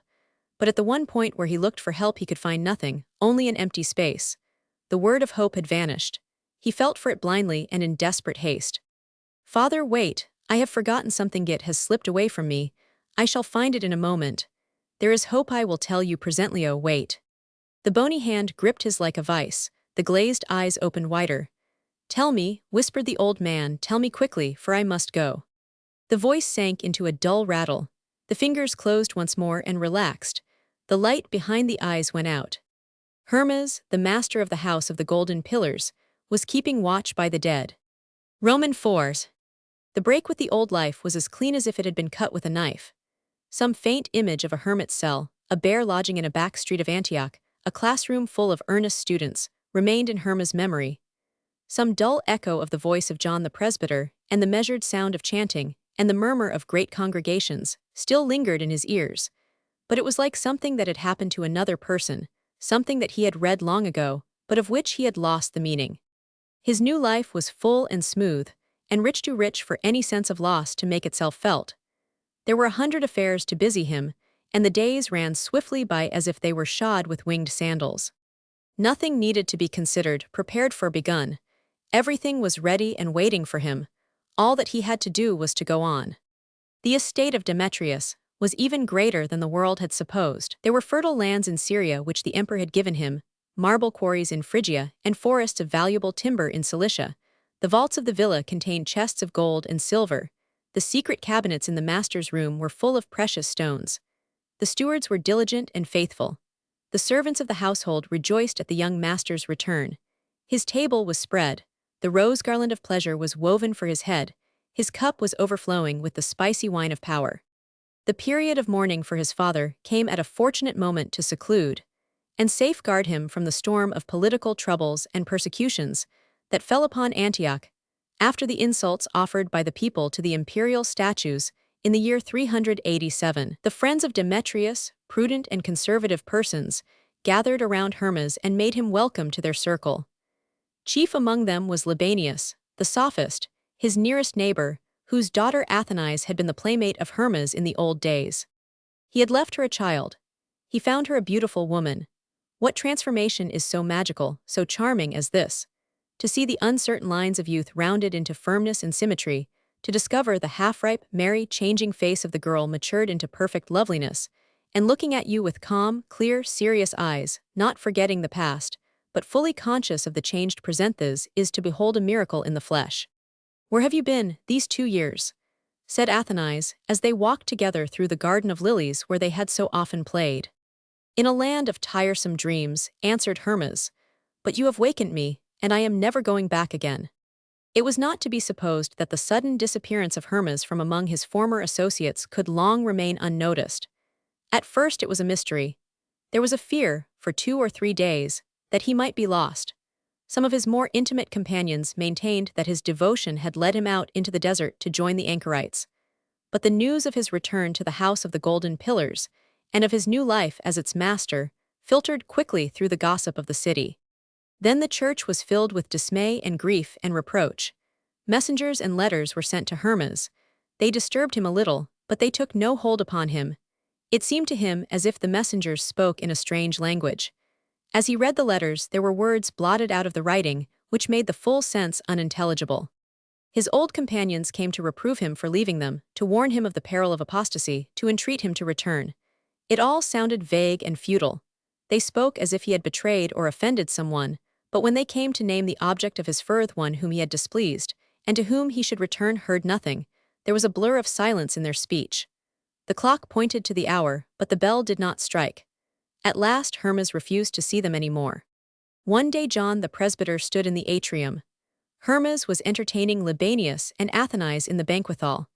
When the visit of the presbyter was announced, the young master loosed a collar of gold and jewels from his neck, and gave it to his scribe.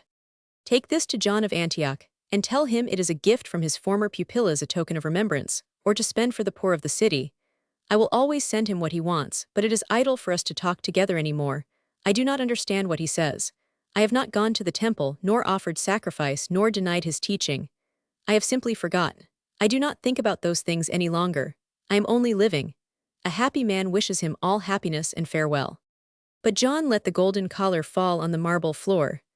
"Tell your master that we shall talk together again, in due time," said he, as he passed sadly out of the hall. The love of Athenais and Hermes was like a tiny rivulet that sinks out of sight in a cavern, but emerges again a bright and brimming stream. The careless camaraderie of childhood was mysteriously changed into a complete companionship. When Athenais entered the house of the golden pillars as a bride, all the music of life came with her. Hermes called the feast of her welcome the banquet of the full chord.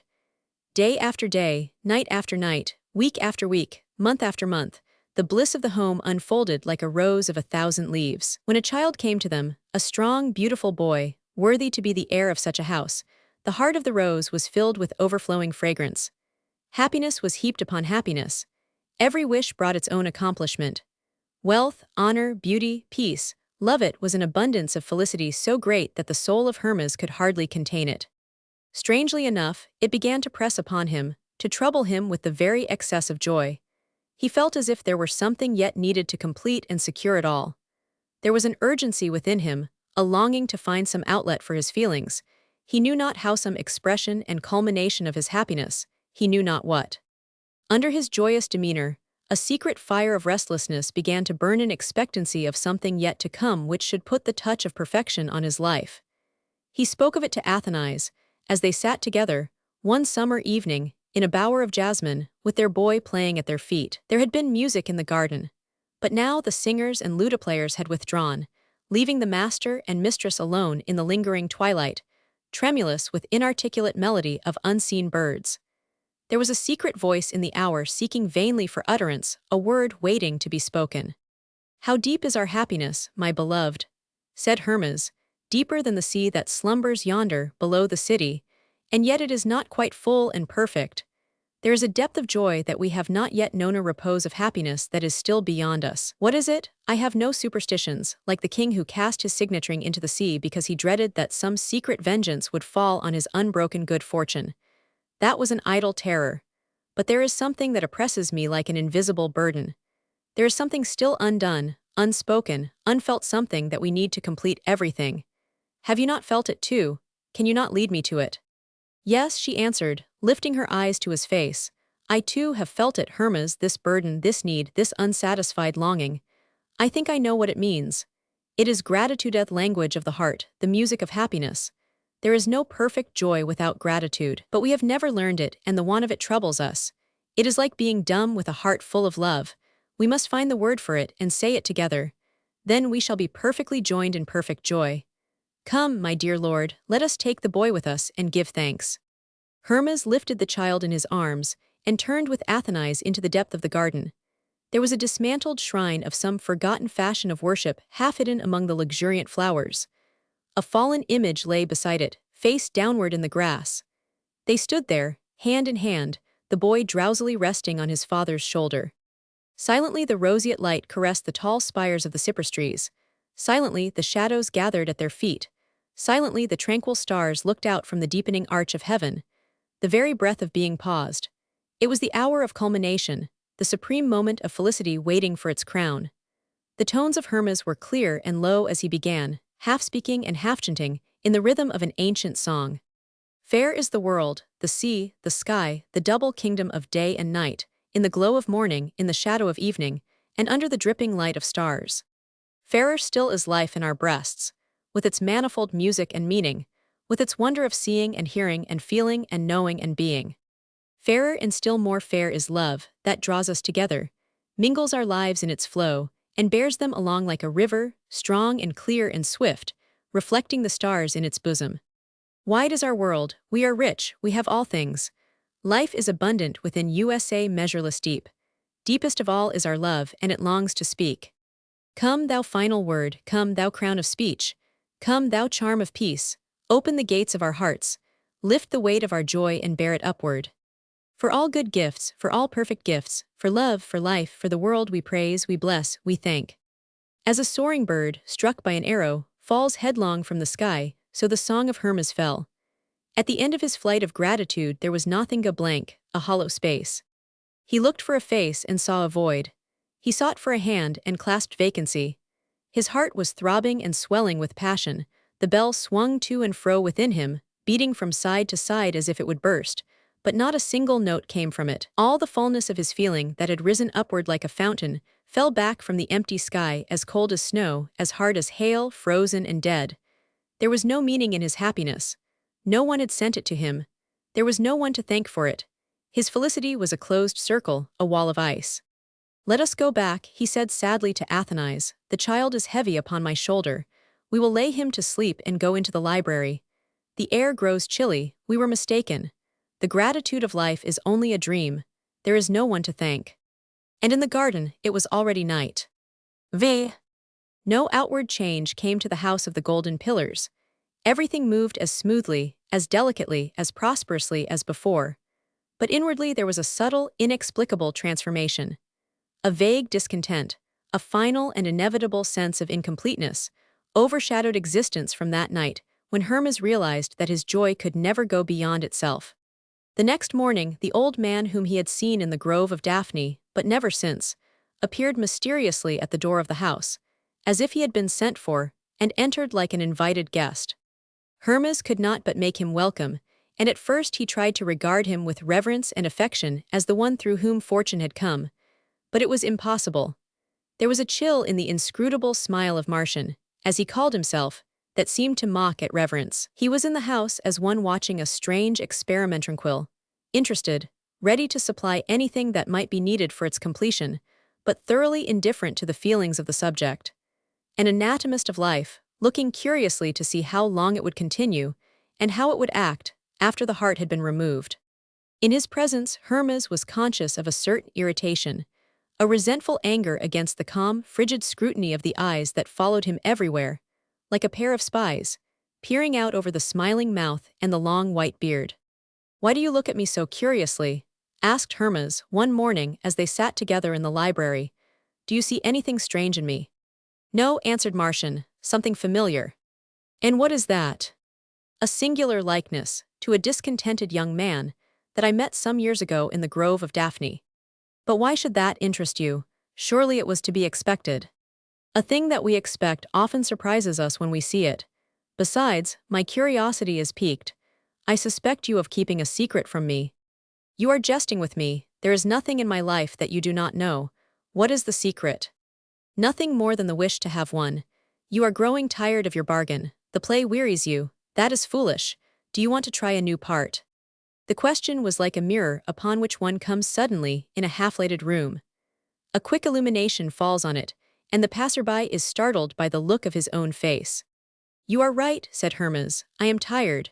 We have been going on stupidly in this house as if nothing were possible but what my father had done before me. There is nothing original in being rich and well-fed and well-dressed. Thousands of men have tried it and have not been satisfied. Let us do something new. Let us make a mark in the world." "It is well said," nodded the old man. "You are speaking again like a man after my own heart. There is no folly but the loss of an opportunity to enjoy a new sensation." From that day Hermes seemed to be possessed with a perpetual haste, an uneasiness that left him no repose. The summit of life had been attained, the highest possible point of felicity. Henceforward the course could only be at a level perhaps downward. It might be brief, at the best it could not be very long. It was madness to lose a day, an hour. That would be the only fatal mistake, to forfeit anything of the bargain that he had made. He would have it and hold it, and enjoy it all to the full. The world might have nothing better to give than it had already given, but surely it had many things that were new, and Martian should help him to find them. Under his learned counsel, the House of the Golden Pillars took on a new magnificence. Artists were brought from Corinth and Rome and Alexandria to adorn it with splendor. Its fame glittered around the world. Banquets of incredible luxury drew the most celebrated guests into its triclinium and filled them with envious admiration. The bees swarmed and buzzed about the golden hive.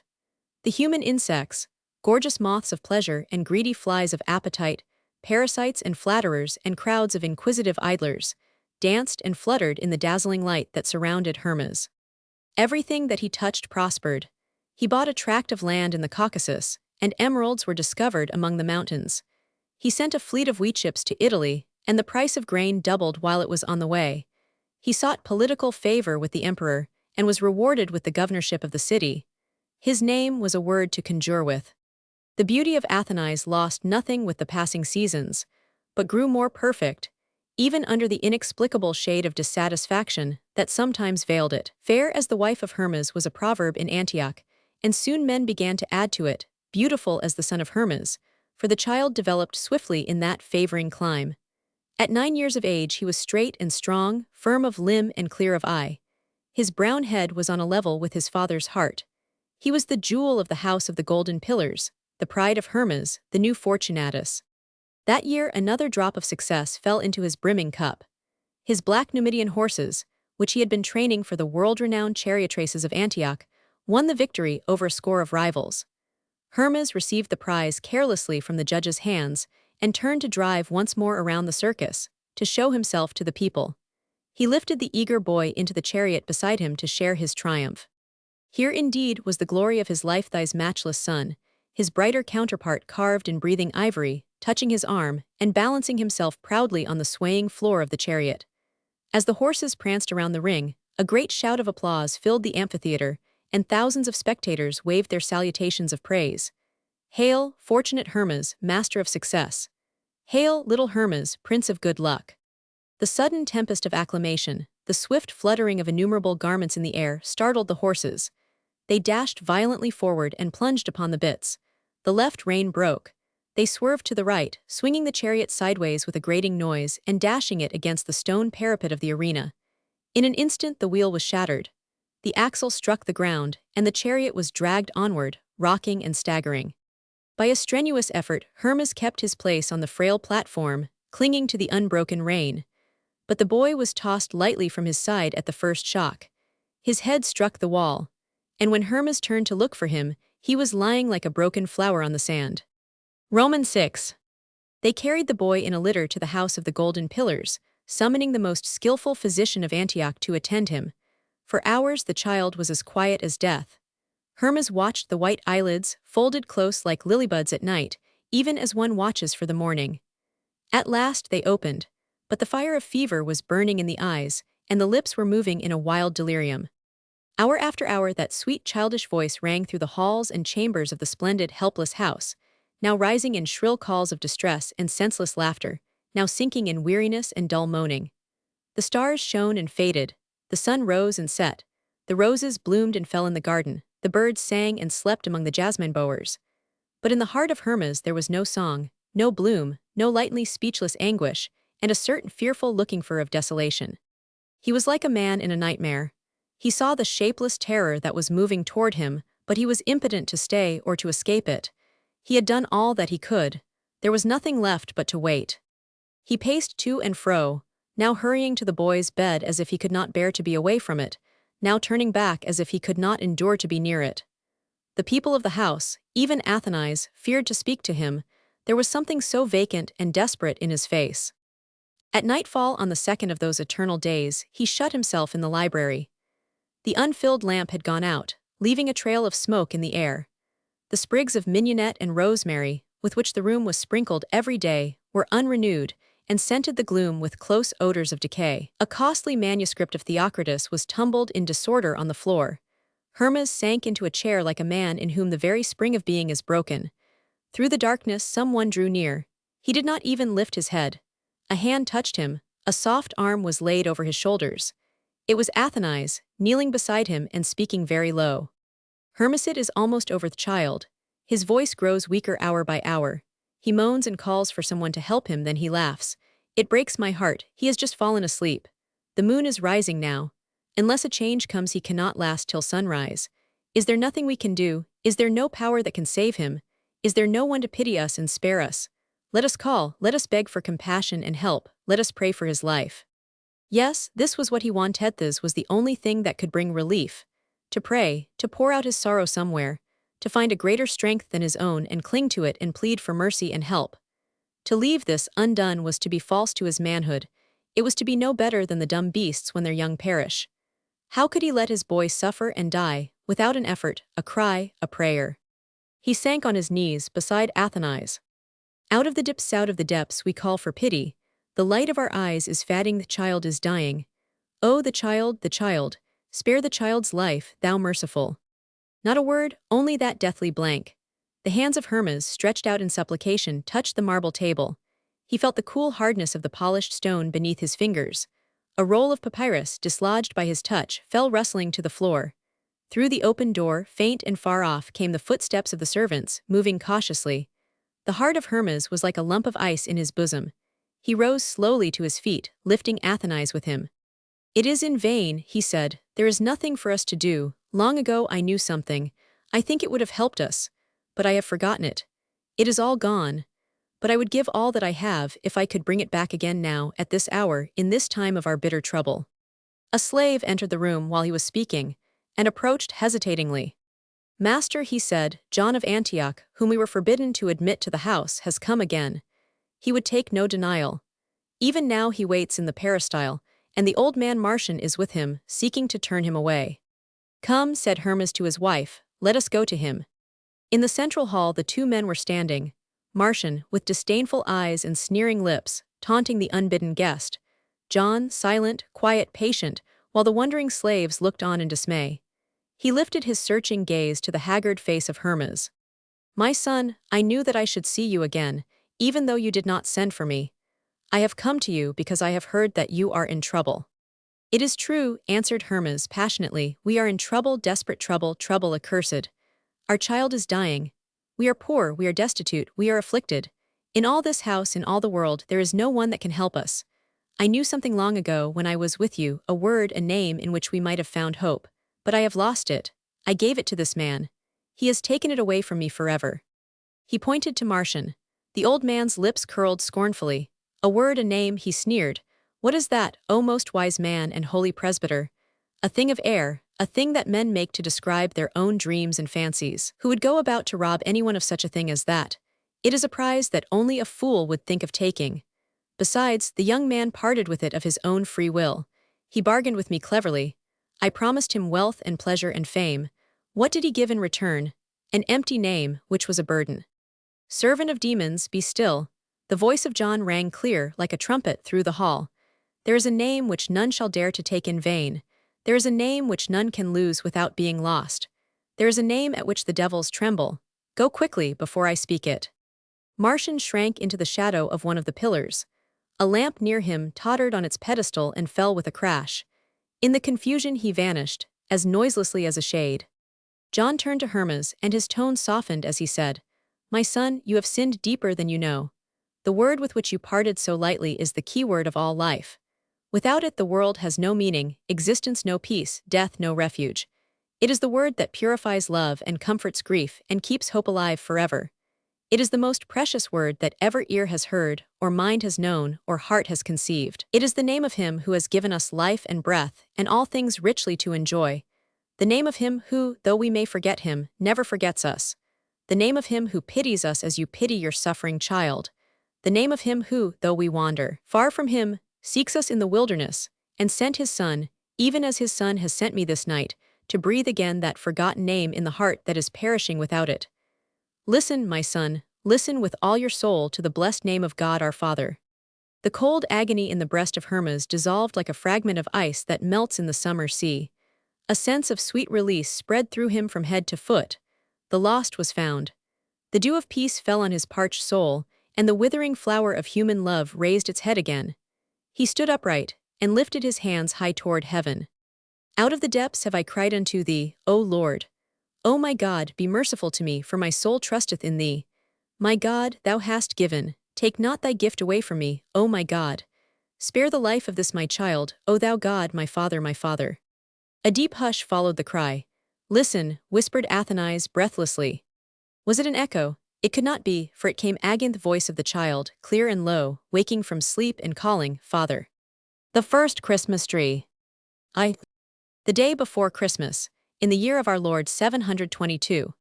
Broad snow meadows glistening white along the banks of the river Moselle. Steep hillsides blooming with mystic forget-me-not, where the glow of the setting sun cast long shadows down their eastern slope. An arch of clearest, deepest gentian bending overhead. In the center of the aerial garden the walls of the cloister of Falzel, steel blue to the east, violet to the west. Silence over all, a gentle, eager, conscious stillness, diffused through the air, as if earth and sky were hushing themselves to hear the voice of the river faintly murmuring down the valley. In the cloister, too, there was silence at the sunset hour. All day long there had been a strange and joyful stir among the nuns. A breeze of curiosity and excitement had swept along the corridors and through every quiet cell. A famous visitor had come to the convent. It was Winfried of England, whose name in the Roman tongue was Boniface, and whom men called the Apostle of Germany. A great preacher, a wonderful scholar, but more than all, a daring traveler, a venturesome pilgrim, a priest of romance. He had left his home and his fair estate in Wessex. He would not stay in the rich monastery of Nudicel, even though they had chosen him as the abbot. He had refused a bishopric at the court of King Karl. Nothing would content him but to go out into the wild woods and preach to the heathen. Through the forests of Hesse and Thuringia, and along the borders of Saxony, he had wandered for years, with a handful of companions, sleeping under the trees, crossing mountains and marshes, now here, now there, never satisfied with ease and comfort, always in love with hardship and danger. What a man he was! Fair and slight, but straight as a spear and strong as an oaken staff. His face was still young, the smooth skin was bronzed by wind and sun. His gray eyes, clean and kind, flashed like fire when he spoke of his adventures, and of the evil deeds of the false priests with whom he contended. What tales he had told that day! Not of miracles wrought by sacred relics, not of courts and councils and splendid cathedrals, though he knew much of these things. But today he had spoken of long journeyings by sea and land, of perils by fire and flood, of wolves and bears and fierce snowstorms and black nights in the lonely forest, of dark altars of heathen gods, and weird, bloody sacrifices and narrow escapes from murderous bands of wandering savages. The little novices had gathered around him, and their faces had grown pale and their eyes bright as they listened with parted lips, entranced in admiration, twining their arms about one another's shoulders and holding closely together, half in fear, half in delight. The older nuns had turned from their tasks and paused, in passing by, to bear the pilgrim's story. Too well they knew the truth of what he spoke. Many a one among them had seen the smoke rising from the ruins of her father's roof. Many a one had a brother far away in the wild country to whom her heart went out night and day, wondering if he were still among the living. But now the excitements of that wonderful day were over. The hour of the evening meal had come. The inmates of the cloister were assembled in the refectory. On the dais sat the stately Abbess Adula, daughter of King Dagobert, looking a princess indeed in her purple tunic, with the hood and cuffs of her long white robe trimmed with ermine, and a snowy veil resting like a crown on her silver hair. At her right hand was the honored guest, and at her left hand her grandson, the young Prince Gregor, a big, manly boy, just returned from school.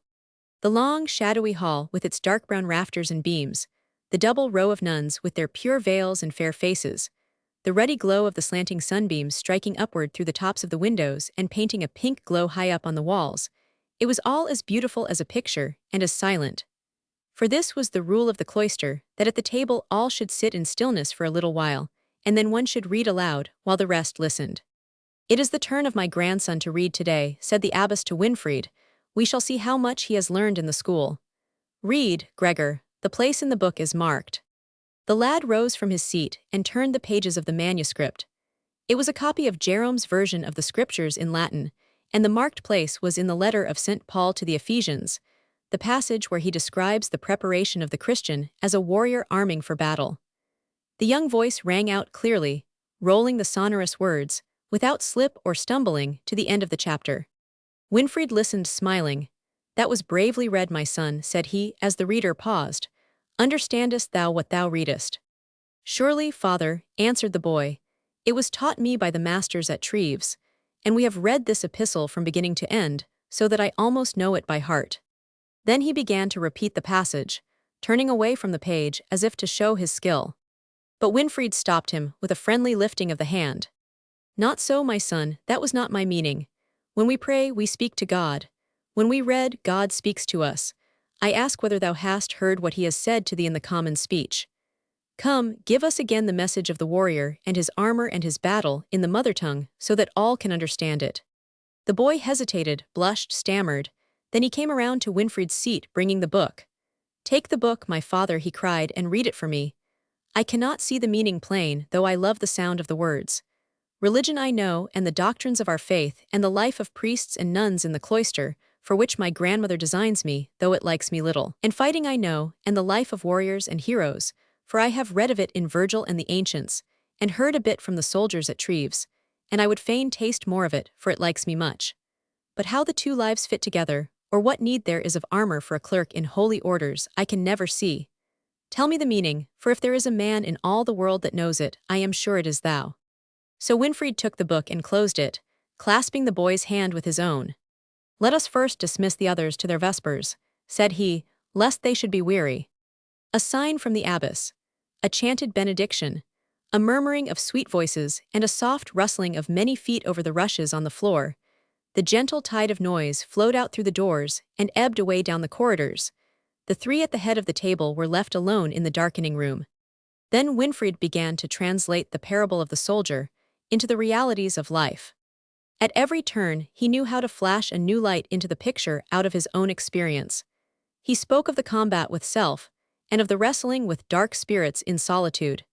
He spoke of the demons that men had worshipped for centuries in the wilderness, and whose malice they invoked against the stranger who ventured into the gloomy forest. Gods, they called them, and told weird tales of their dwelling among the impenetrable branches of the oldest trees and in the caverns of the shaggy hills, of their riding on the windhorses and hurling spears of lightning against their foes. Gods they were not, but foul spirits of the air, rulers of the darkness. Was there not glory and honor in fighting them, in daring their anger under the shield of faith, in putting them to flight with the sword of truth? What better adventure could a brave man ask than to go forth against them, and wrestle with them, and conquer them? Look you, my friends, said Winfried, how sweet and peaceful is this convent tonight. It is a garden full of flowers in the heart of winter, a nest among the branches of a great tree shaken by the winds, a still haven on the edge of a tempestuous sea. And this is what religion means for those who are chosen and called to quietude and prayer and meditation. But out yonder in the wide forest, who knows what storms are raving tonight in the hearts of men, though all the woods are still?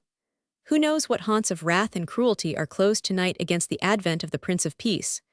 And shall I tell you what religion means to those who are called and chosen to dare, and to fight, and to conquer the world for Christ? It means to go against the strongholds of the adversary. It means to struggle to win an entrance for the Master everywhere.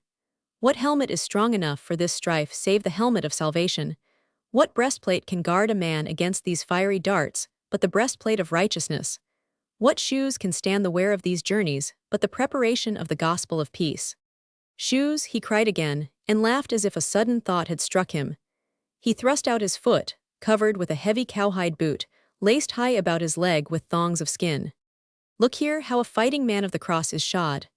I have seen the boots of the Bishop of Tours, white kid, broidered with silk. A day in the bogs would tear them to shreds. I have seen the sandals that the monks use on the highroads, yes, and worn them. 10 pair of them have I worn out and thrown away in a single journey. Now I shoe my feet with the toughest hides, hard as iron. No rock can cut them, no branches can tear them. Yet more than 1 pair of these have I outworn, and many more shall I outwear ere my journeys are ended. And I think, if God is gracious to me, that I shall die wearing them. Better so than in a soft bed with silken coverings. The boots of a warrior, a hunter, a woodsman, these are my preparation of the gospel of peace. Come, Gregor, he said, laying his brown hand on the youth's shoulder, come, wear the forester's boots with me. This is the life to which we are called. Be strong in the Lord, a hunter of the demons, a subduer of the wilderness, a woodsman of the faith. Come. The boy's eyes sparkled. He turned to his grandmother. She shook her head vigorously. Nay, father, she said, draw not the lad away from my side with these wild words. I need him to help me with my labors, to cheer my old age. Do you need him more than the master does? Asked Winfried, and will you take the wood that is fit for a bow to make a distaff? But I fear for the child. Thy life is too hard for him, he will perish with hunger in the woods. Once, said Winfried, smiling, we were camped on the bank of the river Oru. The table was set for the morning meal, but my comrades cried that it was empty, the provisions were exhausted, we must go without breakfast and perhaps starve before we could escape from the wilderness. While they complained, a fishhawk flew up from the river with flapping wings, and let fall a great pike in the midst of the camp. There was food enough and to spare. Never have I seen the righteous forsaken, nor his seed begging bread.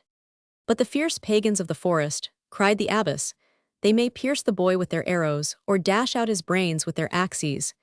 He is but a child, too young for the danger and the strife. A child in years, replied Winfried, but a man in spirit. And if the hero fall early in the battle, He wears the brighter crown, not a leaf withered, not a flower fallen. The aged princess trembled a little. She drew Gregor close to her side and laid her hand gently on his brown hair. I am not sure that he wa. There is no horse in the stable to give him now, and he cannot go as befits the grandson of a king. Gregor looked straight into her eyes. Grandmother, said he, dear grandmother, if thou wilt not give me a horse to ride with this man of God, I will go with him afoot. Roman 2. 2 years had passed since that Christmas in the cloister of Falzel. A little company of pilgrims, less than a score of men, were traveling slowly northward through the wide forest that rolled over the hills of central Germany. At the head of the band marched Winfried, clad in a tunic of fur, with his long black robe girt high above his waist, so that it might not hinder his stride. His hunter's boots were crusted with snow. Drops of ice sparkled like jewels along the thongs that bound his legs. There were no other ornaments of his dress except the bishop's cross hanging on his breast and the silver clasp that fastened his cloak about his neck. He carried a strong, tall staff in his hand, fashioned at the top into the form of a cross. Close beside him, keeping step like a familiar comrade, was the young Prince Gregor. Long marches through the wilderness had stretched his legs and broadened his back, and made a man of him in stature as well as in spirit. His jacket and cap were of wolfskin, and on his shoulder he carried an axe, with broad, shining blade. He was a mighty woodsman now, and could make a spray of chips fly around him as he hewed his way through the trunk of a pine tree. Behind these leaders followed a pair of teamsters, guiding a rude sledge, loaded with food and the equipage of the camp, and drawn by 2 big, shaggy horses, blowing thick clouds of steam from their frosty nostrils. Tiny icicles hung from the hairs on their lips. Their flanks were smoking. They sank above the fetlocks at every step in the soft snow. Last of all came the rear guard, armed with bows and javelins. It was no child's play, in those days, to cross Europe afoot. The weird woodland, somber and illimitable, covered hill and vale, tableland and mountain peak. There were wide moors where the wolves hunted in packs as if the devil drove them, and tangled thickets where the lynx and the boar made their lairs. Fierce bears lurked among the rocky passes, and had not yet learned to fear the face of man. The gloomy recesses of the forest gave shelter to inhabitants who were still more cruel and dangerous than beasts of prey, outlaws and sturdy robbers, and mad werewolves and bands of wandering pillagers. The pilgrim who would pass from the mouth of the Tiber to the mouth of the Rhine must trust in God and keep his arrows loose in the quiver. The travelers were surrounded by an ocean of trees, so vast, so full of endless billows, that it seemed to be pressing on every side to overwhelm them.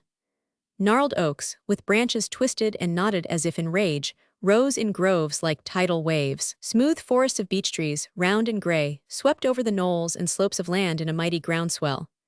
But most of all, the multitude of pines and firs, innumerable and monotonous, with straight, stark trunks and branches woven together in an unbroken flood of darkest green, crowded through the valleys and over the hills, rising on the highest ridges into ragged crests, like the foaming edge of breakers. Through this sea of shadows ran a narrow stream of shining whiteness, an ancient Roman road covered with snow.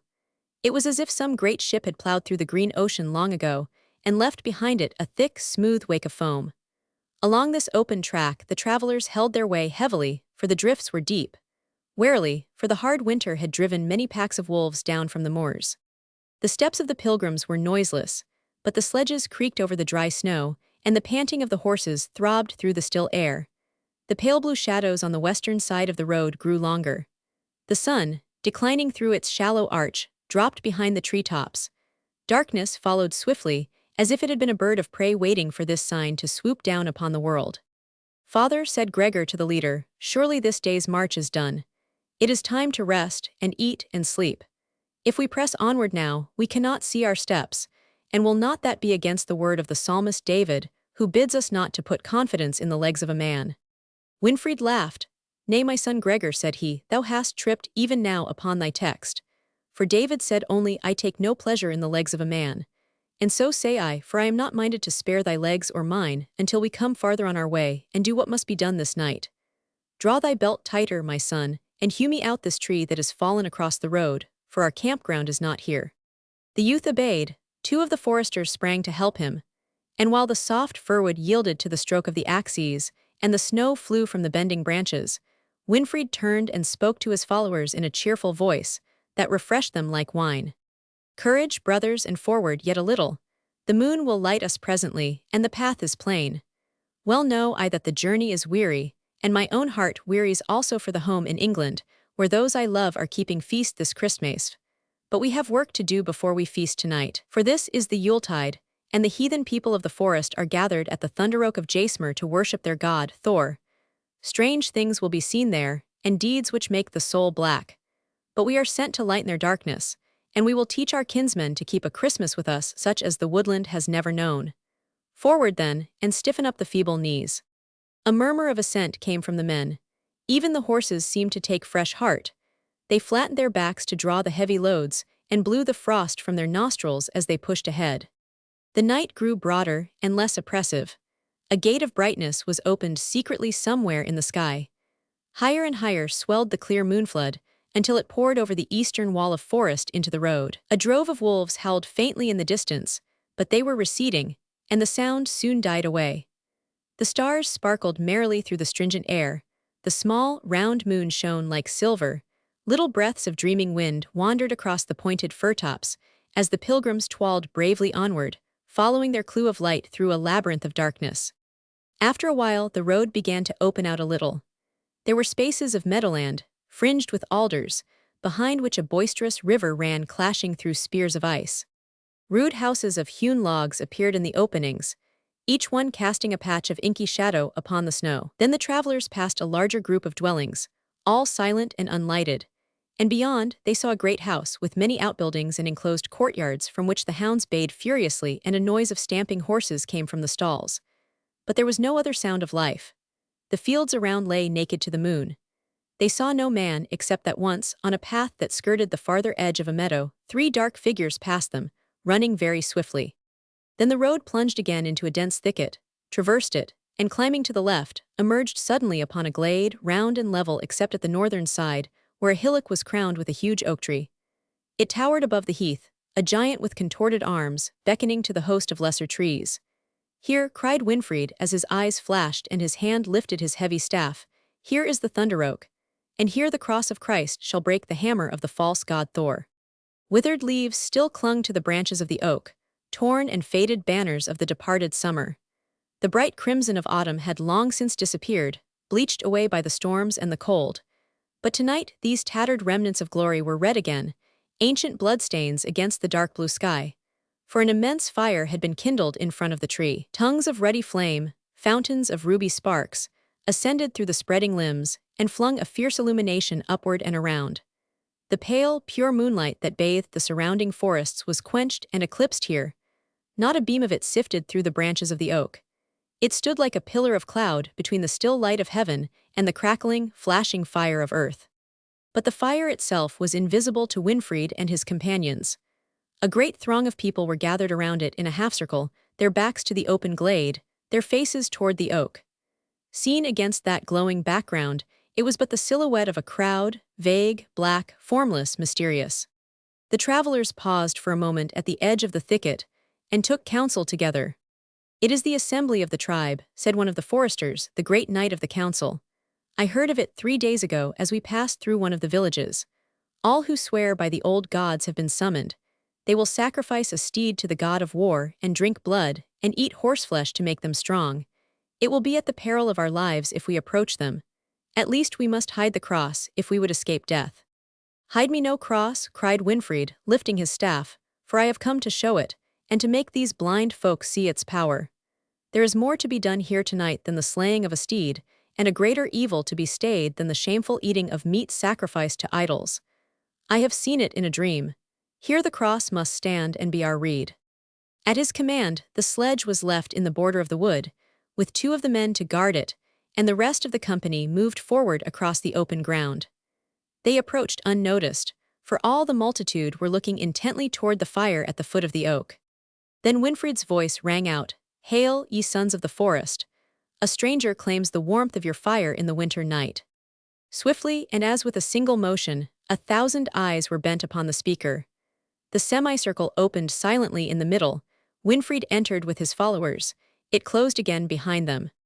Then, as they looked round the curving ranks, they saw that the hue of the assemblage was not black, but white, dazzling, radiant, solemn. White, the robes of the women clustered together at the points of the wide crescent. White, the glittering bionies of the warriors standing in close ranks. White, the fur mantles of the aged men who held the central palace in the circle. White, with the shimmer of silver ornaments, and the purity of lamb's wool, the raiment of a little group of children who stood close by the fire. White, with awe and fear, the faces of all who looked at them. And over all the flickering, dancing radiance of the flames played and glimmered like a faint, vanishing tinge of blood on snow. The only figure untouched by the glow was the old priest, Hunrad, with his long, spectral robe, flowing hair and beard, and dead-pale face, who stood with his back to the fire and advanced slowly to meet the strangers. "Who are you? Whence come you, and what seek you here?" "Your kinsman am I, of the German Brotherhood," answered Winfried, "and from England, beyond the sea, have I come to bring you a greeting from that land, and a message from the All-Father, whose servant I am." "Welcome then," said Hunrad, "welcome, kinsman, and be silent, for what passes here is too high to wait, and must be done before the moon crosses the middle heaven, unless, indeed, thou hast some sign or token from the gods. Canst thou work miracles?" The question came sharply, as if a sudden gleam of hope had flashed through the tangle of the old priest's mind. But Winfried's voice sank lower, and a cloud of disappointment passed over his face as he replied, "Nay, miracles have I never wrought, though I have heard of many, but the All-Father has given no power to my hands save such as belongs to common man." "Stand still then, thou common man," said Hunrad scornfully, "and behold what the gods have called us hither to do. This night is the death night of the sun god, Baldur the beautiful, beloved of gods and men. This night is the hour of darkness and the power of winter, of sacrifice and mighty fear. This night the great Thor, the god of thunder and war, to whom this oak is sacred, is grieved for the death of Baldur, and angry with this people because they have forsaken his worship. Long is it since an offering has been laid upon his altar, long since the roots of his holy tree have been fed with blood, therefore its leaves have withered before the time, and its boughs are heavy with death. Therefore the Slavs and the Wends have beaten us in battle. Therefore the harvests have failed, and the wolf hordes have ravaged the folds. And the strength has departed from the bow, and the wood of the spear has broken, and the wild boar has slain the huntsman. Therefore the plague has fallen on our dwellings, and the dead are more than they living in all our villages. Answer me, ye people, are not these things true?" A hoarse sound of approval ran through the circle. Chant in which the voices of the men and women blended, like the shrill wind in the pine trees above the rumbling thunder of a waterfall, rose and fell in rude cadences. "O Thor, the thunderer, mighty and merciless, spare us from smiting. Heave not thy hammer, angry against us. Plague not thy people. Take from our treasure, richest of ransom. Silver we send thee, jewels and javelins, goodliest garments. All our possessions, priceless, we proffer. Sheep will we slaughter, steeds will we sacrifice. Bright blood shall bathe, O tree of thunder. Life floods shall lave thee, strong wood of wonder. Mighty, have mercy. Smile as no more. Spare us and save us. Spare us, Thor, Thor." With two great shouts the song ended, and stillness followed so intense that the crackling of the fire was heard distinctly. The old priest stood silent for a moment. His shaggy brows swept down ever his eyes like ashes quenching flame. Then he lifted his face and spoke. "None of these things will please the god. More costly is the offering that shall cleanse your sin, more precious the crimson dew that shall send new life into this holy tree of blood. Thor claims your dearest and your noblest gift." Hunrad moved nearer to the group of children, who stood watching the fire, and the swarms of spark serpents darting upward. They had heeded none of the priest's words, and did not notice now that he approached them, so eager were they to see which fiery snake would go highest among the oak branches. Foremost among them, and most intent on the pretty game, was a boy like a sunbeam, slender and quick, with blithe brown eyes and laughing lips. The priest's hand was laid upon his shoulder. The boy turned and looked up in his face. "Here," said the old man, with his voice vibrating as when a thick rope is strained by a ship swinging from her moorings, "here is the chosen one, the eldest son of the chief, the darling of the people. Hearken, Bernhard, wilt thou go to Valhalla, where the heroes dwell with the gods, to bear a message to Thor?" The boy answered, swift and clear. Yes, priest, I will go if my father bids me. Is it far away? Shall I run quickly? Must I take my bow and arrows for the wolves?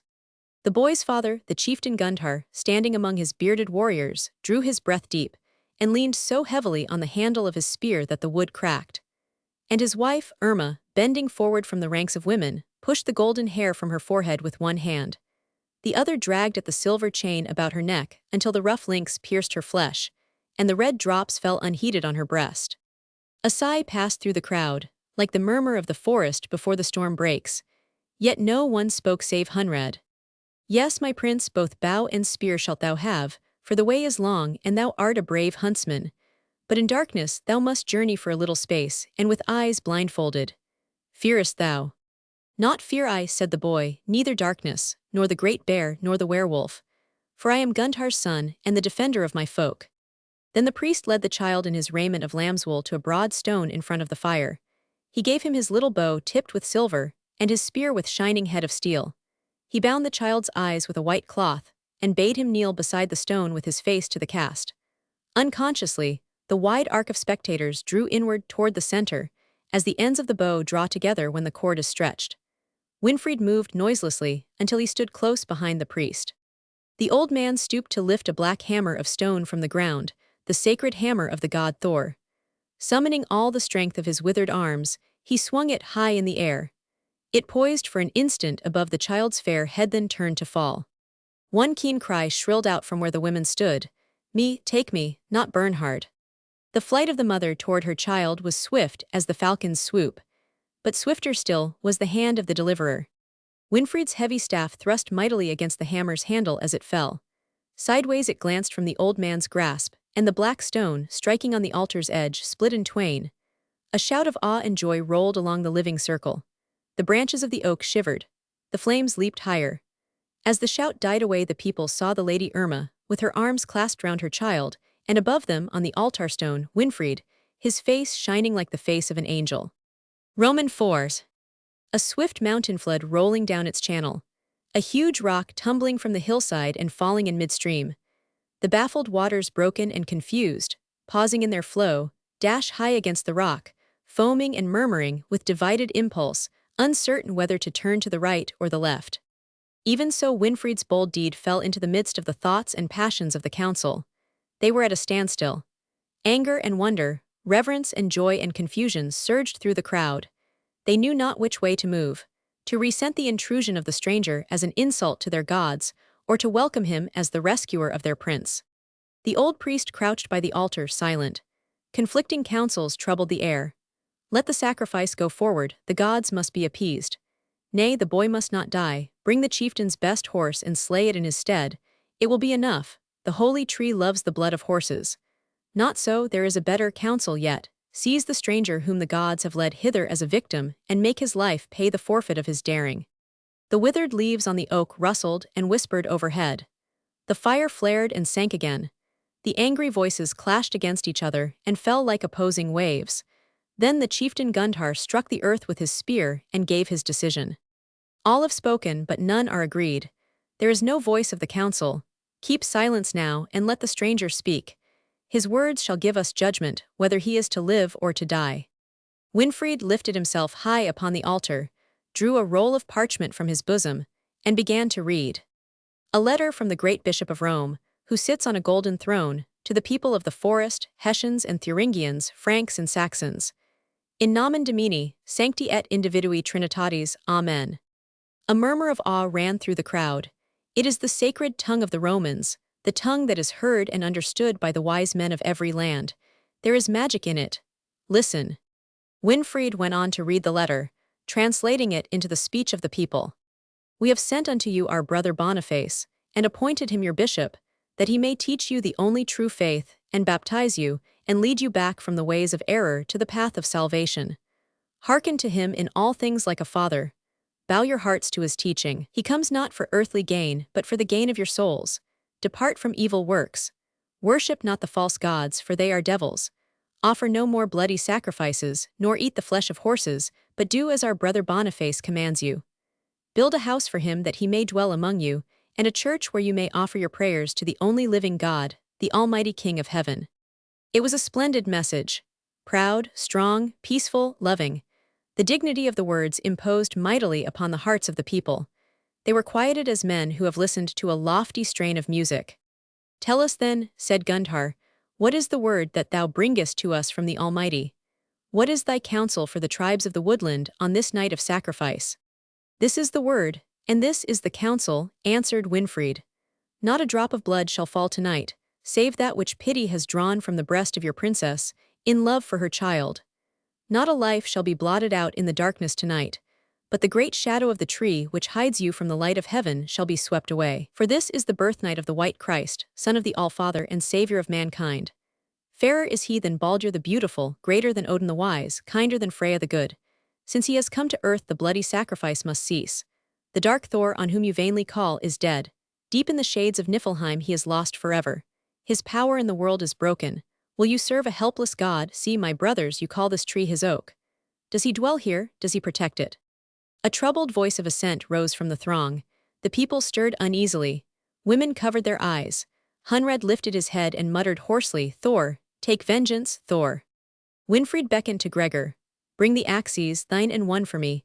Now, young woodsman, show thy craft. The kingtree of the forest must fall, and swiftly, or all is lost." The two men took their places facing each other, one on each side of the oak. Their cloaks were flung aside, their heads bare. Carefully they felt the ground with their feet, seeking a firm grip of the earth. Firmly they grasped the axe-helves and swung the shining blades. "Tree god," cried Winfried, "art thou angry? Thus we smite thee."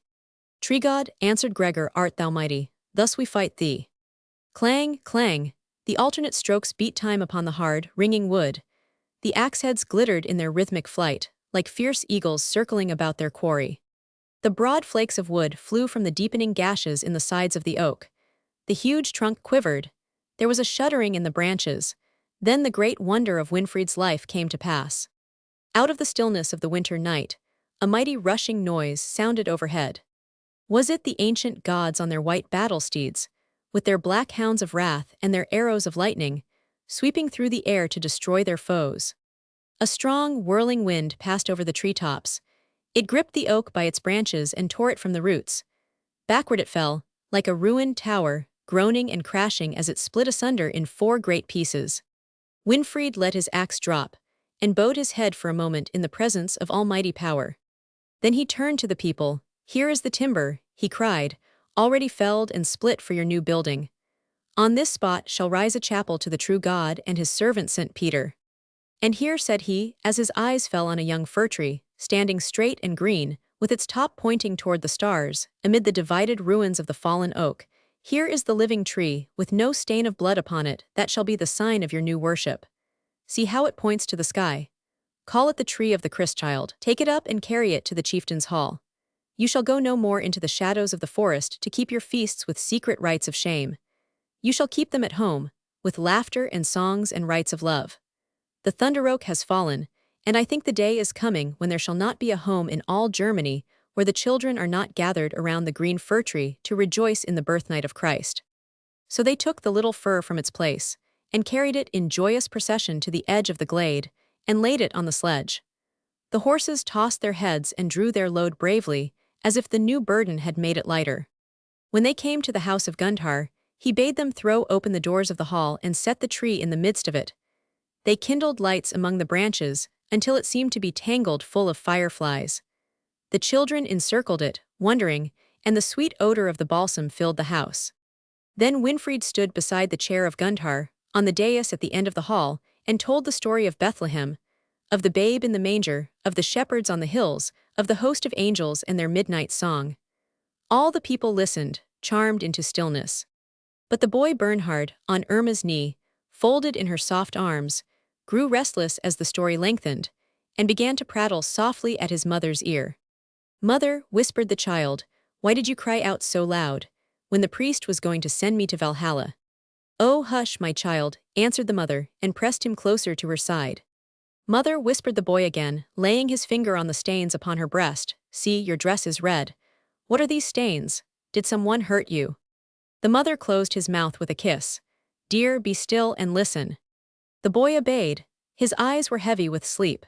But he heard the last words of Winfried as he spoke of the angelic messengers, flying over the hills of Judea and singing as they flew. The child wondered and dreamed and listened. Suddenly his face grew bright. He put his lips close to Irma's cheek again. "Oh, mother," he whispered very low, "do not speak. Do you hear them? Those angels have come back again. They are singing now behind the tree."